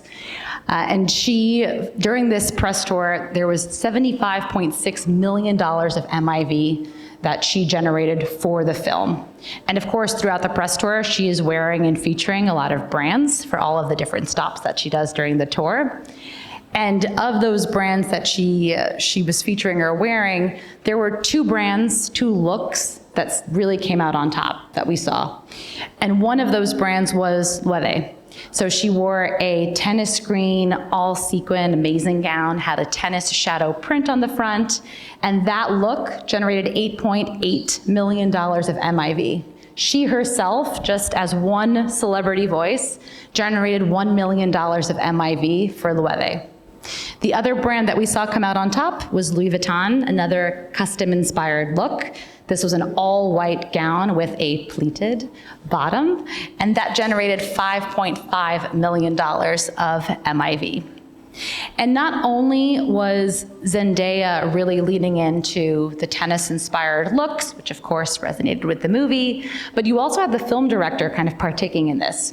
So he told the guests of the movie premiere, he was like, come to the movie premiere with your best tennis look in mind. And then he went even broader. So he told the audience, when they were going out to watch the movie in theaters, don your best tennis looks to come see the movie, really playing again on that tennis court trend. Very similar to what we saw with all of the pink when the Barbie movie came out, a trend that I myself did partake in. And what's interesting is when you have brands that lean into these trends that maybe you wouldn't necessarily expect, right? I think when we think of tennis core, there are some obvious names that probably come to mind in more of the athletic or athleisure world. But what we saw with Gucci, which was interesting, is that they launched a campaign. It was their Gucci is a Feeling campaign. This was in partnership with tennis star Jannik Sinner. And this was a campaign that launched in May, and in its first week, it generated $1.2 million of MIV. And why it's interesting is because it wasn't just about trying to take advantage, let's say, of tennis core, but capitalizing on it. So last year, during 2023 Wimbledon, Jannik Sinner donned all white on the court per the Wimbledon dress code, but he wore a Gucci duffel bag. And this sparked, I think controversy is maybe a bit of a strong word, but it sparked a lot of buzz, right? People were talking on social media, oh, he's in all white, but his bag is not white. But people were talking about Gucci, and that was a moment for Gucci.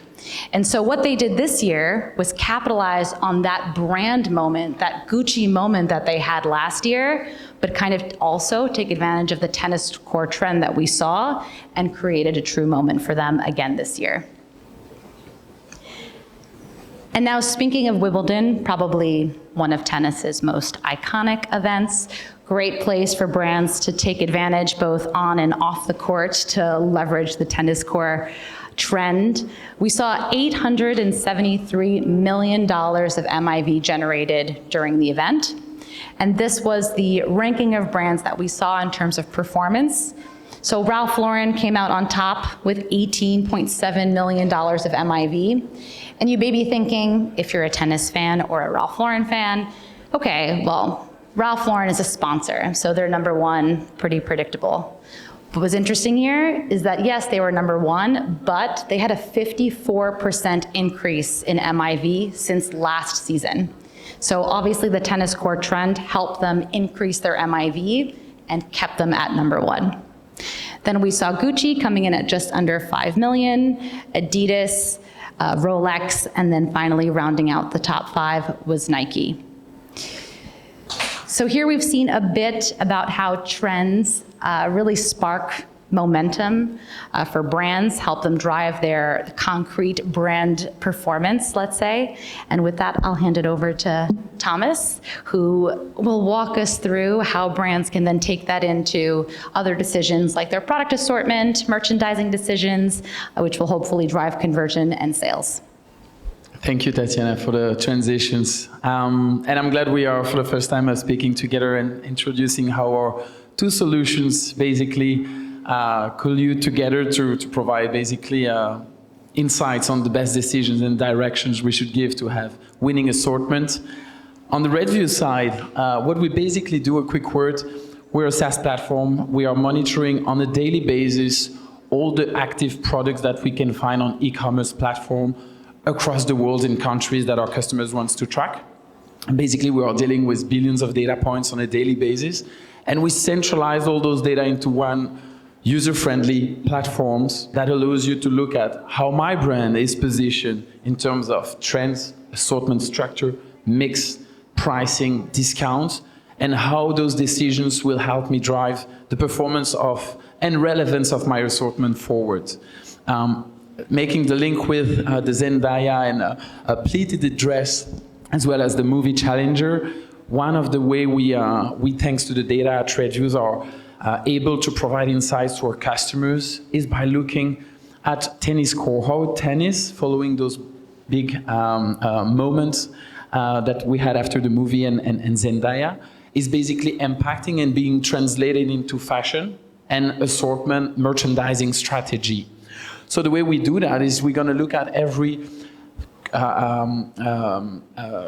word search, around tennis that have been utilized using also image-based recognition to recognize any patterns from the pictures that we are dealing with to see where is there an increase of assortment within the assortment of the market related to tennis. And what we can see right after the Challenger movie release is a 21% hike in mini pleated skirts, tennis skirts within the industry. And this gives directions to how we see one of the major increase within your assortment being around tennis. And is this something that you guys are aware? And if yes, would you like to drill into the market information of your country, your key competitors, or inspirational brands to see how they've translated these trends into their assortments and basically their merchandising strategy? And so we have the capability to drill into the actors that are actively investing in these emerging trends, being the tennis, across the different product categories. When we talk about tennis, you can have hats as much as shoes, as much as dresses, shorts. So we go to a level of details that goes up to the mini pleated skirts, as well as any other product attributes. And then we can dress the ranking. What are the most active brands that have been invested into those tennis? And following what we've seen on the investment in the media and launch metric insights, Ralph Lauren is also, from a review standpoint, the company that has been investing the most in tennis assortment, with up to 600 different items proposed right now within their collections. We are at the middle of US Open, so this is obviously including those data. And there is a capacity also to drill down the information from what is the ready-to-wear versus special collaboration that brands may have for specific sports events. And then we see that Ralph Lauren is actually acting alongside with the giant in the sports industry, being Lacoste, Nike, Adidas. But also, here is a sample of the brands you can select and look at within reviews. We see that Lenzen is also pretty much investing in tennis core since this event, and how things have been evolving from a category perspective. Thank you. Behind any data you see, this allows you to identify basically, is that something where our brand would resonate with our consumer expectation and image? Is that something we want to act upon for the upcoming months to be able to push and remain relevant towards the audience and our consumer pool of consumers? And if yes, you'll start drilling down into, okay, what type of product have they launched exactly, and up to the product attributes. Here is a sample that in a couple of clicks, instead of going through thousands of websites and product manually, and I know that spreadsheets and Excel is a love affair with most of the people still today, but there are tools that enable us to be much more efficient and really re-emphasize the human brain to focus on value-added tasks, which is the analysis of those data instead of the collection of those data and insights. And what we can see is that in a couple of clicks, you have the capability of looking at what are all the hot articles that have been produced. And here is the samples for basically the pleated skirts for some of the actors you may want to look at within the industry. Then we can obviously drill down to the performance. What are the hottest, what we call proxy of bestsellers within their collection, within the tennis core specific assortment, to understand basically new products that have been released on the market and that have known a pretty fast sellout over the course of their new release. And we would identify by looking at what sizes have been basically stock out in a very short period of time, which would share basically the insight that these are products that have been performing quite well on the market, and you should look into if you are about to invest into those categories. This is, what I just mentioned, so looking at the size and the product attributes to make sure basically merchandisers, buyers are able to drive the assortment and the most relevant structure of assortment within the industry. And I think it's about the time that we ramp up, but thank you for listening, and we are all ears if you guys have any questions about how the solution can help you further.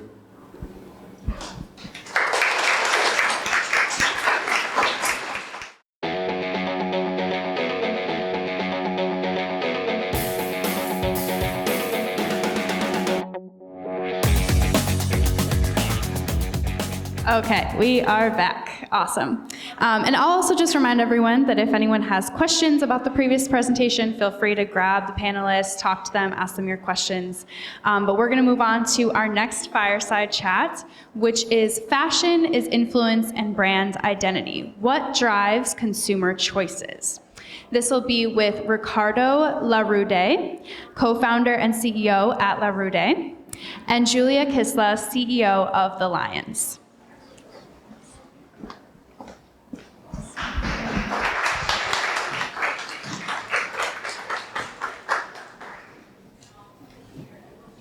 Hello, everyone. Hello, everyone.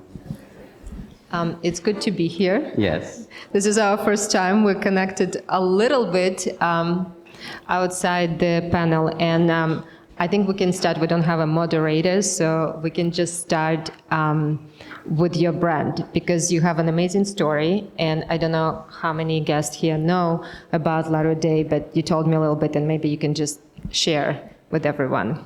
Sure. So I didn't come from the fashion world. It's a pretty new thing to me. My wife has been involved in fashion for about 20 years. My wife is Marina Larrude. She was the fashion director for Teen Vogue, and then later for Barney's. She was a fashion director. The pandemic came. Both of us were at home with our kids, without jobs. We didn't have any opportunity to network or meet new people. And we decided to start our own thing and try to take, our future into our own hands. And then we started this brand called Larrude, which is our last name. We put some samples together in Brazil. We're both from Brazil originally. I've been in the US for 20 years now.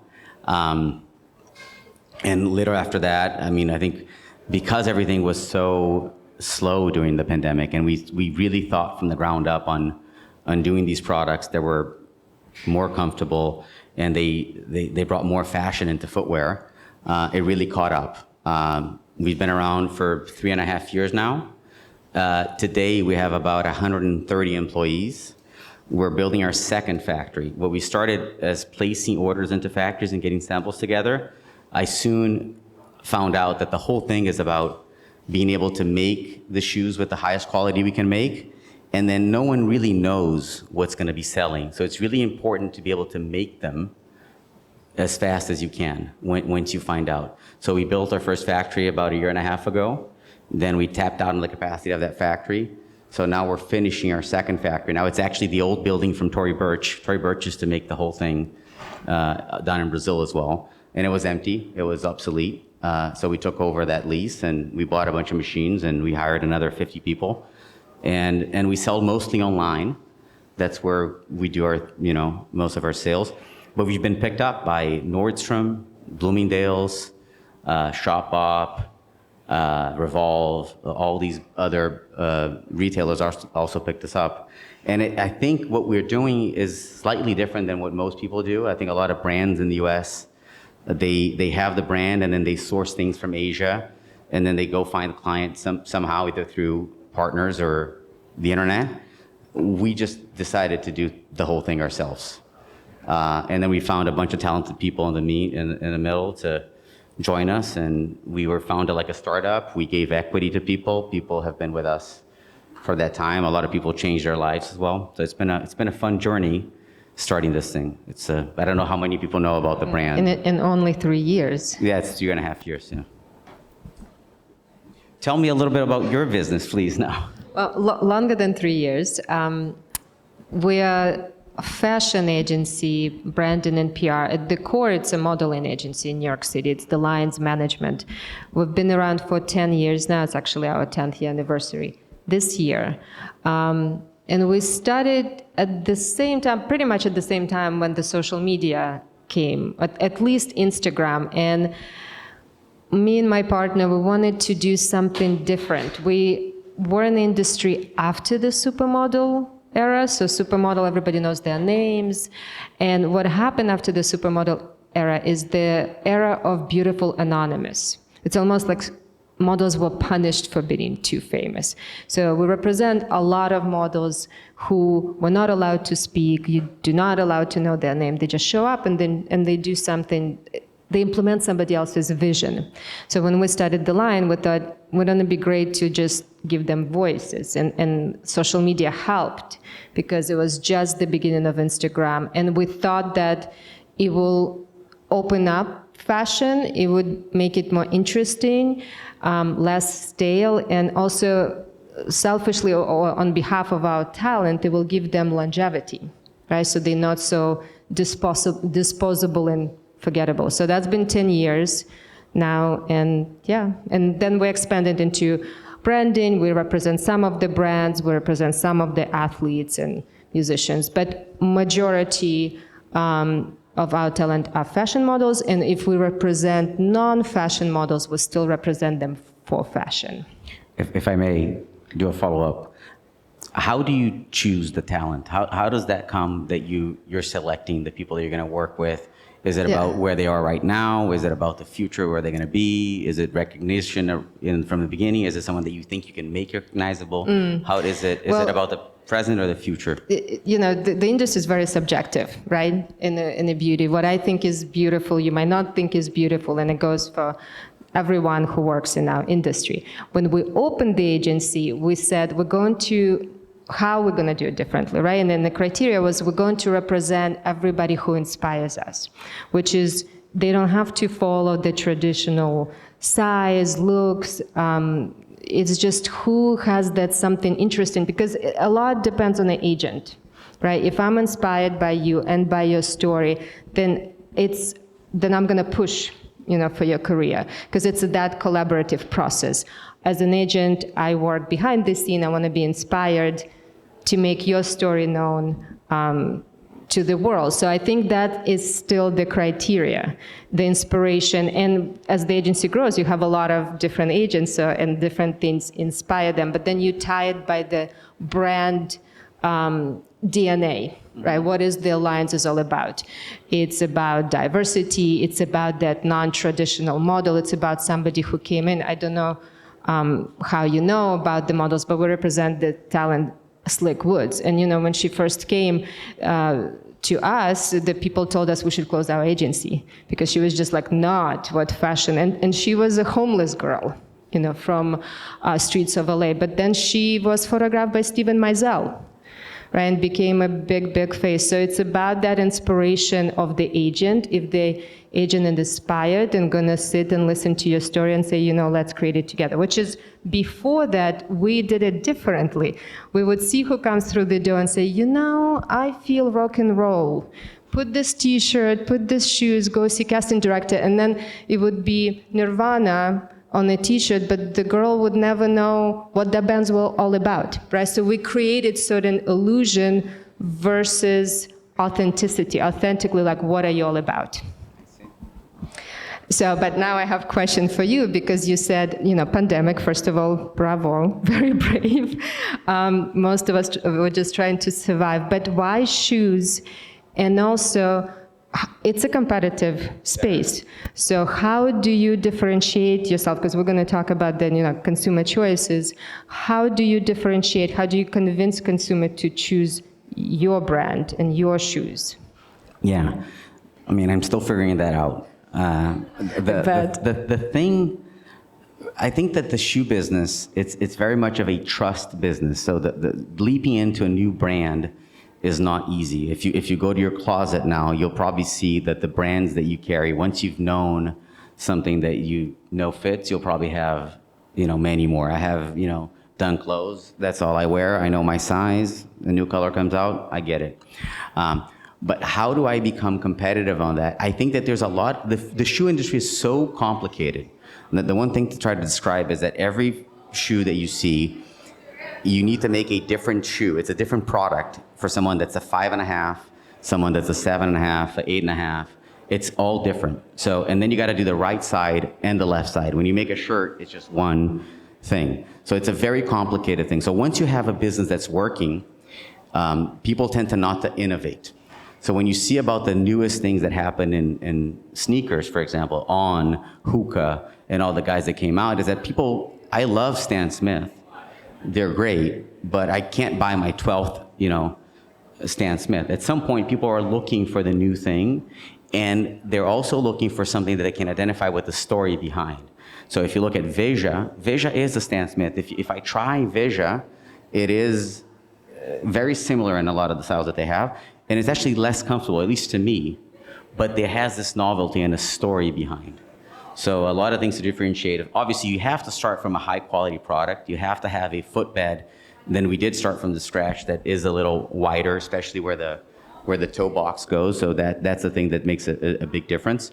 But we, just being new and coming up with a new concept that, hey, I can feel a different person because I have this. People are going to ask me, what is that? If they know, no one is going to ask me what I'm wearing.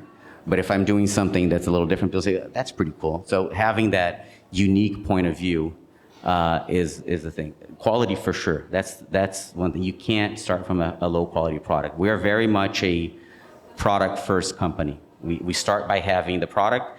And again, going back to the trust thing, the best thing is having a client that comes back 2 times, 3 times, 4 times. That's when you really, make the money. I say that there's 3 wows that you need to get when you sell a shoe. The first thing is when you see it on the shelf on the website, wow. When they go and touch it and they can smell the leather, they can smell how well it's made, they can see the finish, that's the second wow. The third wow is the one that really matters. And when you've walked around for 30 days and then you say, oh my God, I've been only wearing this pair, that's when you have the client forever. Then they'll buy all the shoes that they buy, they'll be yours. So we have to get the design right, we gotta get the quality right, and then the comfort and use, the utility needs to be right as well. Once you have those 3, that's the big differentiator.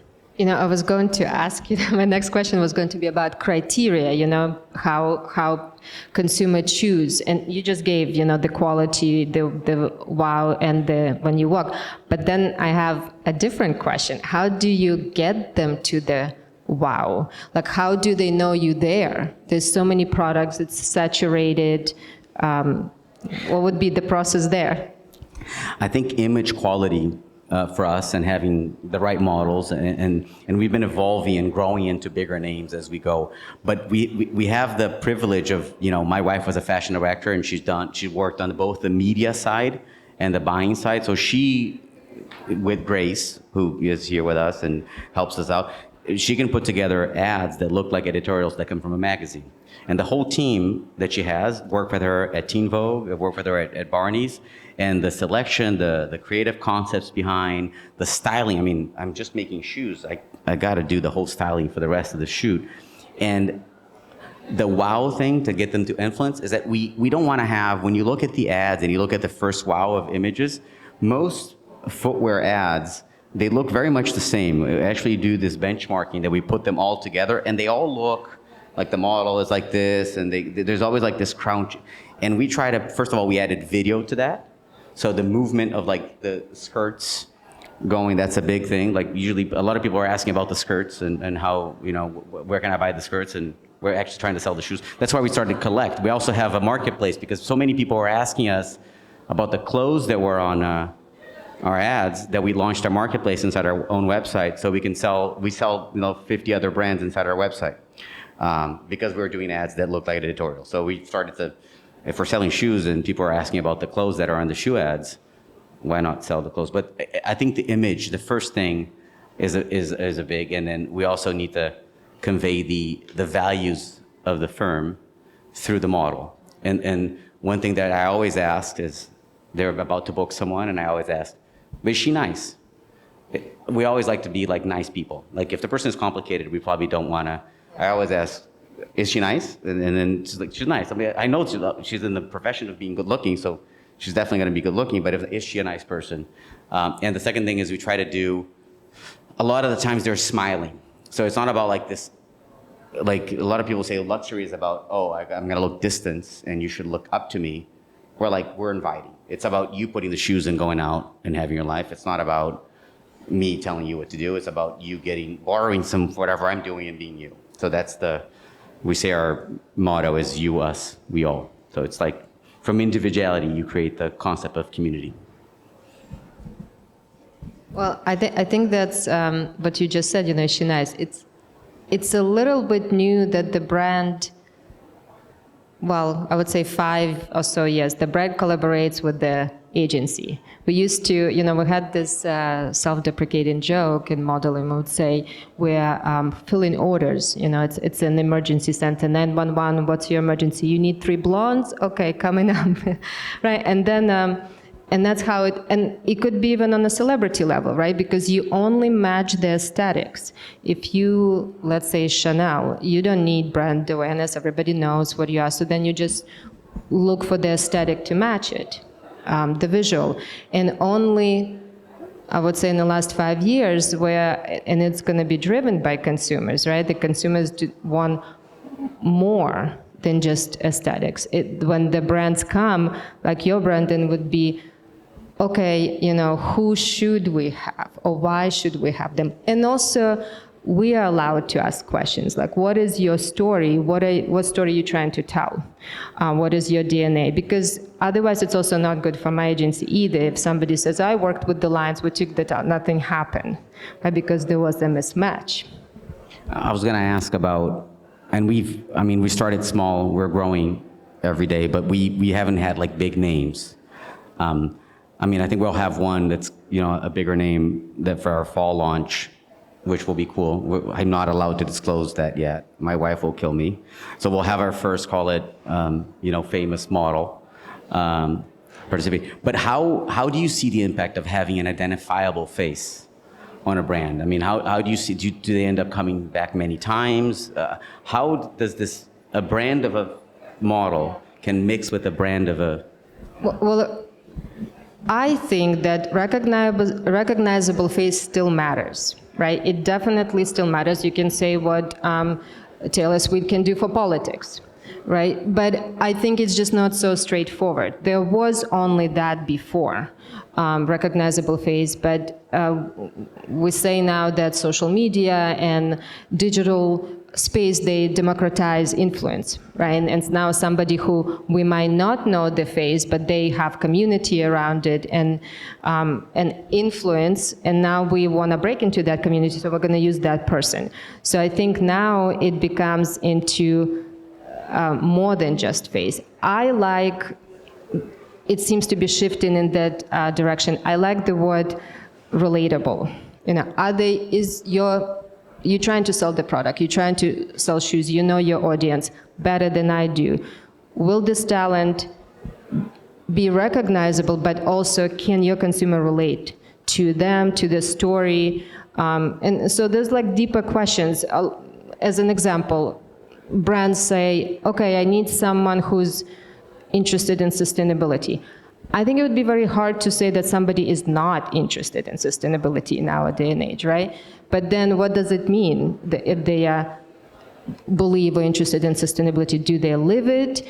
Can they intelligently speak about it? Do they incorporate in their daily life? Because consumers are not stupid, right? They're going to know that. There was 1 year when Selena Gomez was the face of 7 brands. Do we believe it? Do we believe that Selena Gomez is going to carry Coach bag on the red carpet? I don't know how believable that was. And so we don't ask deeper questions, I think.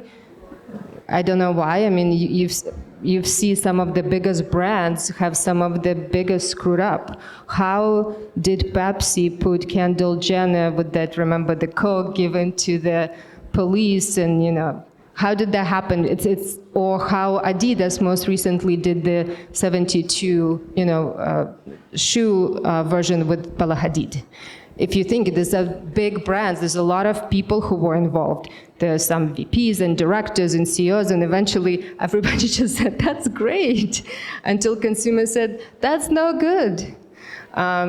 So I think that selecting recognizable face matters, but you can't stop there. So.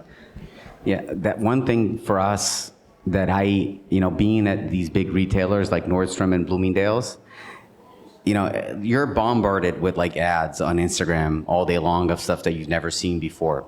So I think to the point of like recognizable faces is that if I'm inside Nordstrom and they're willing to put my logo there, the business at DTC is much better, but it's having someone else vouch for you or say, hey, I know that face, so let me figure out what those shoes are. That is something that does help. At least I'm seeing, like Nordstrom, we started at like 10 stores, then we went to like 30 stores. And this last summer, we went to 93 stores with them. I used to ask everyone, have you heard about La Rede before? And I used to get like some people, yeah. So now I get a lot of people saying, yeah, I've heard about it. And I remember from my marketing classes that they were like, a customer needs to see your brand 7 times before they decide to buy. So they got to be on the bus and they see the logo, they got to see it in someone, then they're going to ask about the price, and they're going to compare it with someone. When they see it the 7th time, then they're like, okay, now I can do something. So I think having an association with someone, and maybe you can bypass, because if they've seen someone's face that hasn't been on 7 other campaigns like Selena, but there's like, I know her, I like the stuff that she said. Okay, let me pay attention to this other thing. Maybe that works. You have to go beyond the transactional relationship, right? It's the FOMO. They have it, sell for them, maybe I have it. Or it's, well, I can't afford them, who can I afford, right? Then it's just also transactional because it's just about money. But this, like we said, it democratized. You don't need to have somebody big. You don't need to have a big dollar. You just have to have the right person. You have to nail it. And I think it's just asking those why question before you ask what. Oh, in my case, it's who.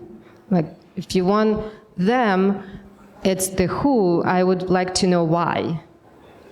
And I have a question for you. I know we have only a few minutes left, that maybe for questions from the audience as well. But I always ask this of brands, because the trend, right? We in fashion, we set in trends, and everything is so quickly changeable. For you, would you say it's important to follow a trend, or would you set your own trends? I think if you're able to follow your own trend that you have helped set, is probably the best way to go. I think that there's something within the fashion world that, fashion is made to change all the time. That's what the word means. But that's usually not good for business. Like, businesses are built on things that kind of happen a lot, and that's how you can have repetitive behavior. You can make things cheaper, you can make things more efficient. That's how good businesses are usually created. But fashion is about, you have a new season, you try something else new. It's about going into fashion and going out of fashion. The important thing for me, if you want to be in true creator and product world, you got to try to set your own codes.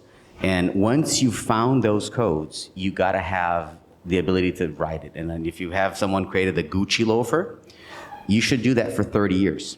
So you do want to have set the trends and do that. Like the Todd's, driver shoe, you want to be able to set that trend, but then once you found it, don't give up on it and ride it for a long time. One thing that I have been thinking a lot about, and Grace knows about this, but my team, is about the IP within fashion that I don't understand why whatever happened in music, that they were able to document the IP of music.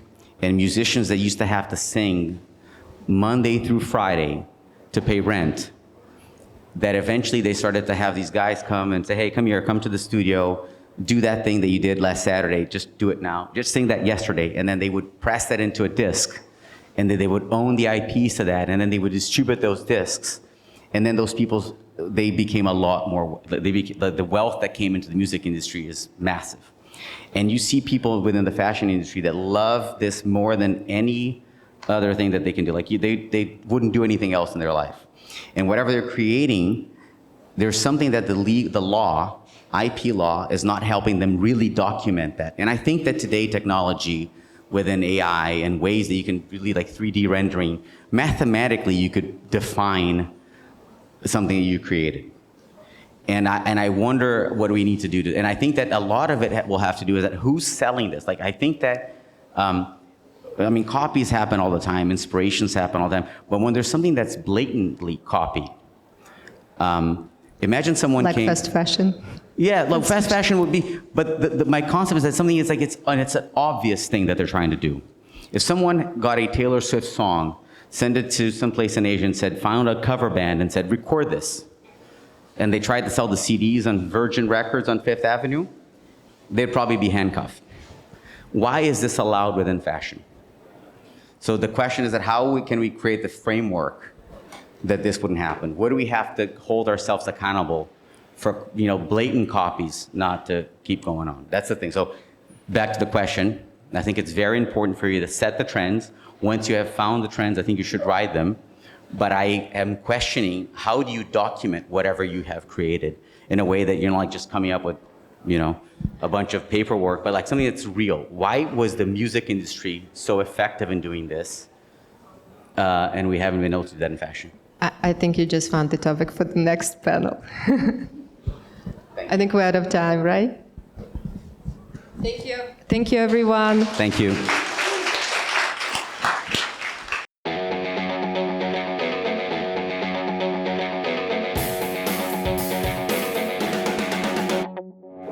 We have one more panel or fireside. This fireside chat is called Fashion is Imagination and Dreams with Colm Dillon, founder of Kid Supper, and Raul Malik, Chief Growth Officer of the Business of Fashion. Please welcome them to the stage. Thank you.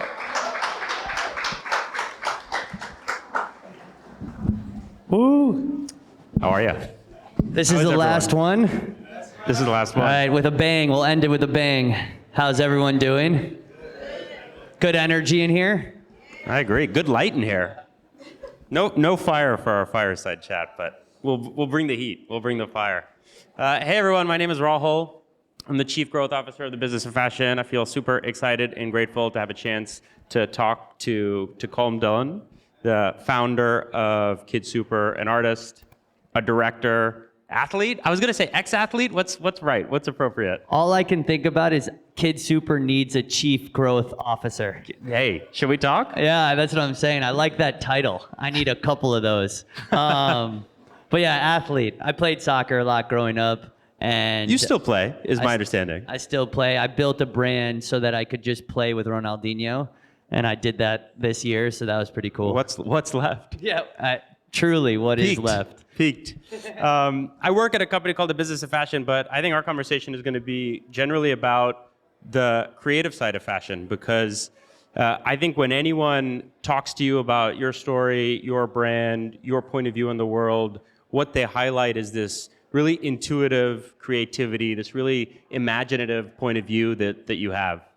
And I think that's what we want to explore. But I wouldn't do justice introducing Kid Super and what you've built. And so I want to ask you, when you're talking to someone who has no idea what you do and how you've come to be doing it, how do you even bring them along that journey in 60 seconds? Can you do that for everyone? Wow, this is my nightmare. I know. I was going to tell you, I was going to ask you to do this, but I thought I would just do it. I think it's funny, when I was first starting off, I would always say, kids, I wrote this little thing on my website when I was probably like 18. And it was like, Kid Super is that feeling that you get when you're a little kid where you tied a towel around your neck and you believed that anything and everything was possible and you were a superhero without any bounds. And I remember writing when I was 18 to be like, what is Kid Super? And that was what I wrote on my about page. So no information at all.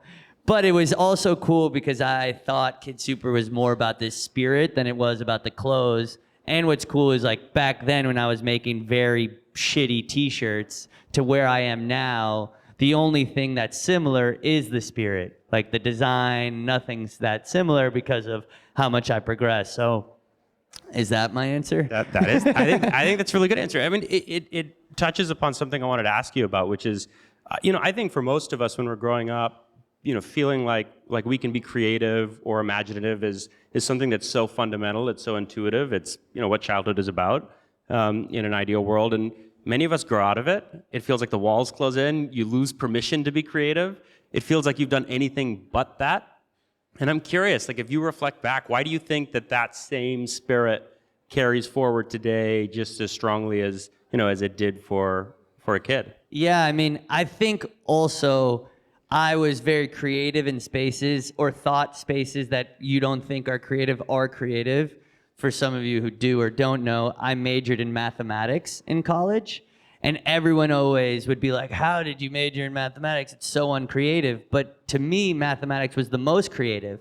We were all given problems and we all had rules and a foundation and we had to figure out it better and quicker than everyone else. So I was looking at the whole world in a creative way and I got excited about solving problems in any different form or medium. And so I guess I kind of kept that in everything I did. And even now with the clothing brand, I use it as a little bit of a Trojan horse to do creative projects. So I'll be like, yeah, this is a merch collab, but for example, I did a Stuart Weitzman collab, which was very unexpected. And who approached who?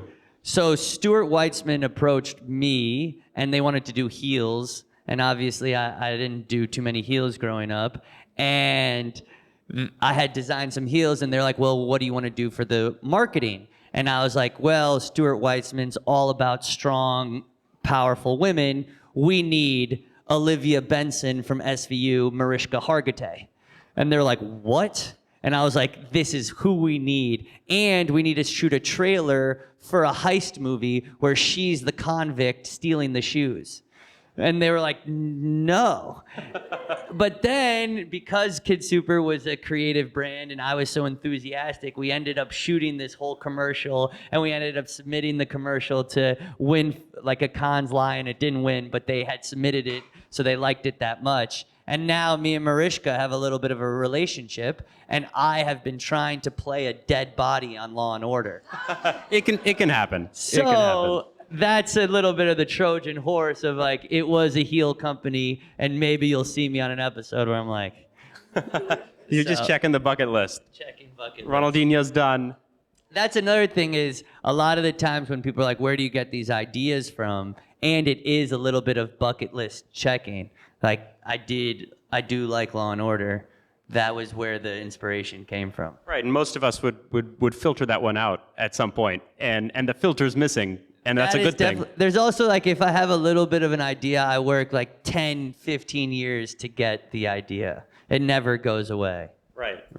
The list grows. It doesn't shrink. Yeah. Which I really like. One of the things that I wanted to talk to you about is, you, for the most part, grew up in New York. You moved around a bit, as I understand it, but teenage years on, grew up, went to high school in New York City. It feels like this city, this place, kind of frames perhaps how you think about the brand that you've been building, the world it inhabits. And I'm curious if you could just talk about your experience growing up in a city like this and how you see that channeled through Kid Super, through everything you do.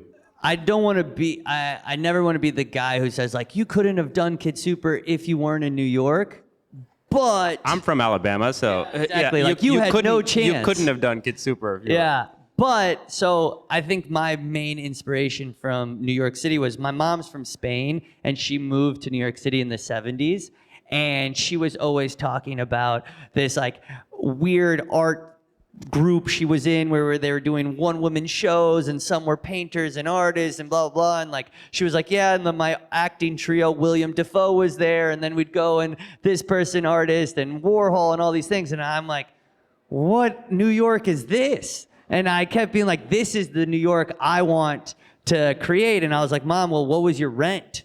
She was like, $75. I'm like, a what? She's like, a month? And she was like, the craziest thing, she would get tipped like $75 in Wall Street. Like there still was money. It wasn't like everything was poor. She was getting tipped her rent on a Friday. So she had so much time to be creative and all this stuff. And so I kept being like, I want to create that New York. I want to be part of the New York of this generation where there's creatives and musicians and everyone's connected. And so part of the Kid Super thing and what I really love about fashion and clothing, it's a very like tangible, in-person art form where you meet people, you see people wearing your clothes, you can connect. And so from clothing, I was constantly meeting people in New York City, and then I would meet a musician and be like, hey, do you like this drawing? And they'd be like, yeah. I'm like, do you need a poster? They're like, yeah. I'm like, what about an album art? What about a music video? And so I would be constantly asking for things, and that was a cool way to get connected. And then a lot of the time, and I wasn't planning this, but that first artist that I gave a t-shirt to ended up selling out Madison Square Garden 5 years later, or the stylist who came in who was a young stylist now ends up styling like Lil Nas X or somebody. And so that was cool for me to be part of a creative community in New York City. And then you look 10 years later, some people are successful. Not that that was the goal, but I can kind of tell similar stories that my mom told in a very different context. What's interesting for me is, the business of fashion, I feel like spends so much time focused on, what I sometimes think of as the capital F fashion brands. It's fashion, this institution, and perhaps what attracts so many people to it is this sense that this sense of exclusivity, this sense that you're looking in, you're trying to figure out how to open the door. I mean, myself, I'm from Alabama. It was always this impenetrable thing. Yeah. But I sense just in your journey, there hasn't been a sense of exclusion. It's been, if someone wants to sit and talk and engage with what I'm doing, I'm here for it. I have the time for it. Yeah, I mean, when I was 12 years old, I walked into Supreme, and Supreme used to be famously douchebags. Like famously, if you ask them any questions, they'd be like, get the fuck out of here. Like, you don't know what you're talking about. How do you not? Oh shit, there's a kid here. But get out of here. You don't know what you're talking about. And this is a rated R talk. But I remember being 12, being like, I'm here to buy your clothes. Me asking questions, you should have given me this t-shirt for free. And I couldn't understand this idea of not wanting me in the store. And I was like, if I ever get a store, I'd be so grateful that someone came in. And so for the first 1,000 orders of Kid Super online, I hand wrote a letter to the person who bought it, and I doodled. And if you had a funny name, you got a better doodle or a better, like you being from Alabama, I would have wrote something like, and you have an Indian name from Alabama, I'd be like, what's that like? It's a long story. Do you love Aziz Ansari? Or something stupid like that. And that built kind of a pretty connected fan base, and they were really, like, we were pen pals with the customers, or I was pen pals with the customers. And now to this day, some people have the doodles still framed in their house. And now for a doodle for me is like $1,000. Who would have thought? Who would have thought? The resale market for the Kid Super Doodle. I want to buy them all back and do a little like gallery, but some people threw them out. You go bankrupt. Yeah, I know. So, but in terms of the exclusivity thing, I also felt the same way as this impenetrable fashion world. But my reaction to that was like, oh, nothing matters. They'll never look at me. Why would I care what they say? So I'm going to try to do what I'm going to do, and they don't want me in the room anyway, so it doesn't matter. Yeah, when you inverse it, it's empowering. And then all of a sudden I started getting in the rooms. And that's hilarious. Because I've done a lot of fashion stuff, but the thing that got me most into the capital F of fashion was during COVID, right when COVID hit, all fashion shows went virtual. And everyone didn't know what to do. And I had done a lot of stop motion music videos for musicians. And so I thought, oh, it'd be hilarious to do a stop motion fashion show where all the models were Barbie dolls. And I'd rip off the Barbie dolls and 3D print Salvador Dali, Jackie Chan, Jay-Z, and I'd be like, all these celebrities walked my show, but it was all in Barbie form. And I'm like telling my friends, like, I'm gonna get kicked off of Fashion Week. There's no way anyone's gonna take this seriously because the clothes are this big. And it ends up becoming this huge hit in the fashion world because everyone was doing these very stupid by-the-book, lookbook fashion shows, and I kind of had reimagined fashion shows. And so I love this idea of the most kid super, the most risky, the most column thing ended up being my biggest entrance into fashion. And then 3 months later, Jeremy Scott did a doll fashion show, a kind of similar one, and he got all this credit for it. And so I, being the young guy from New York, who when you get copied, call everyone out, spent about 3 weeks on Instagram calling him out. And I reshot like a Barbie doll version of me and a Barbie doll version of him in a celebrity death match. And we fought. And then I reshot him in the crowd, taking notes, being like, he was in the crowd the whole time. And what I think is funny about it is, you know, you think you're never gonna get into those rooms. Now I'm at all these fashion awards, and there's Jeremy Scott. And I'm like, oh my God, I don't want to even make eye contact because of how hard I went against him 5 years ago or something. I'm sure he respects it. No, yeah. I hope he respects it. I saw him recently, and I was like, should I go up to him? But I feel like he thinks I'm actually very mad, and I wasn't so mad. I just thought he was going to see it and be like, let's collab. Because you did such a good job. And I was like, oh, this will be cool. I'll get a collaboration from it. And I thought it was hilarious. I mean, I made a whole celebrity deathmatch thing. But I guess that's also context. I never thought I'd be in the room with him.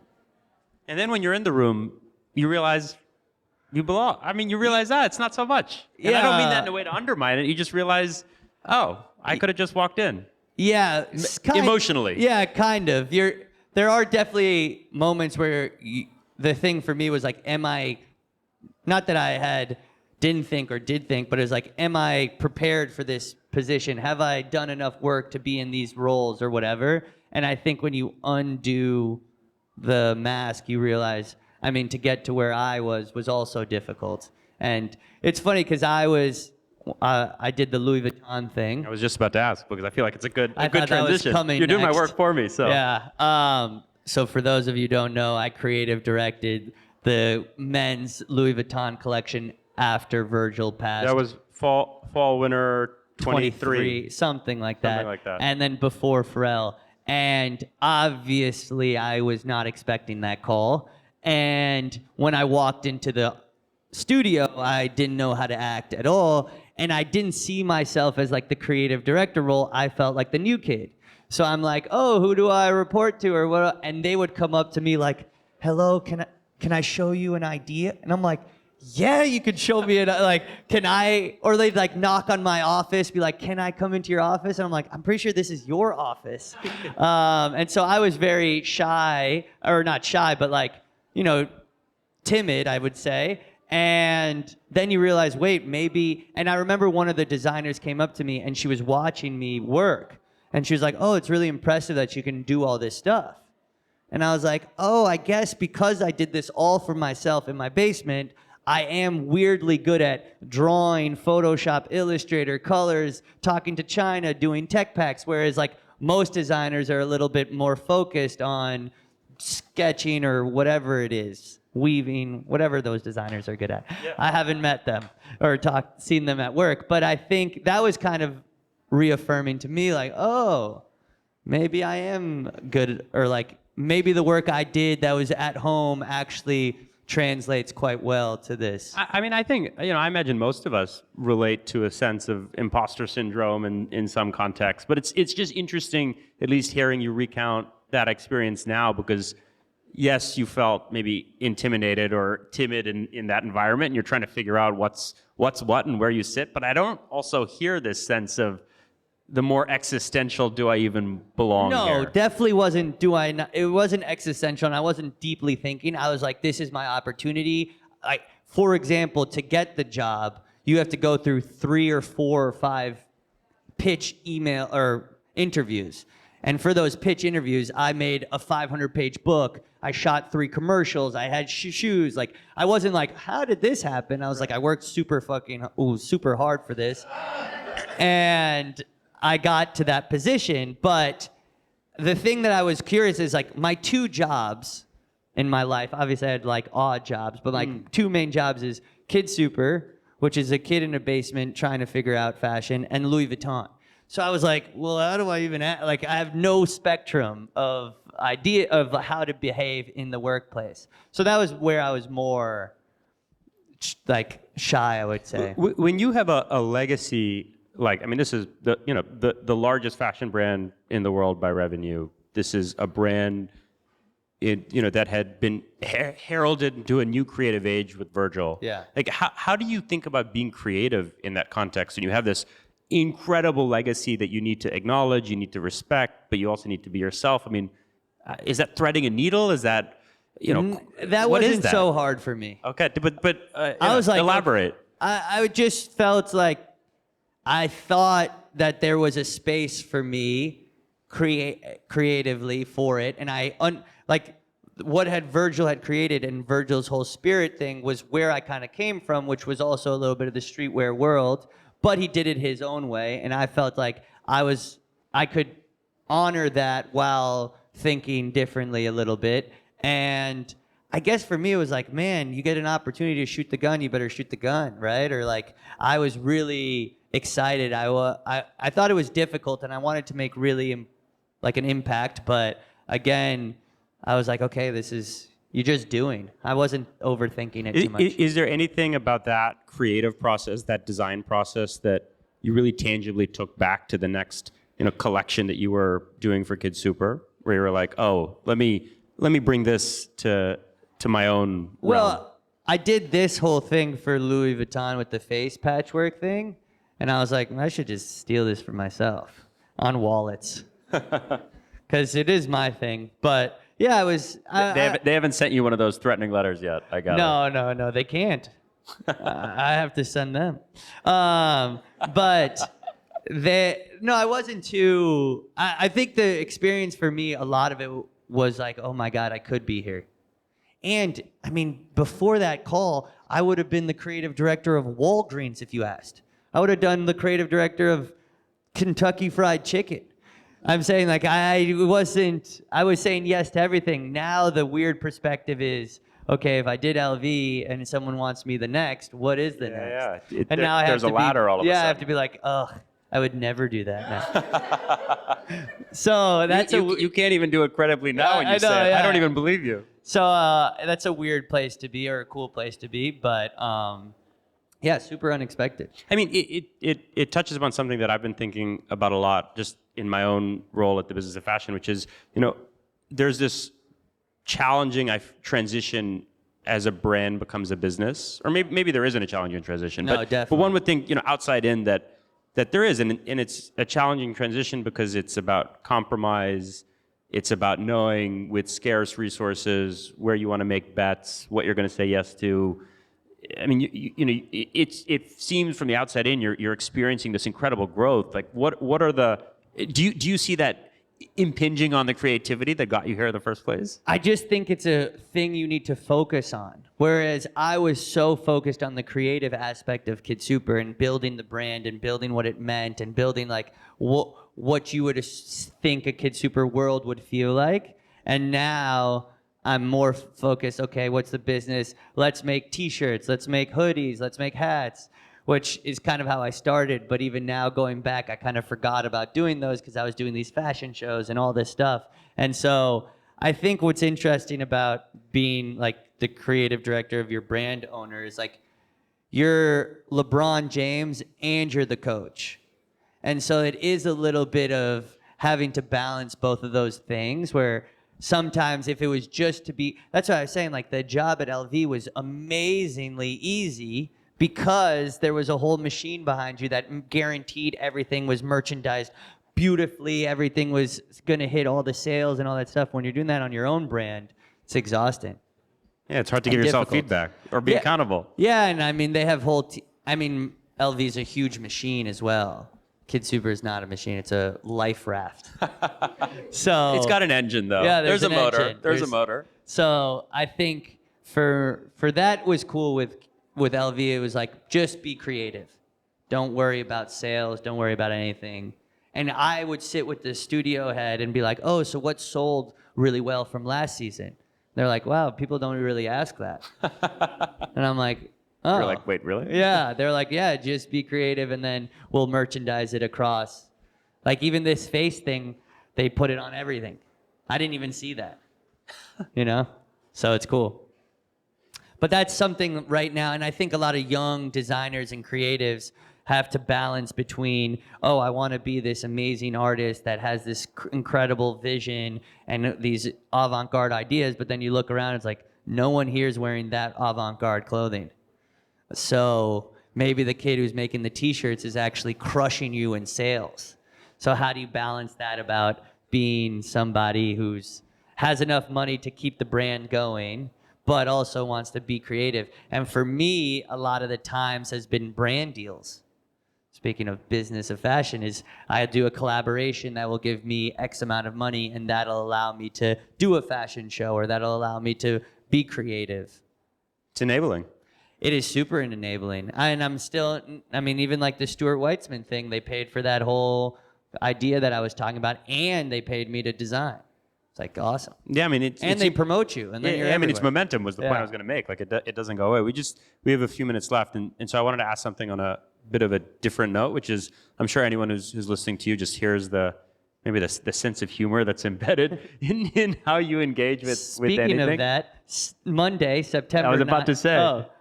Monday on September 9th, I'm doing a comedy fashion show at the Apollo. And I have comedians walk out wearing Kid Super, and they do jokes. And we've got a bunch of funny comedians. I actually just put tickets on sale yesterday. They unfortunately all sold out. But the resale market, they must be out there. Yeah. Sorry, I didn't think they were gonna. It was 800 tickets sold out in 10 hours or something, which is great. I should start rapping or something. But I think you guys should. I mean, maybe I can help you guys get in if you put whatever this hashtag fashion something. Chase him down after. Yeah, no, but it's going to be really fun. And I did it in Paris.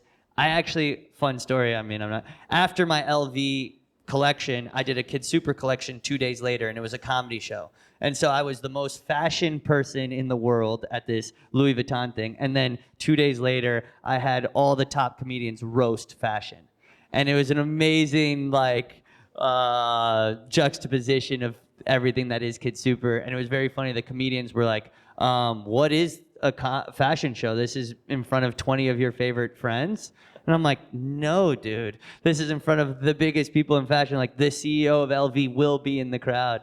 And so the first line was like roasting Balenciaga. The second line was roasting Alexander Wang, and it was amazing. I mean, it keeps it in perspective, right? I think it humbles this world in the right way. I was looking for job postings for Chief Growth Officer. I didn't see it, but I did see in the job postings that you have when you hire, it's tell me a joke is part of the application. Is a big application. We did this thing, like, must be able to take a joke, blah, blah, blah. And some people comment, like, this sounds like a hostile environment to work at. Like, and to be honest, that person we don't want to apply, because it is a little bit of a we all are friends. I'm working till 4 a.m. I'm like talking to China all night. I need people that are willing to like stay up and work hard. And we are roasting each other. You have to be like, wear your socks, you know? Lost them, baby.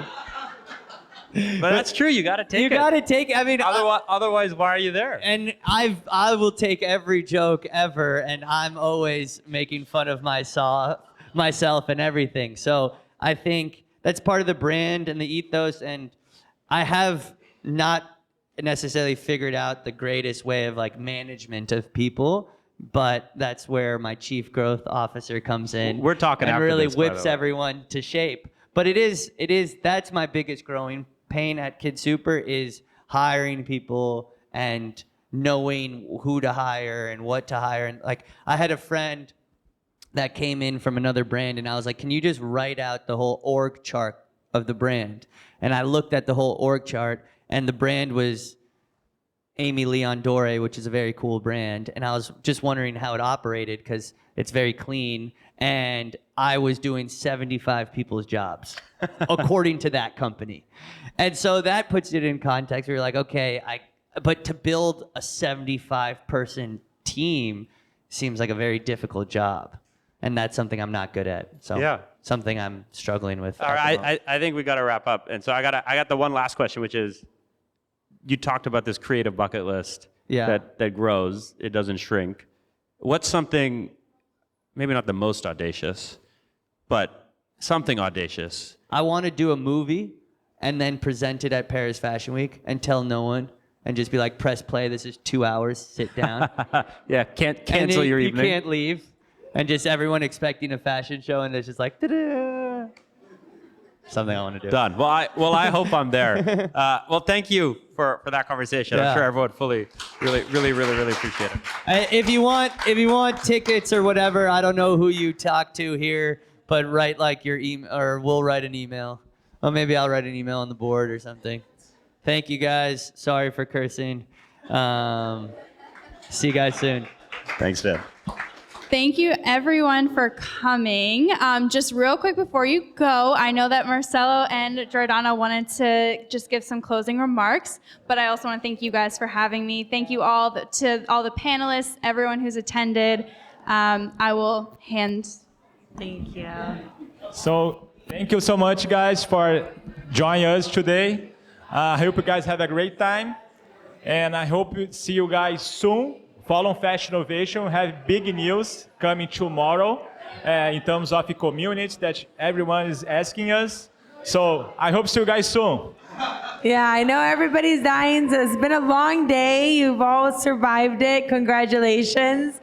I will say just a huge thank you to Lectra for partnering with us on this event and giving us this amazing space. I want to thank Jennifer Ortakales Dawkins, who was such an incredible host. I want to thank all of the speakers. I want to thank all of the sponsors. I want to thank our entire team at Fashinnovation, which this would not happen without, and it still amazes me how much we do and how much is accomplished because of your amazing work. And I want to thank everybody, the community, the guests. So thank you, everyone. Have an amazing day. And go have a few glasses of wine. Thank you all. Thank you all. Fashinnovation is a global platform that connects voices from the fashion and innovation ecosystems.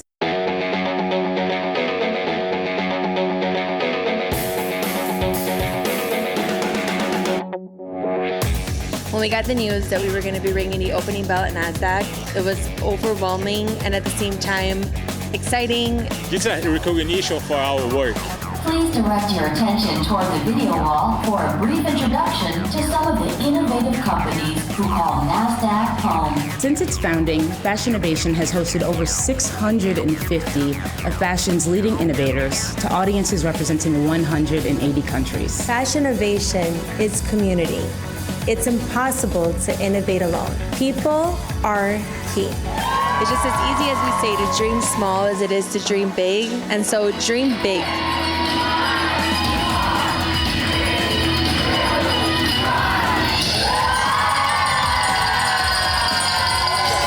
Fashinnovation, a platform connecting fashion and entrepreneurs.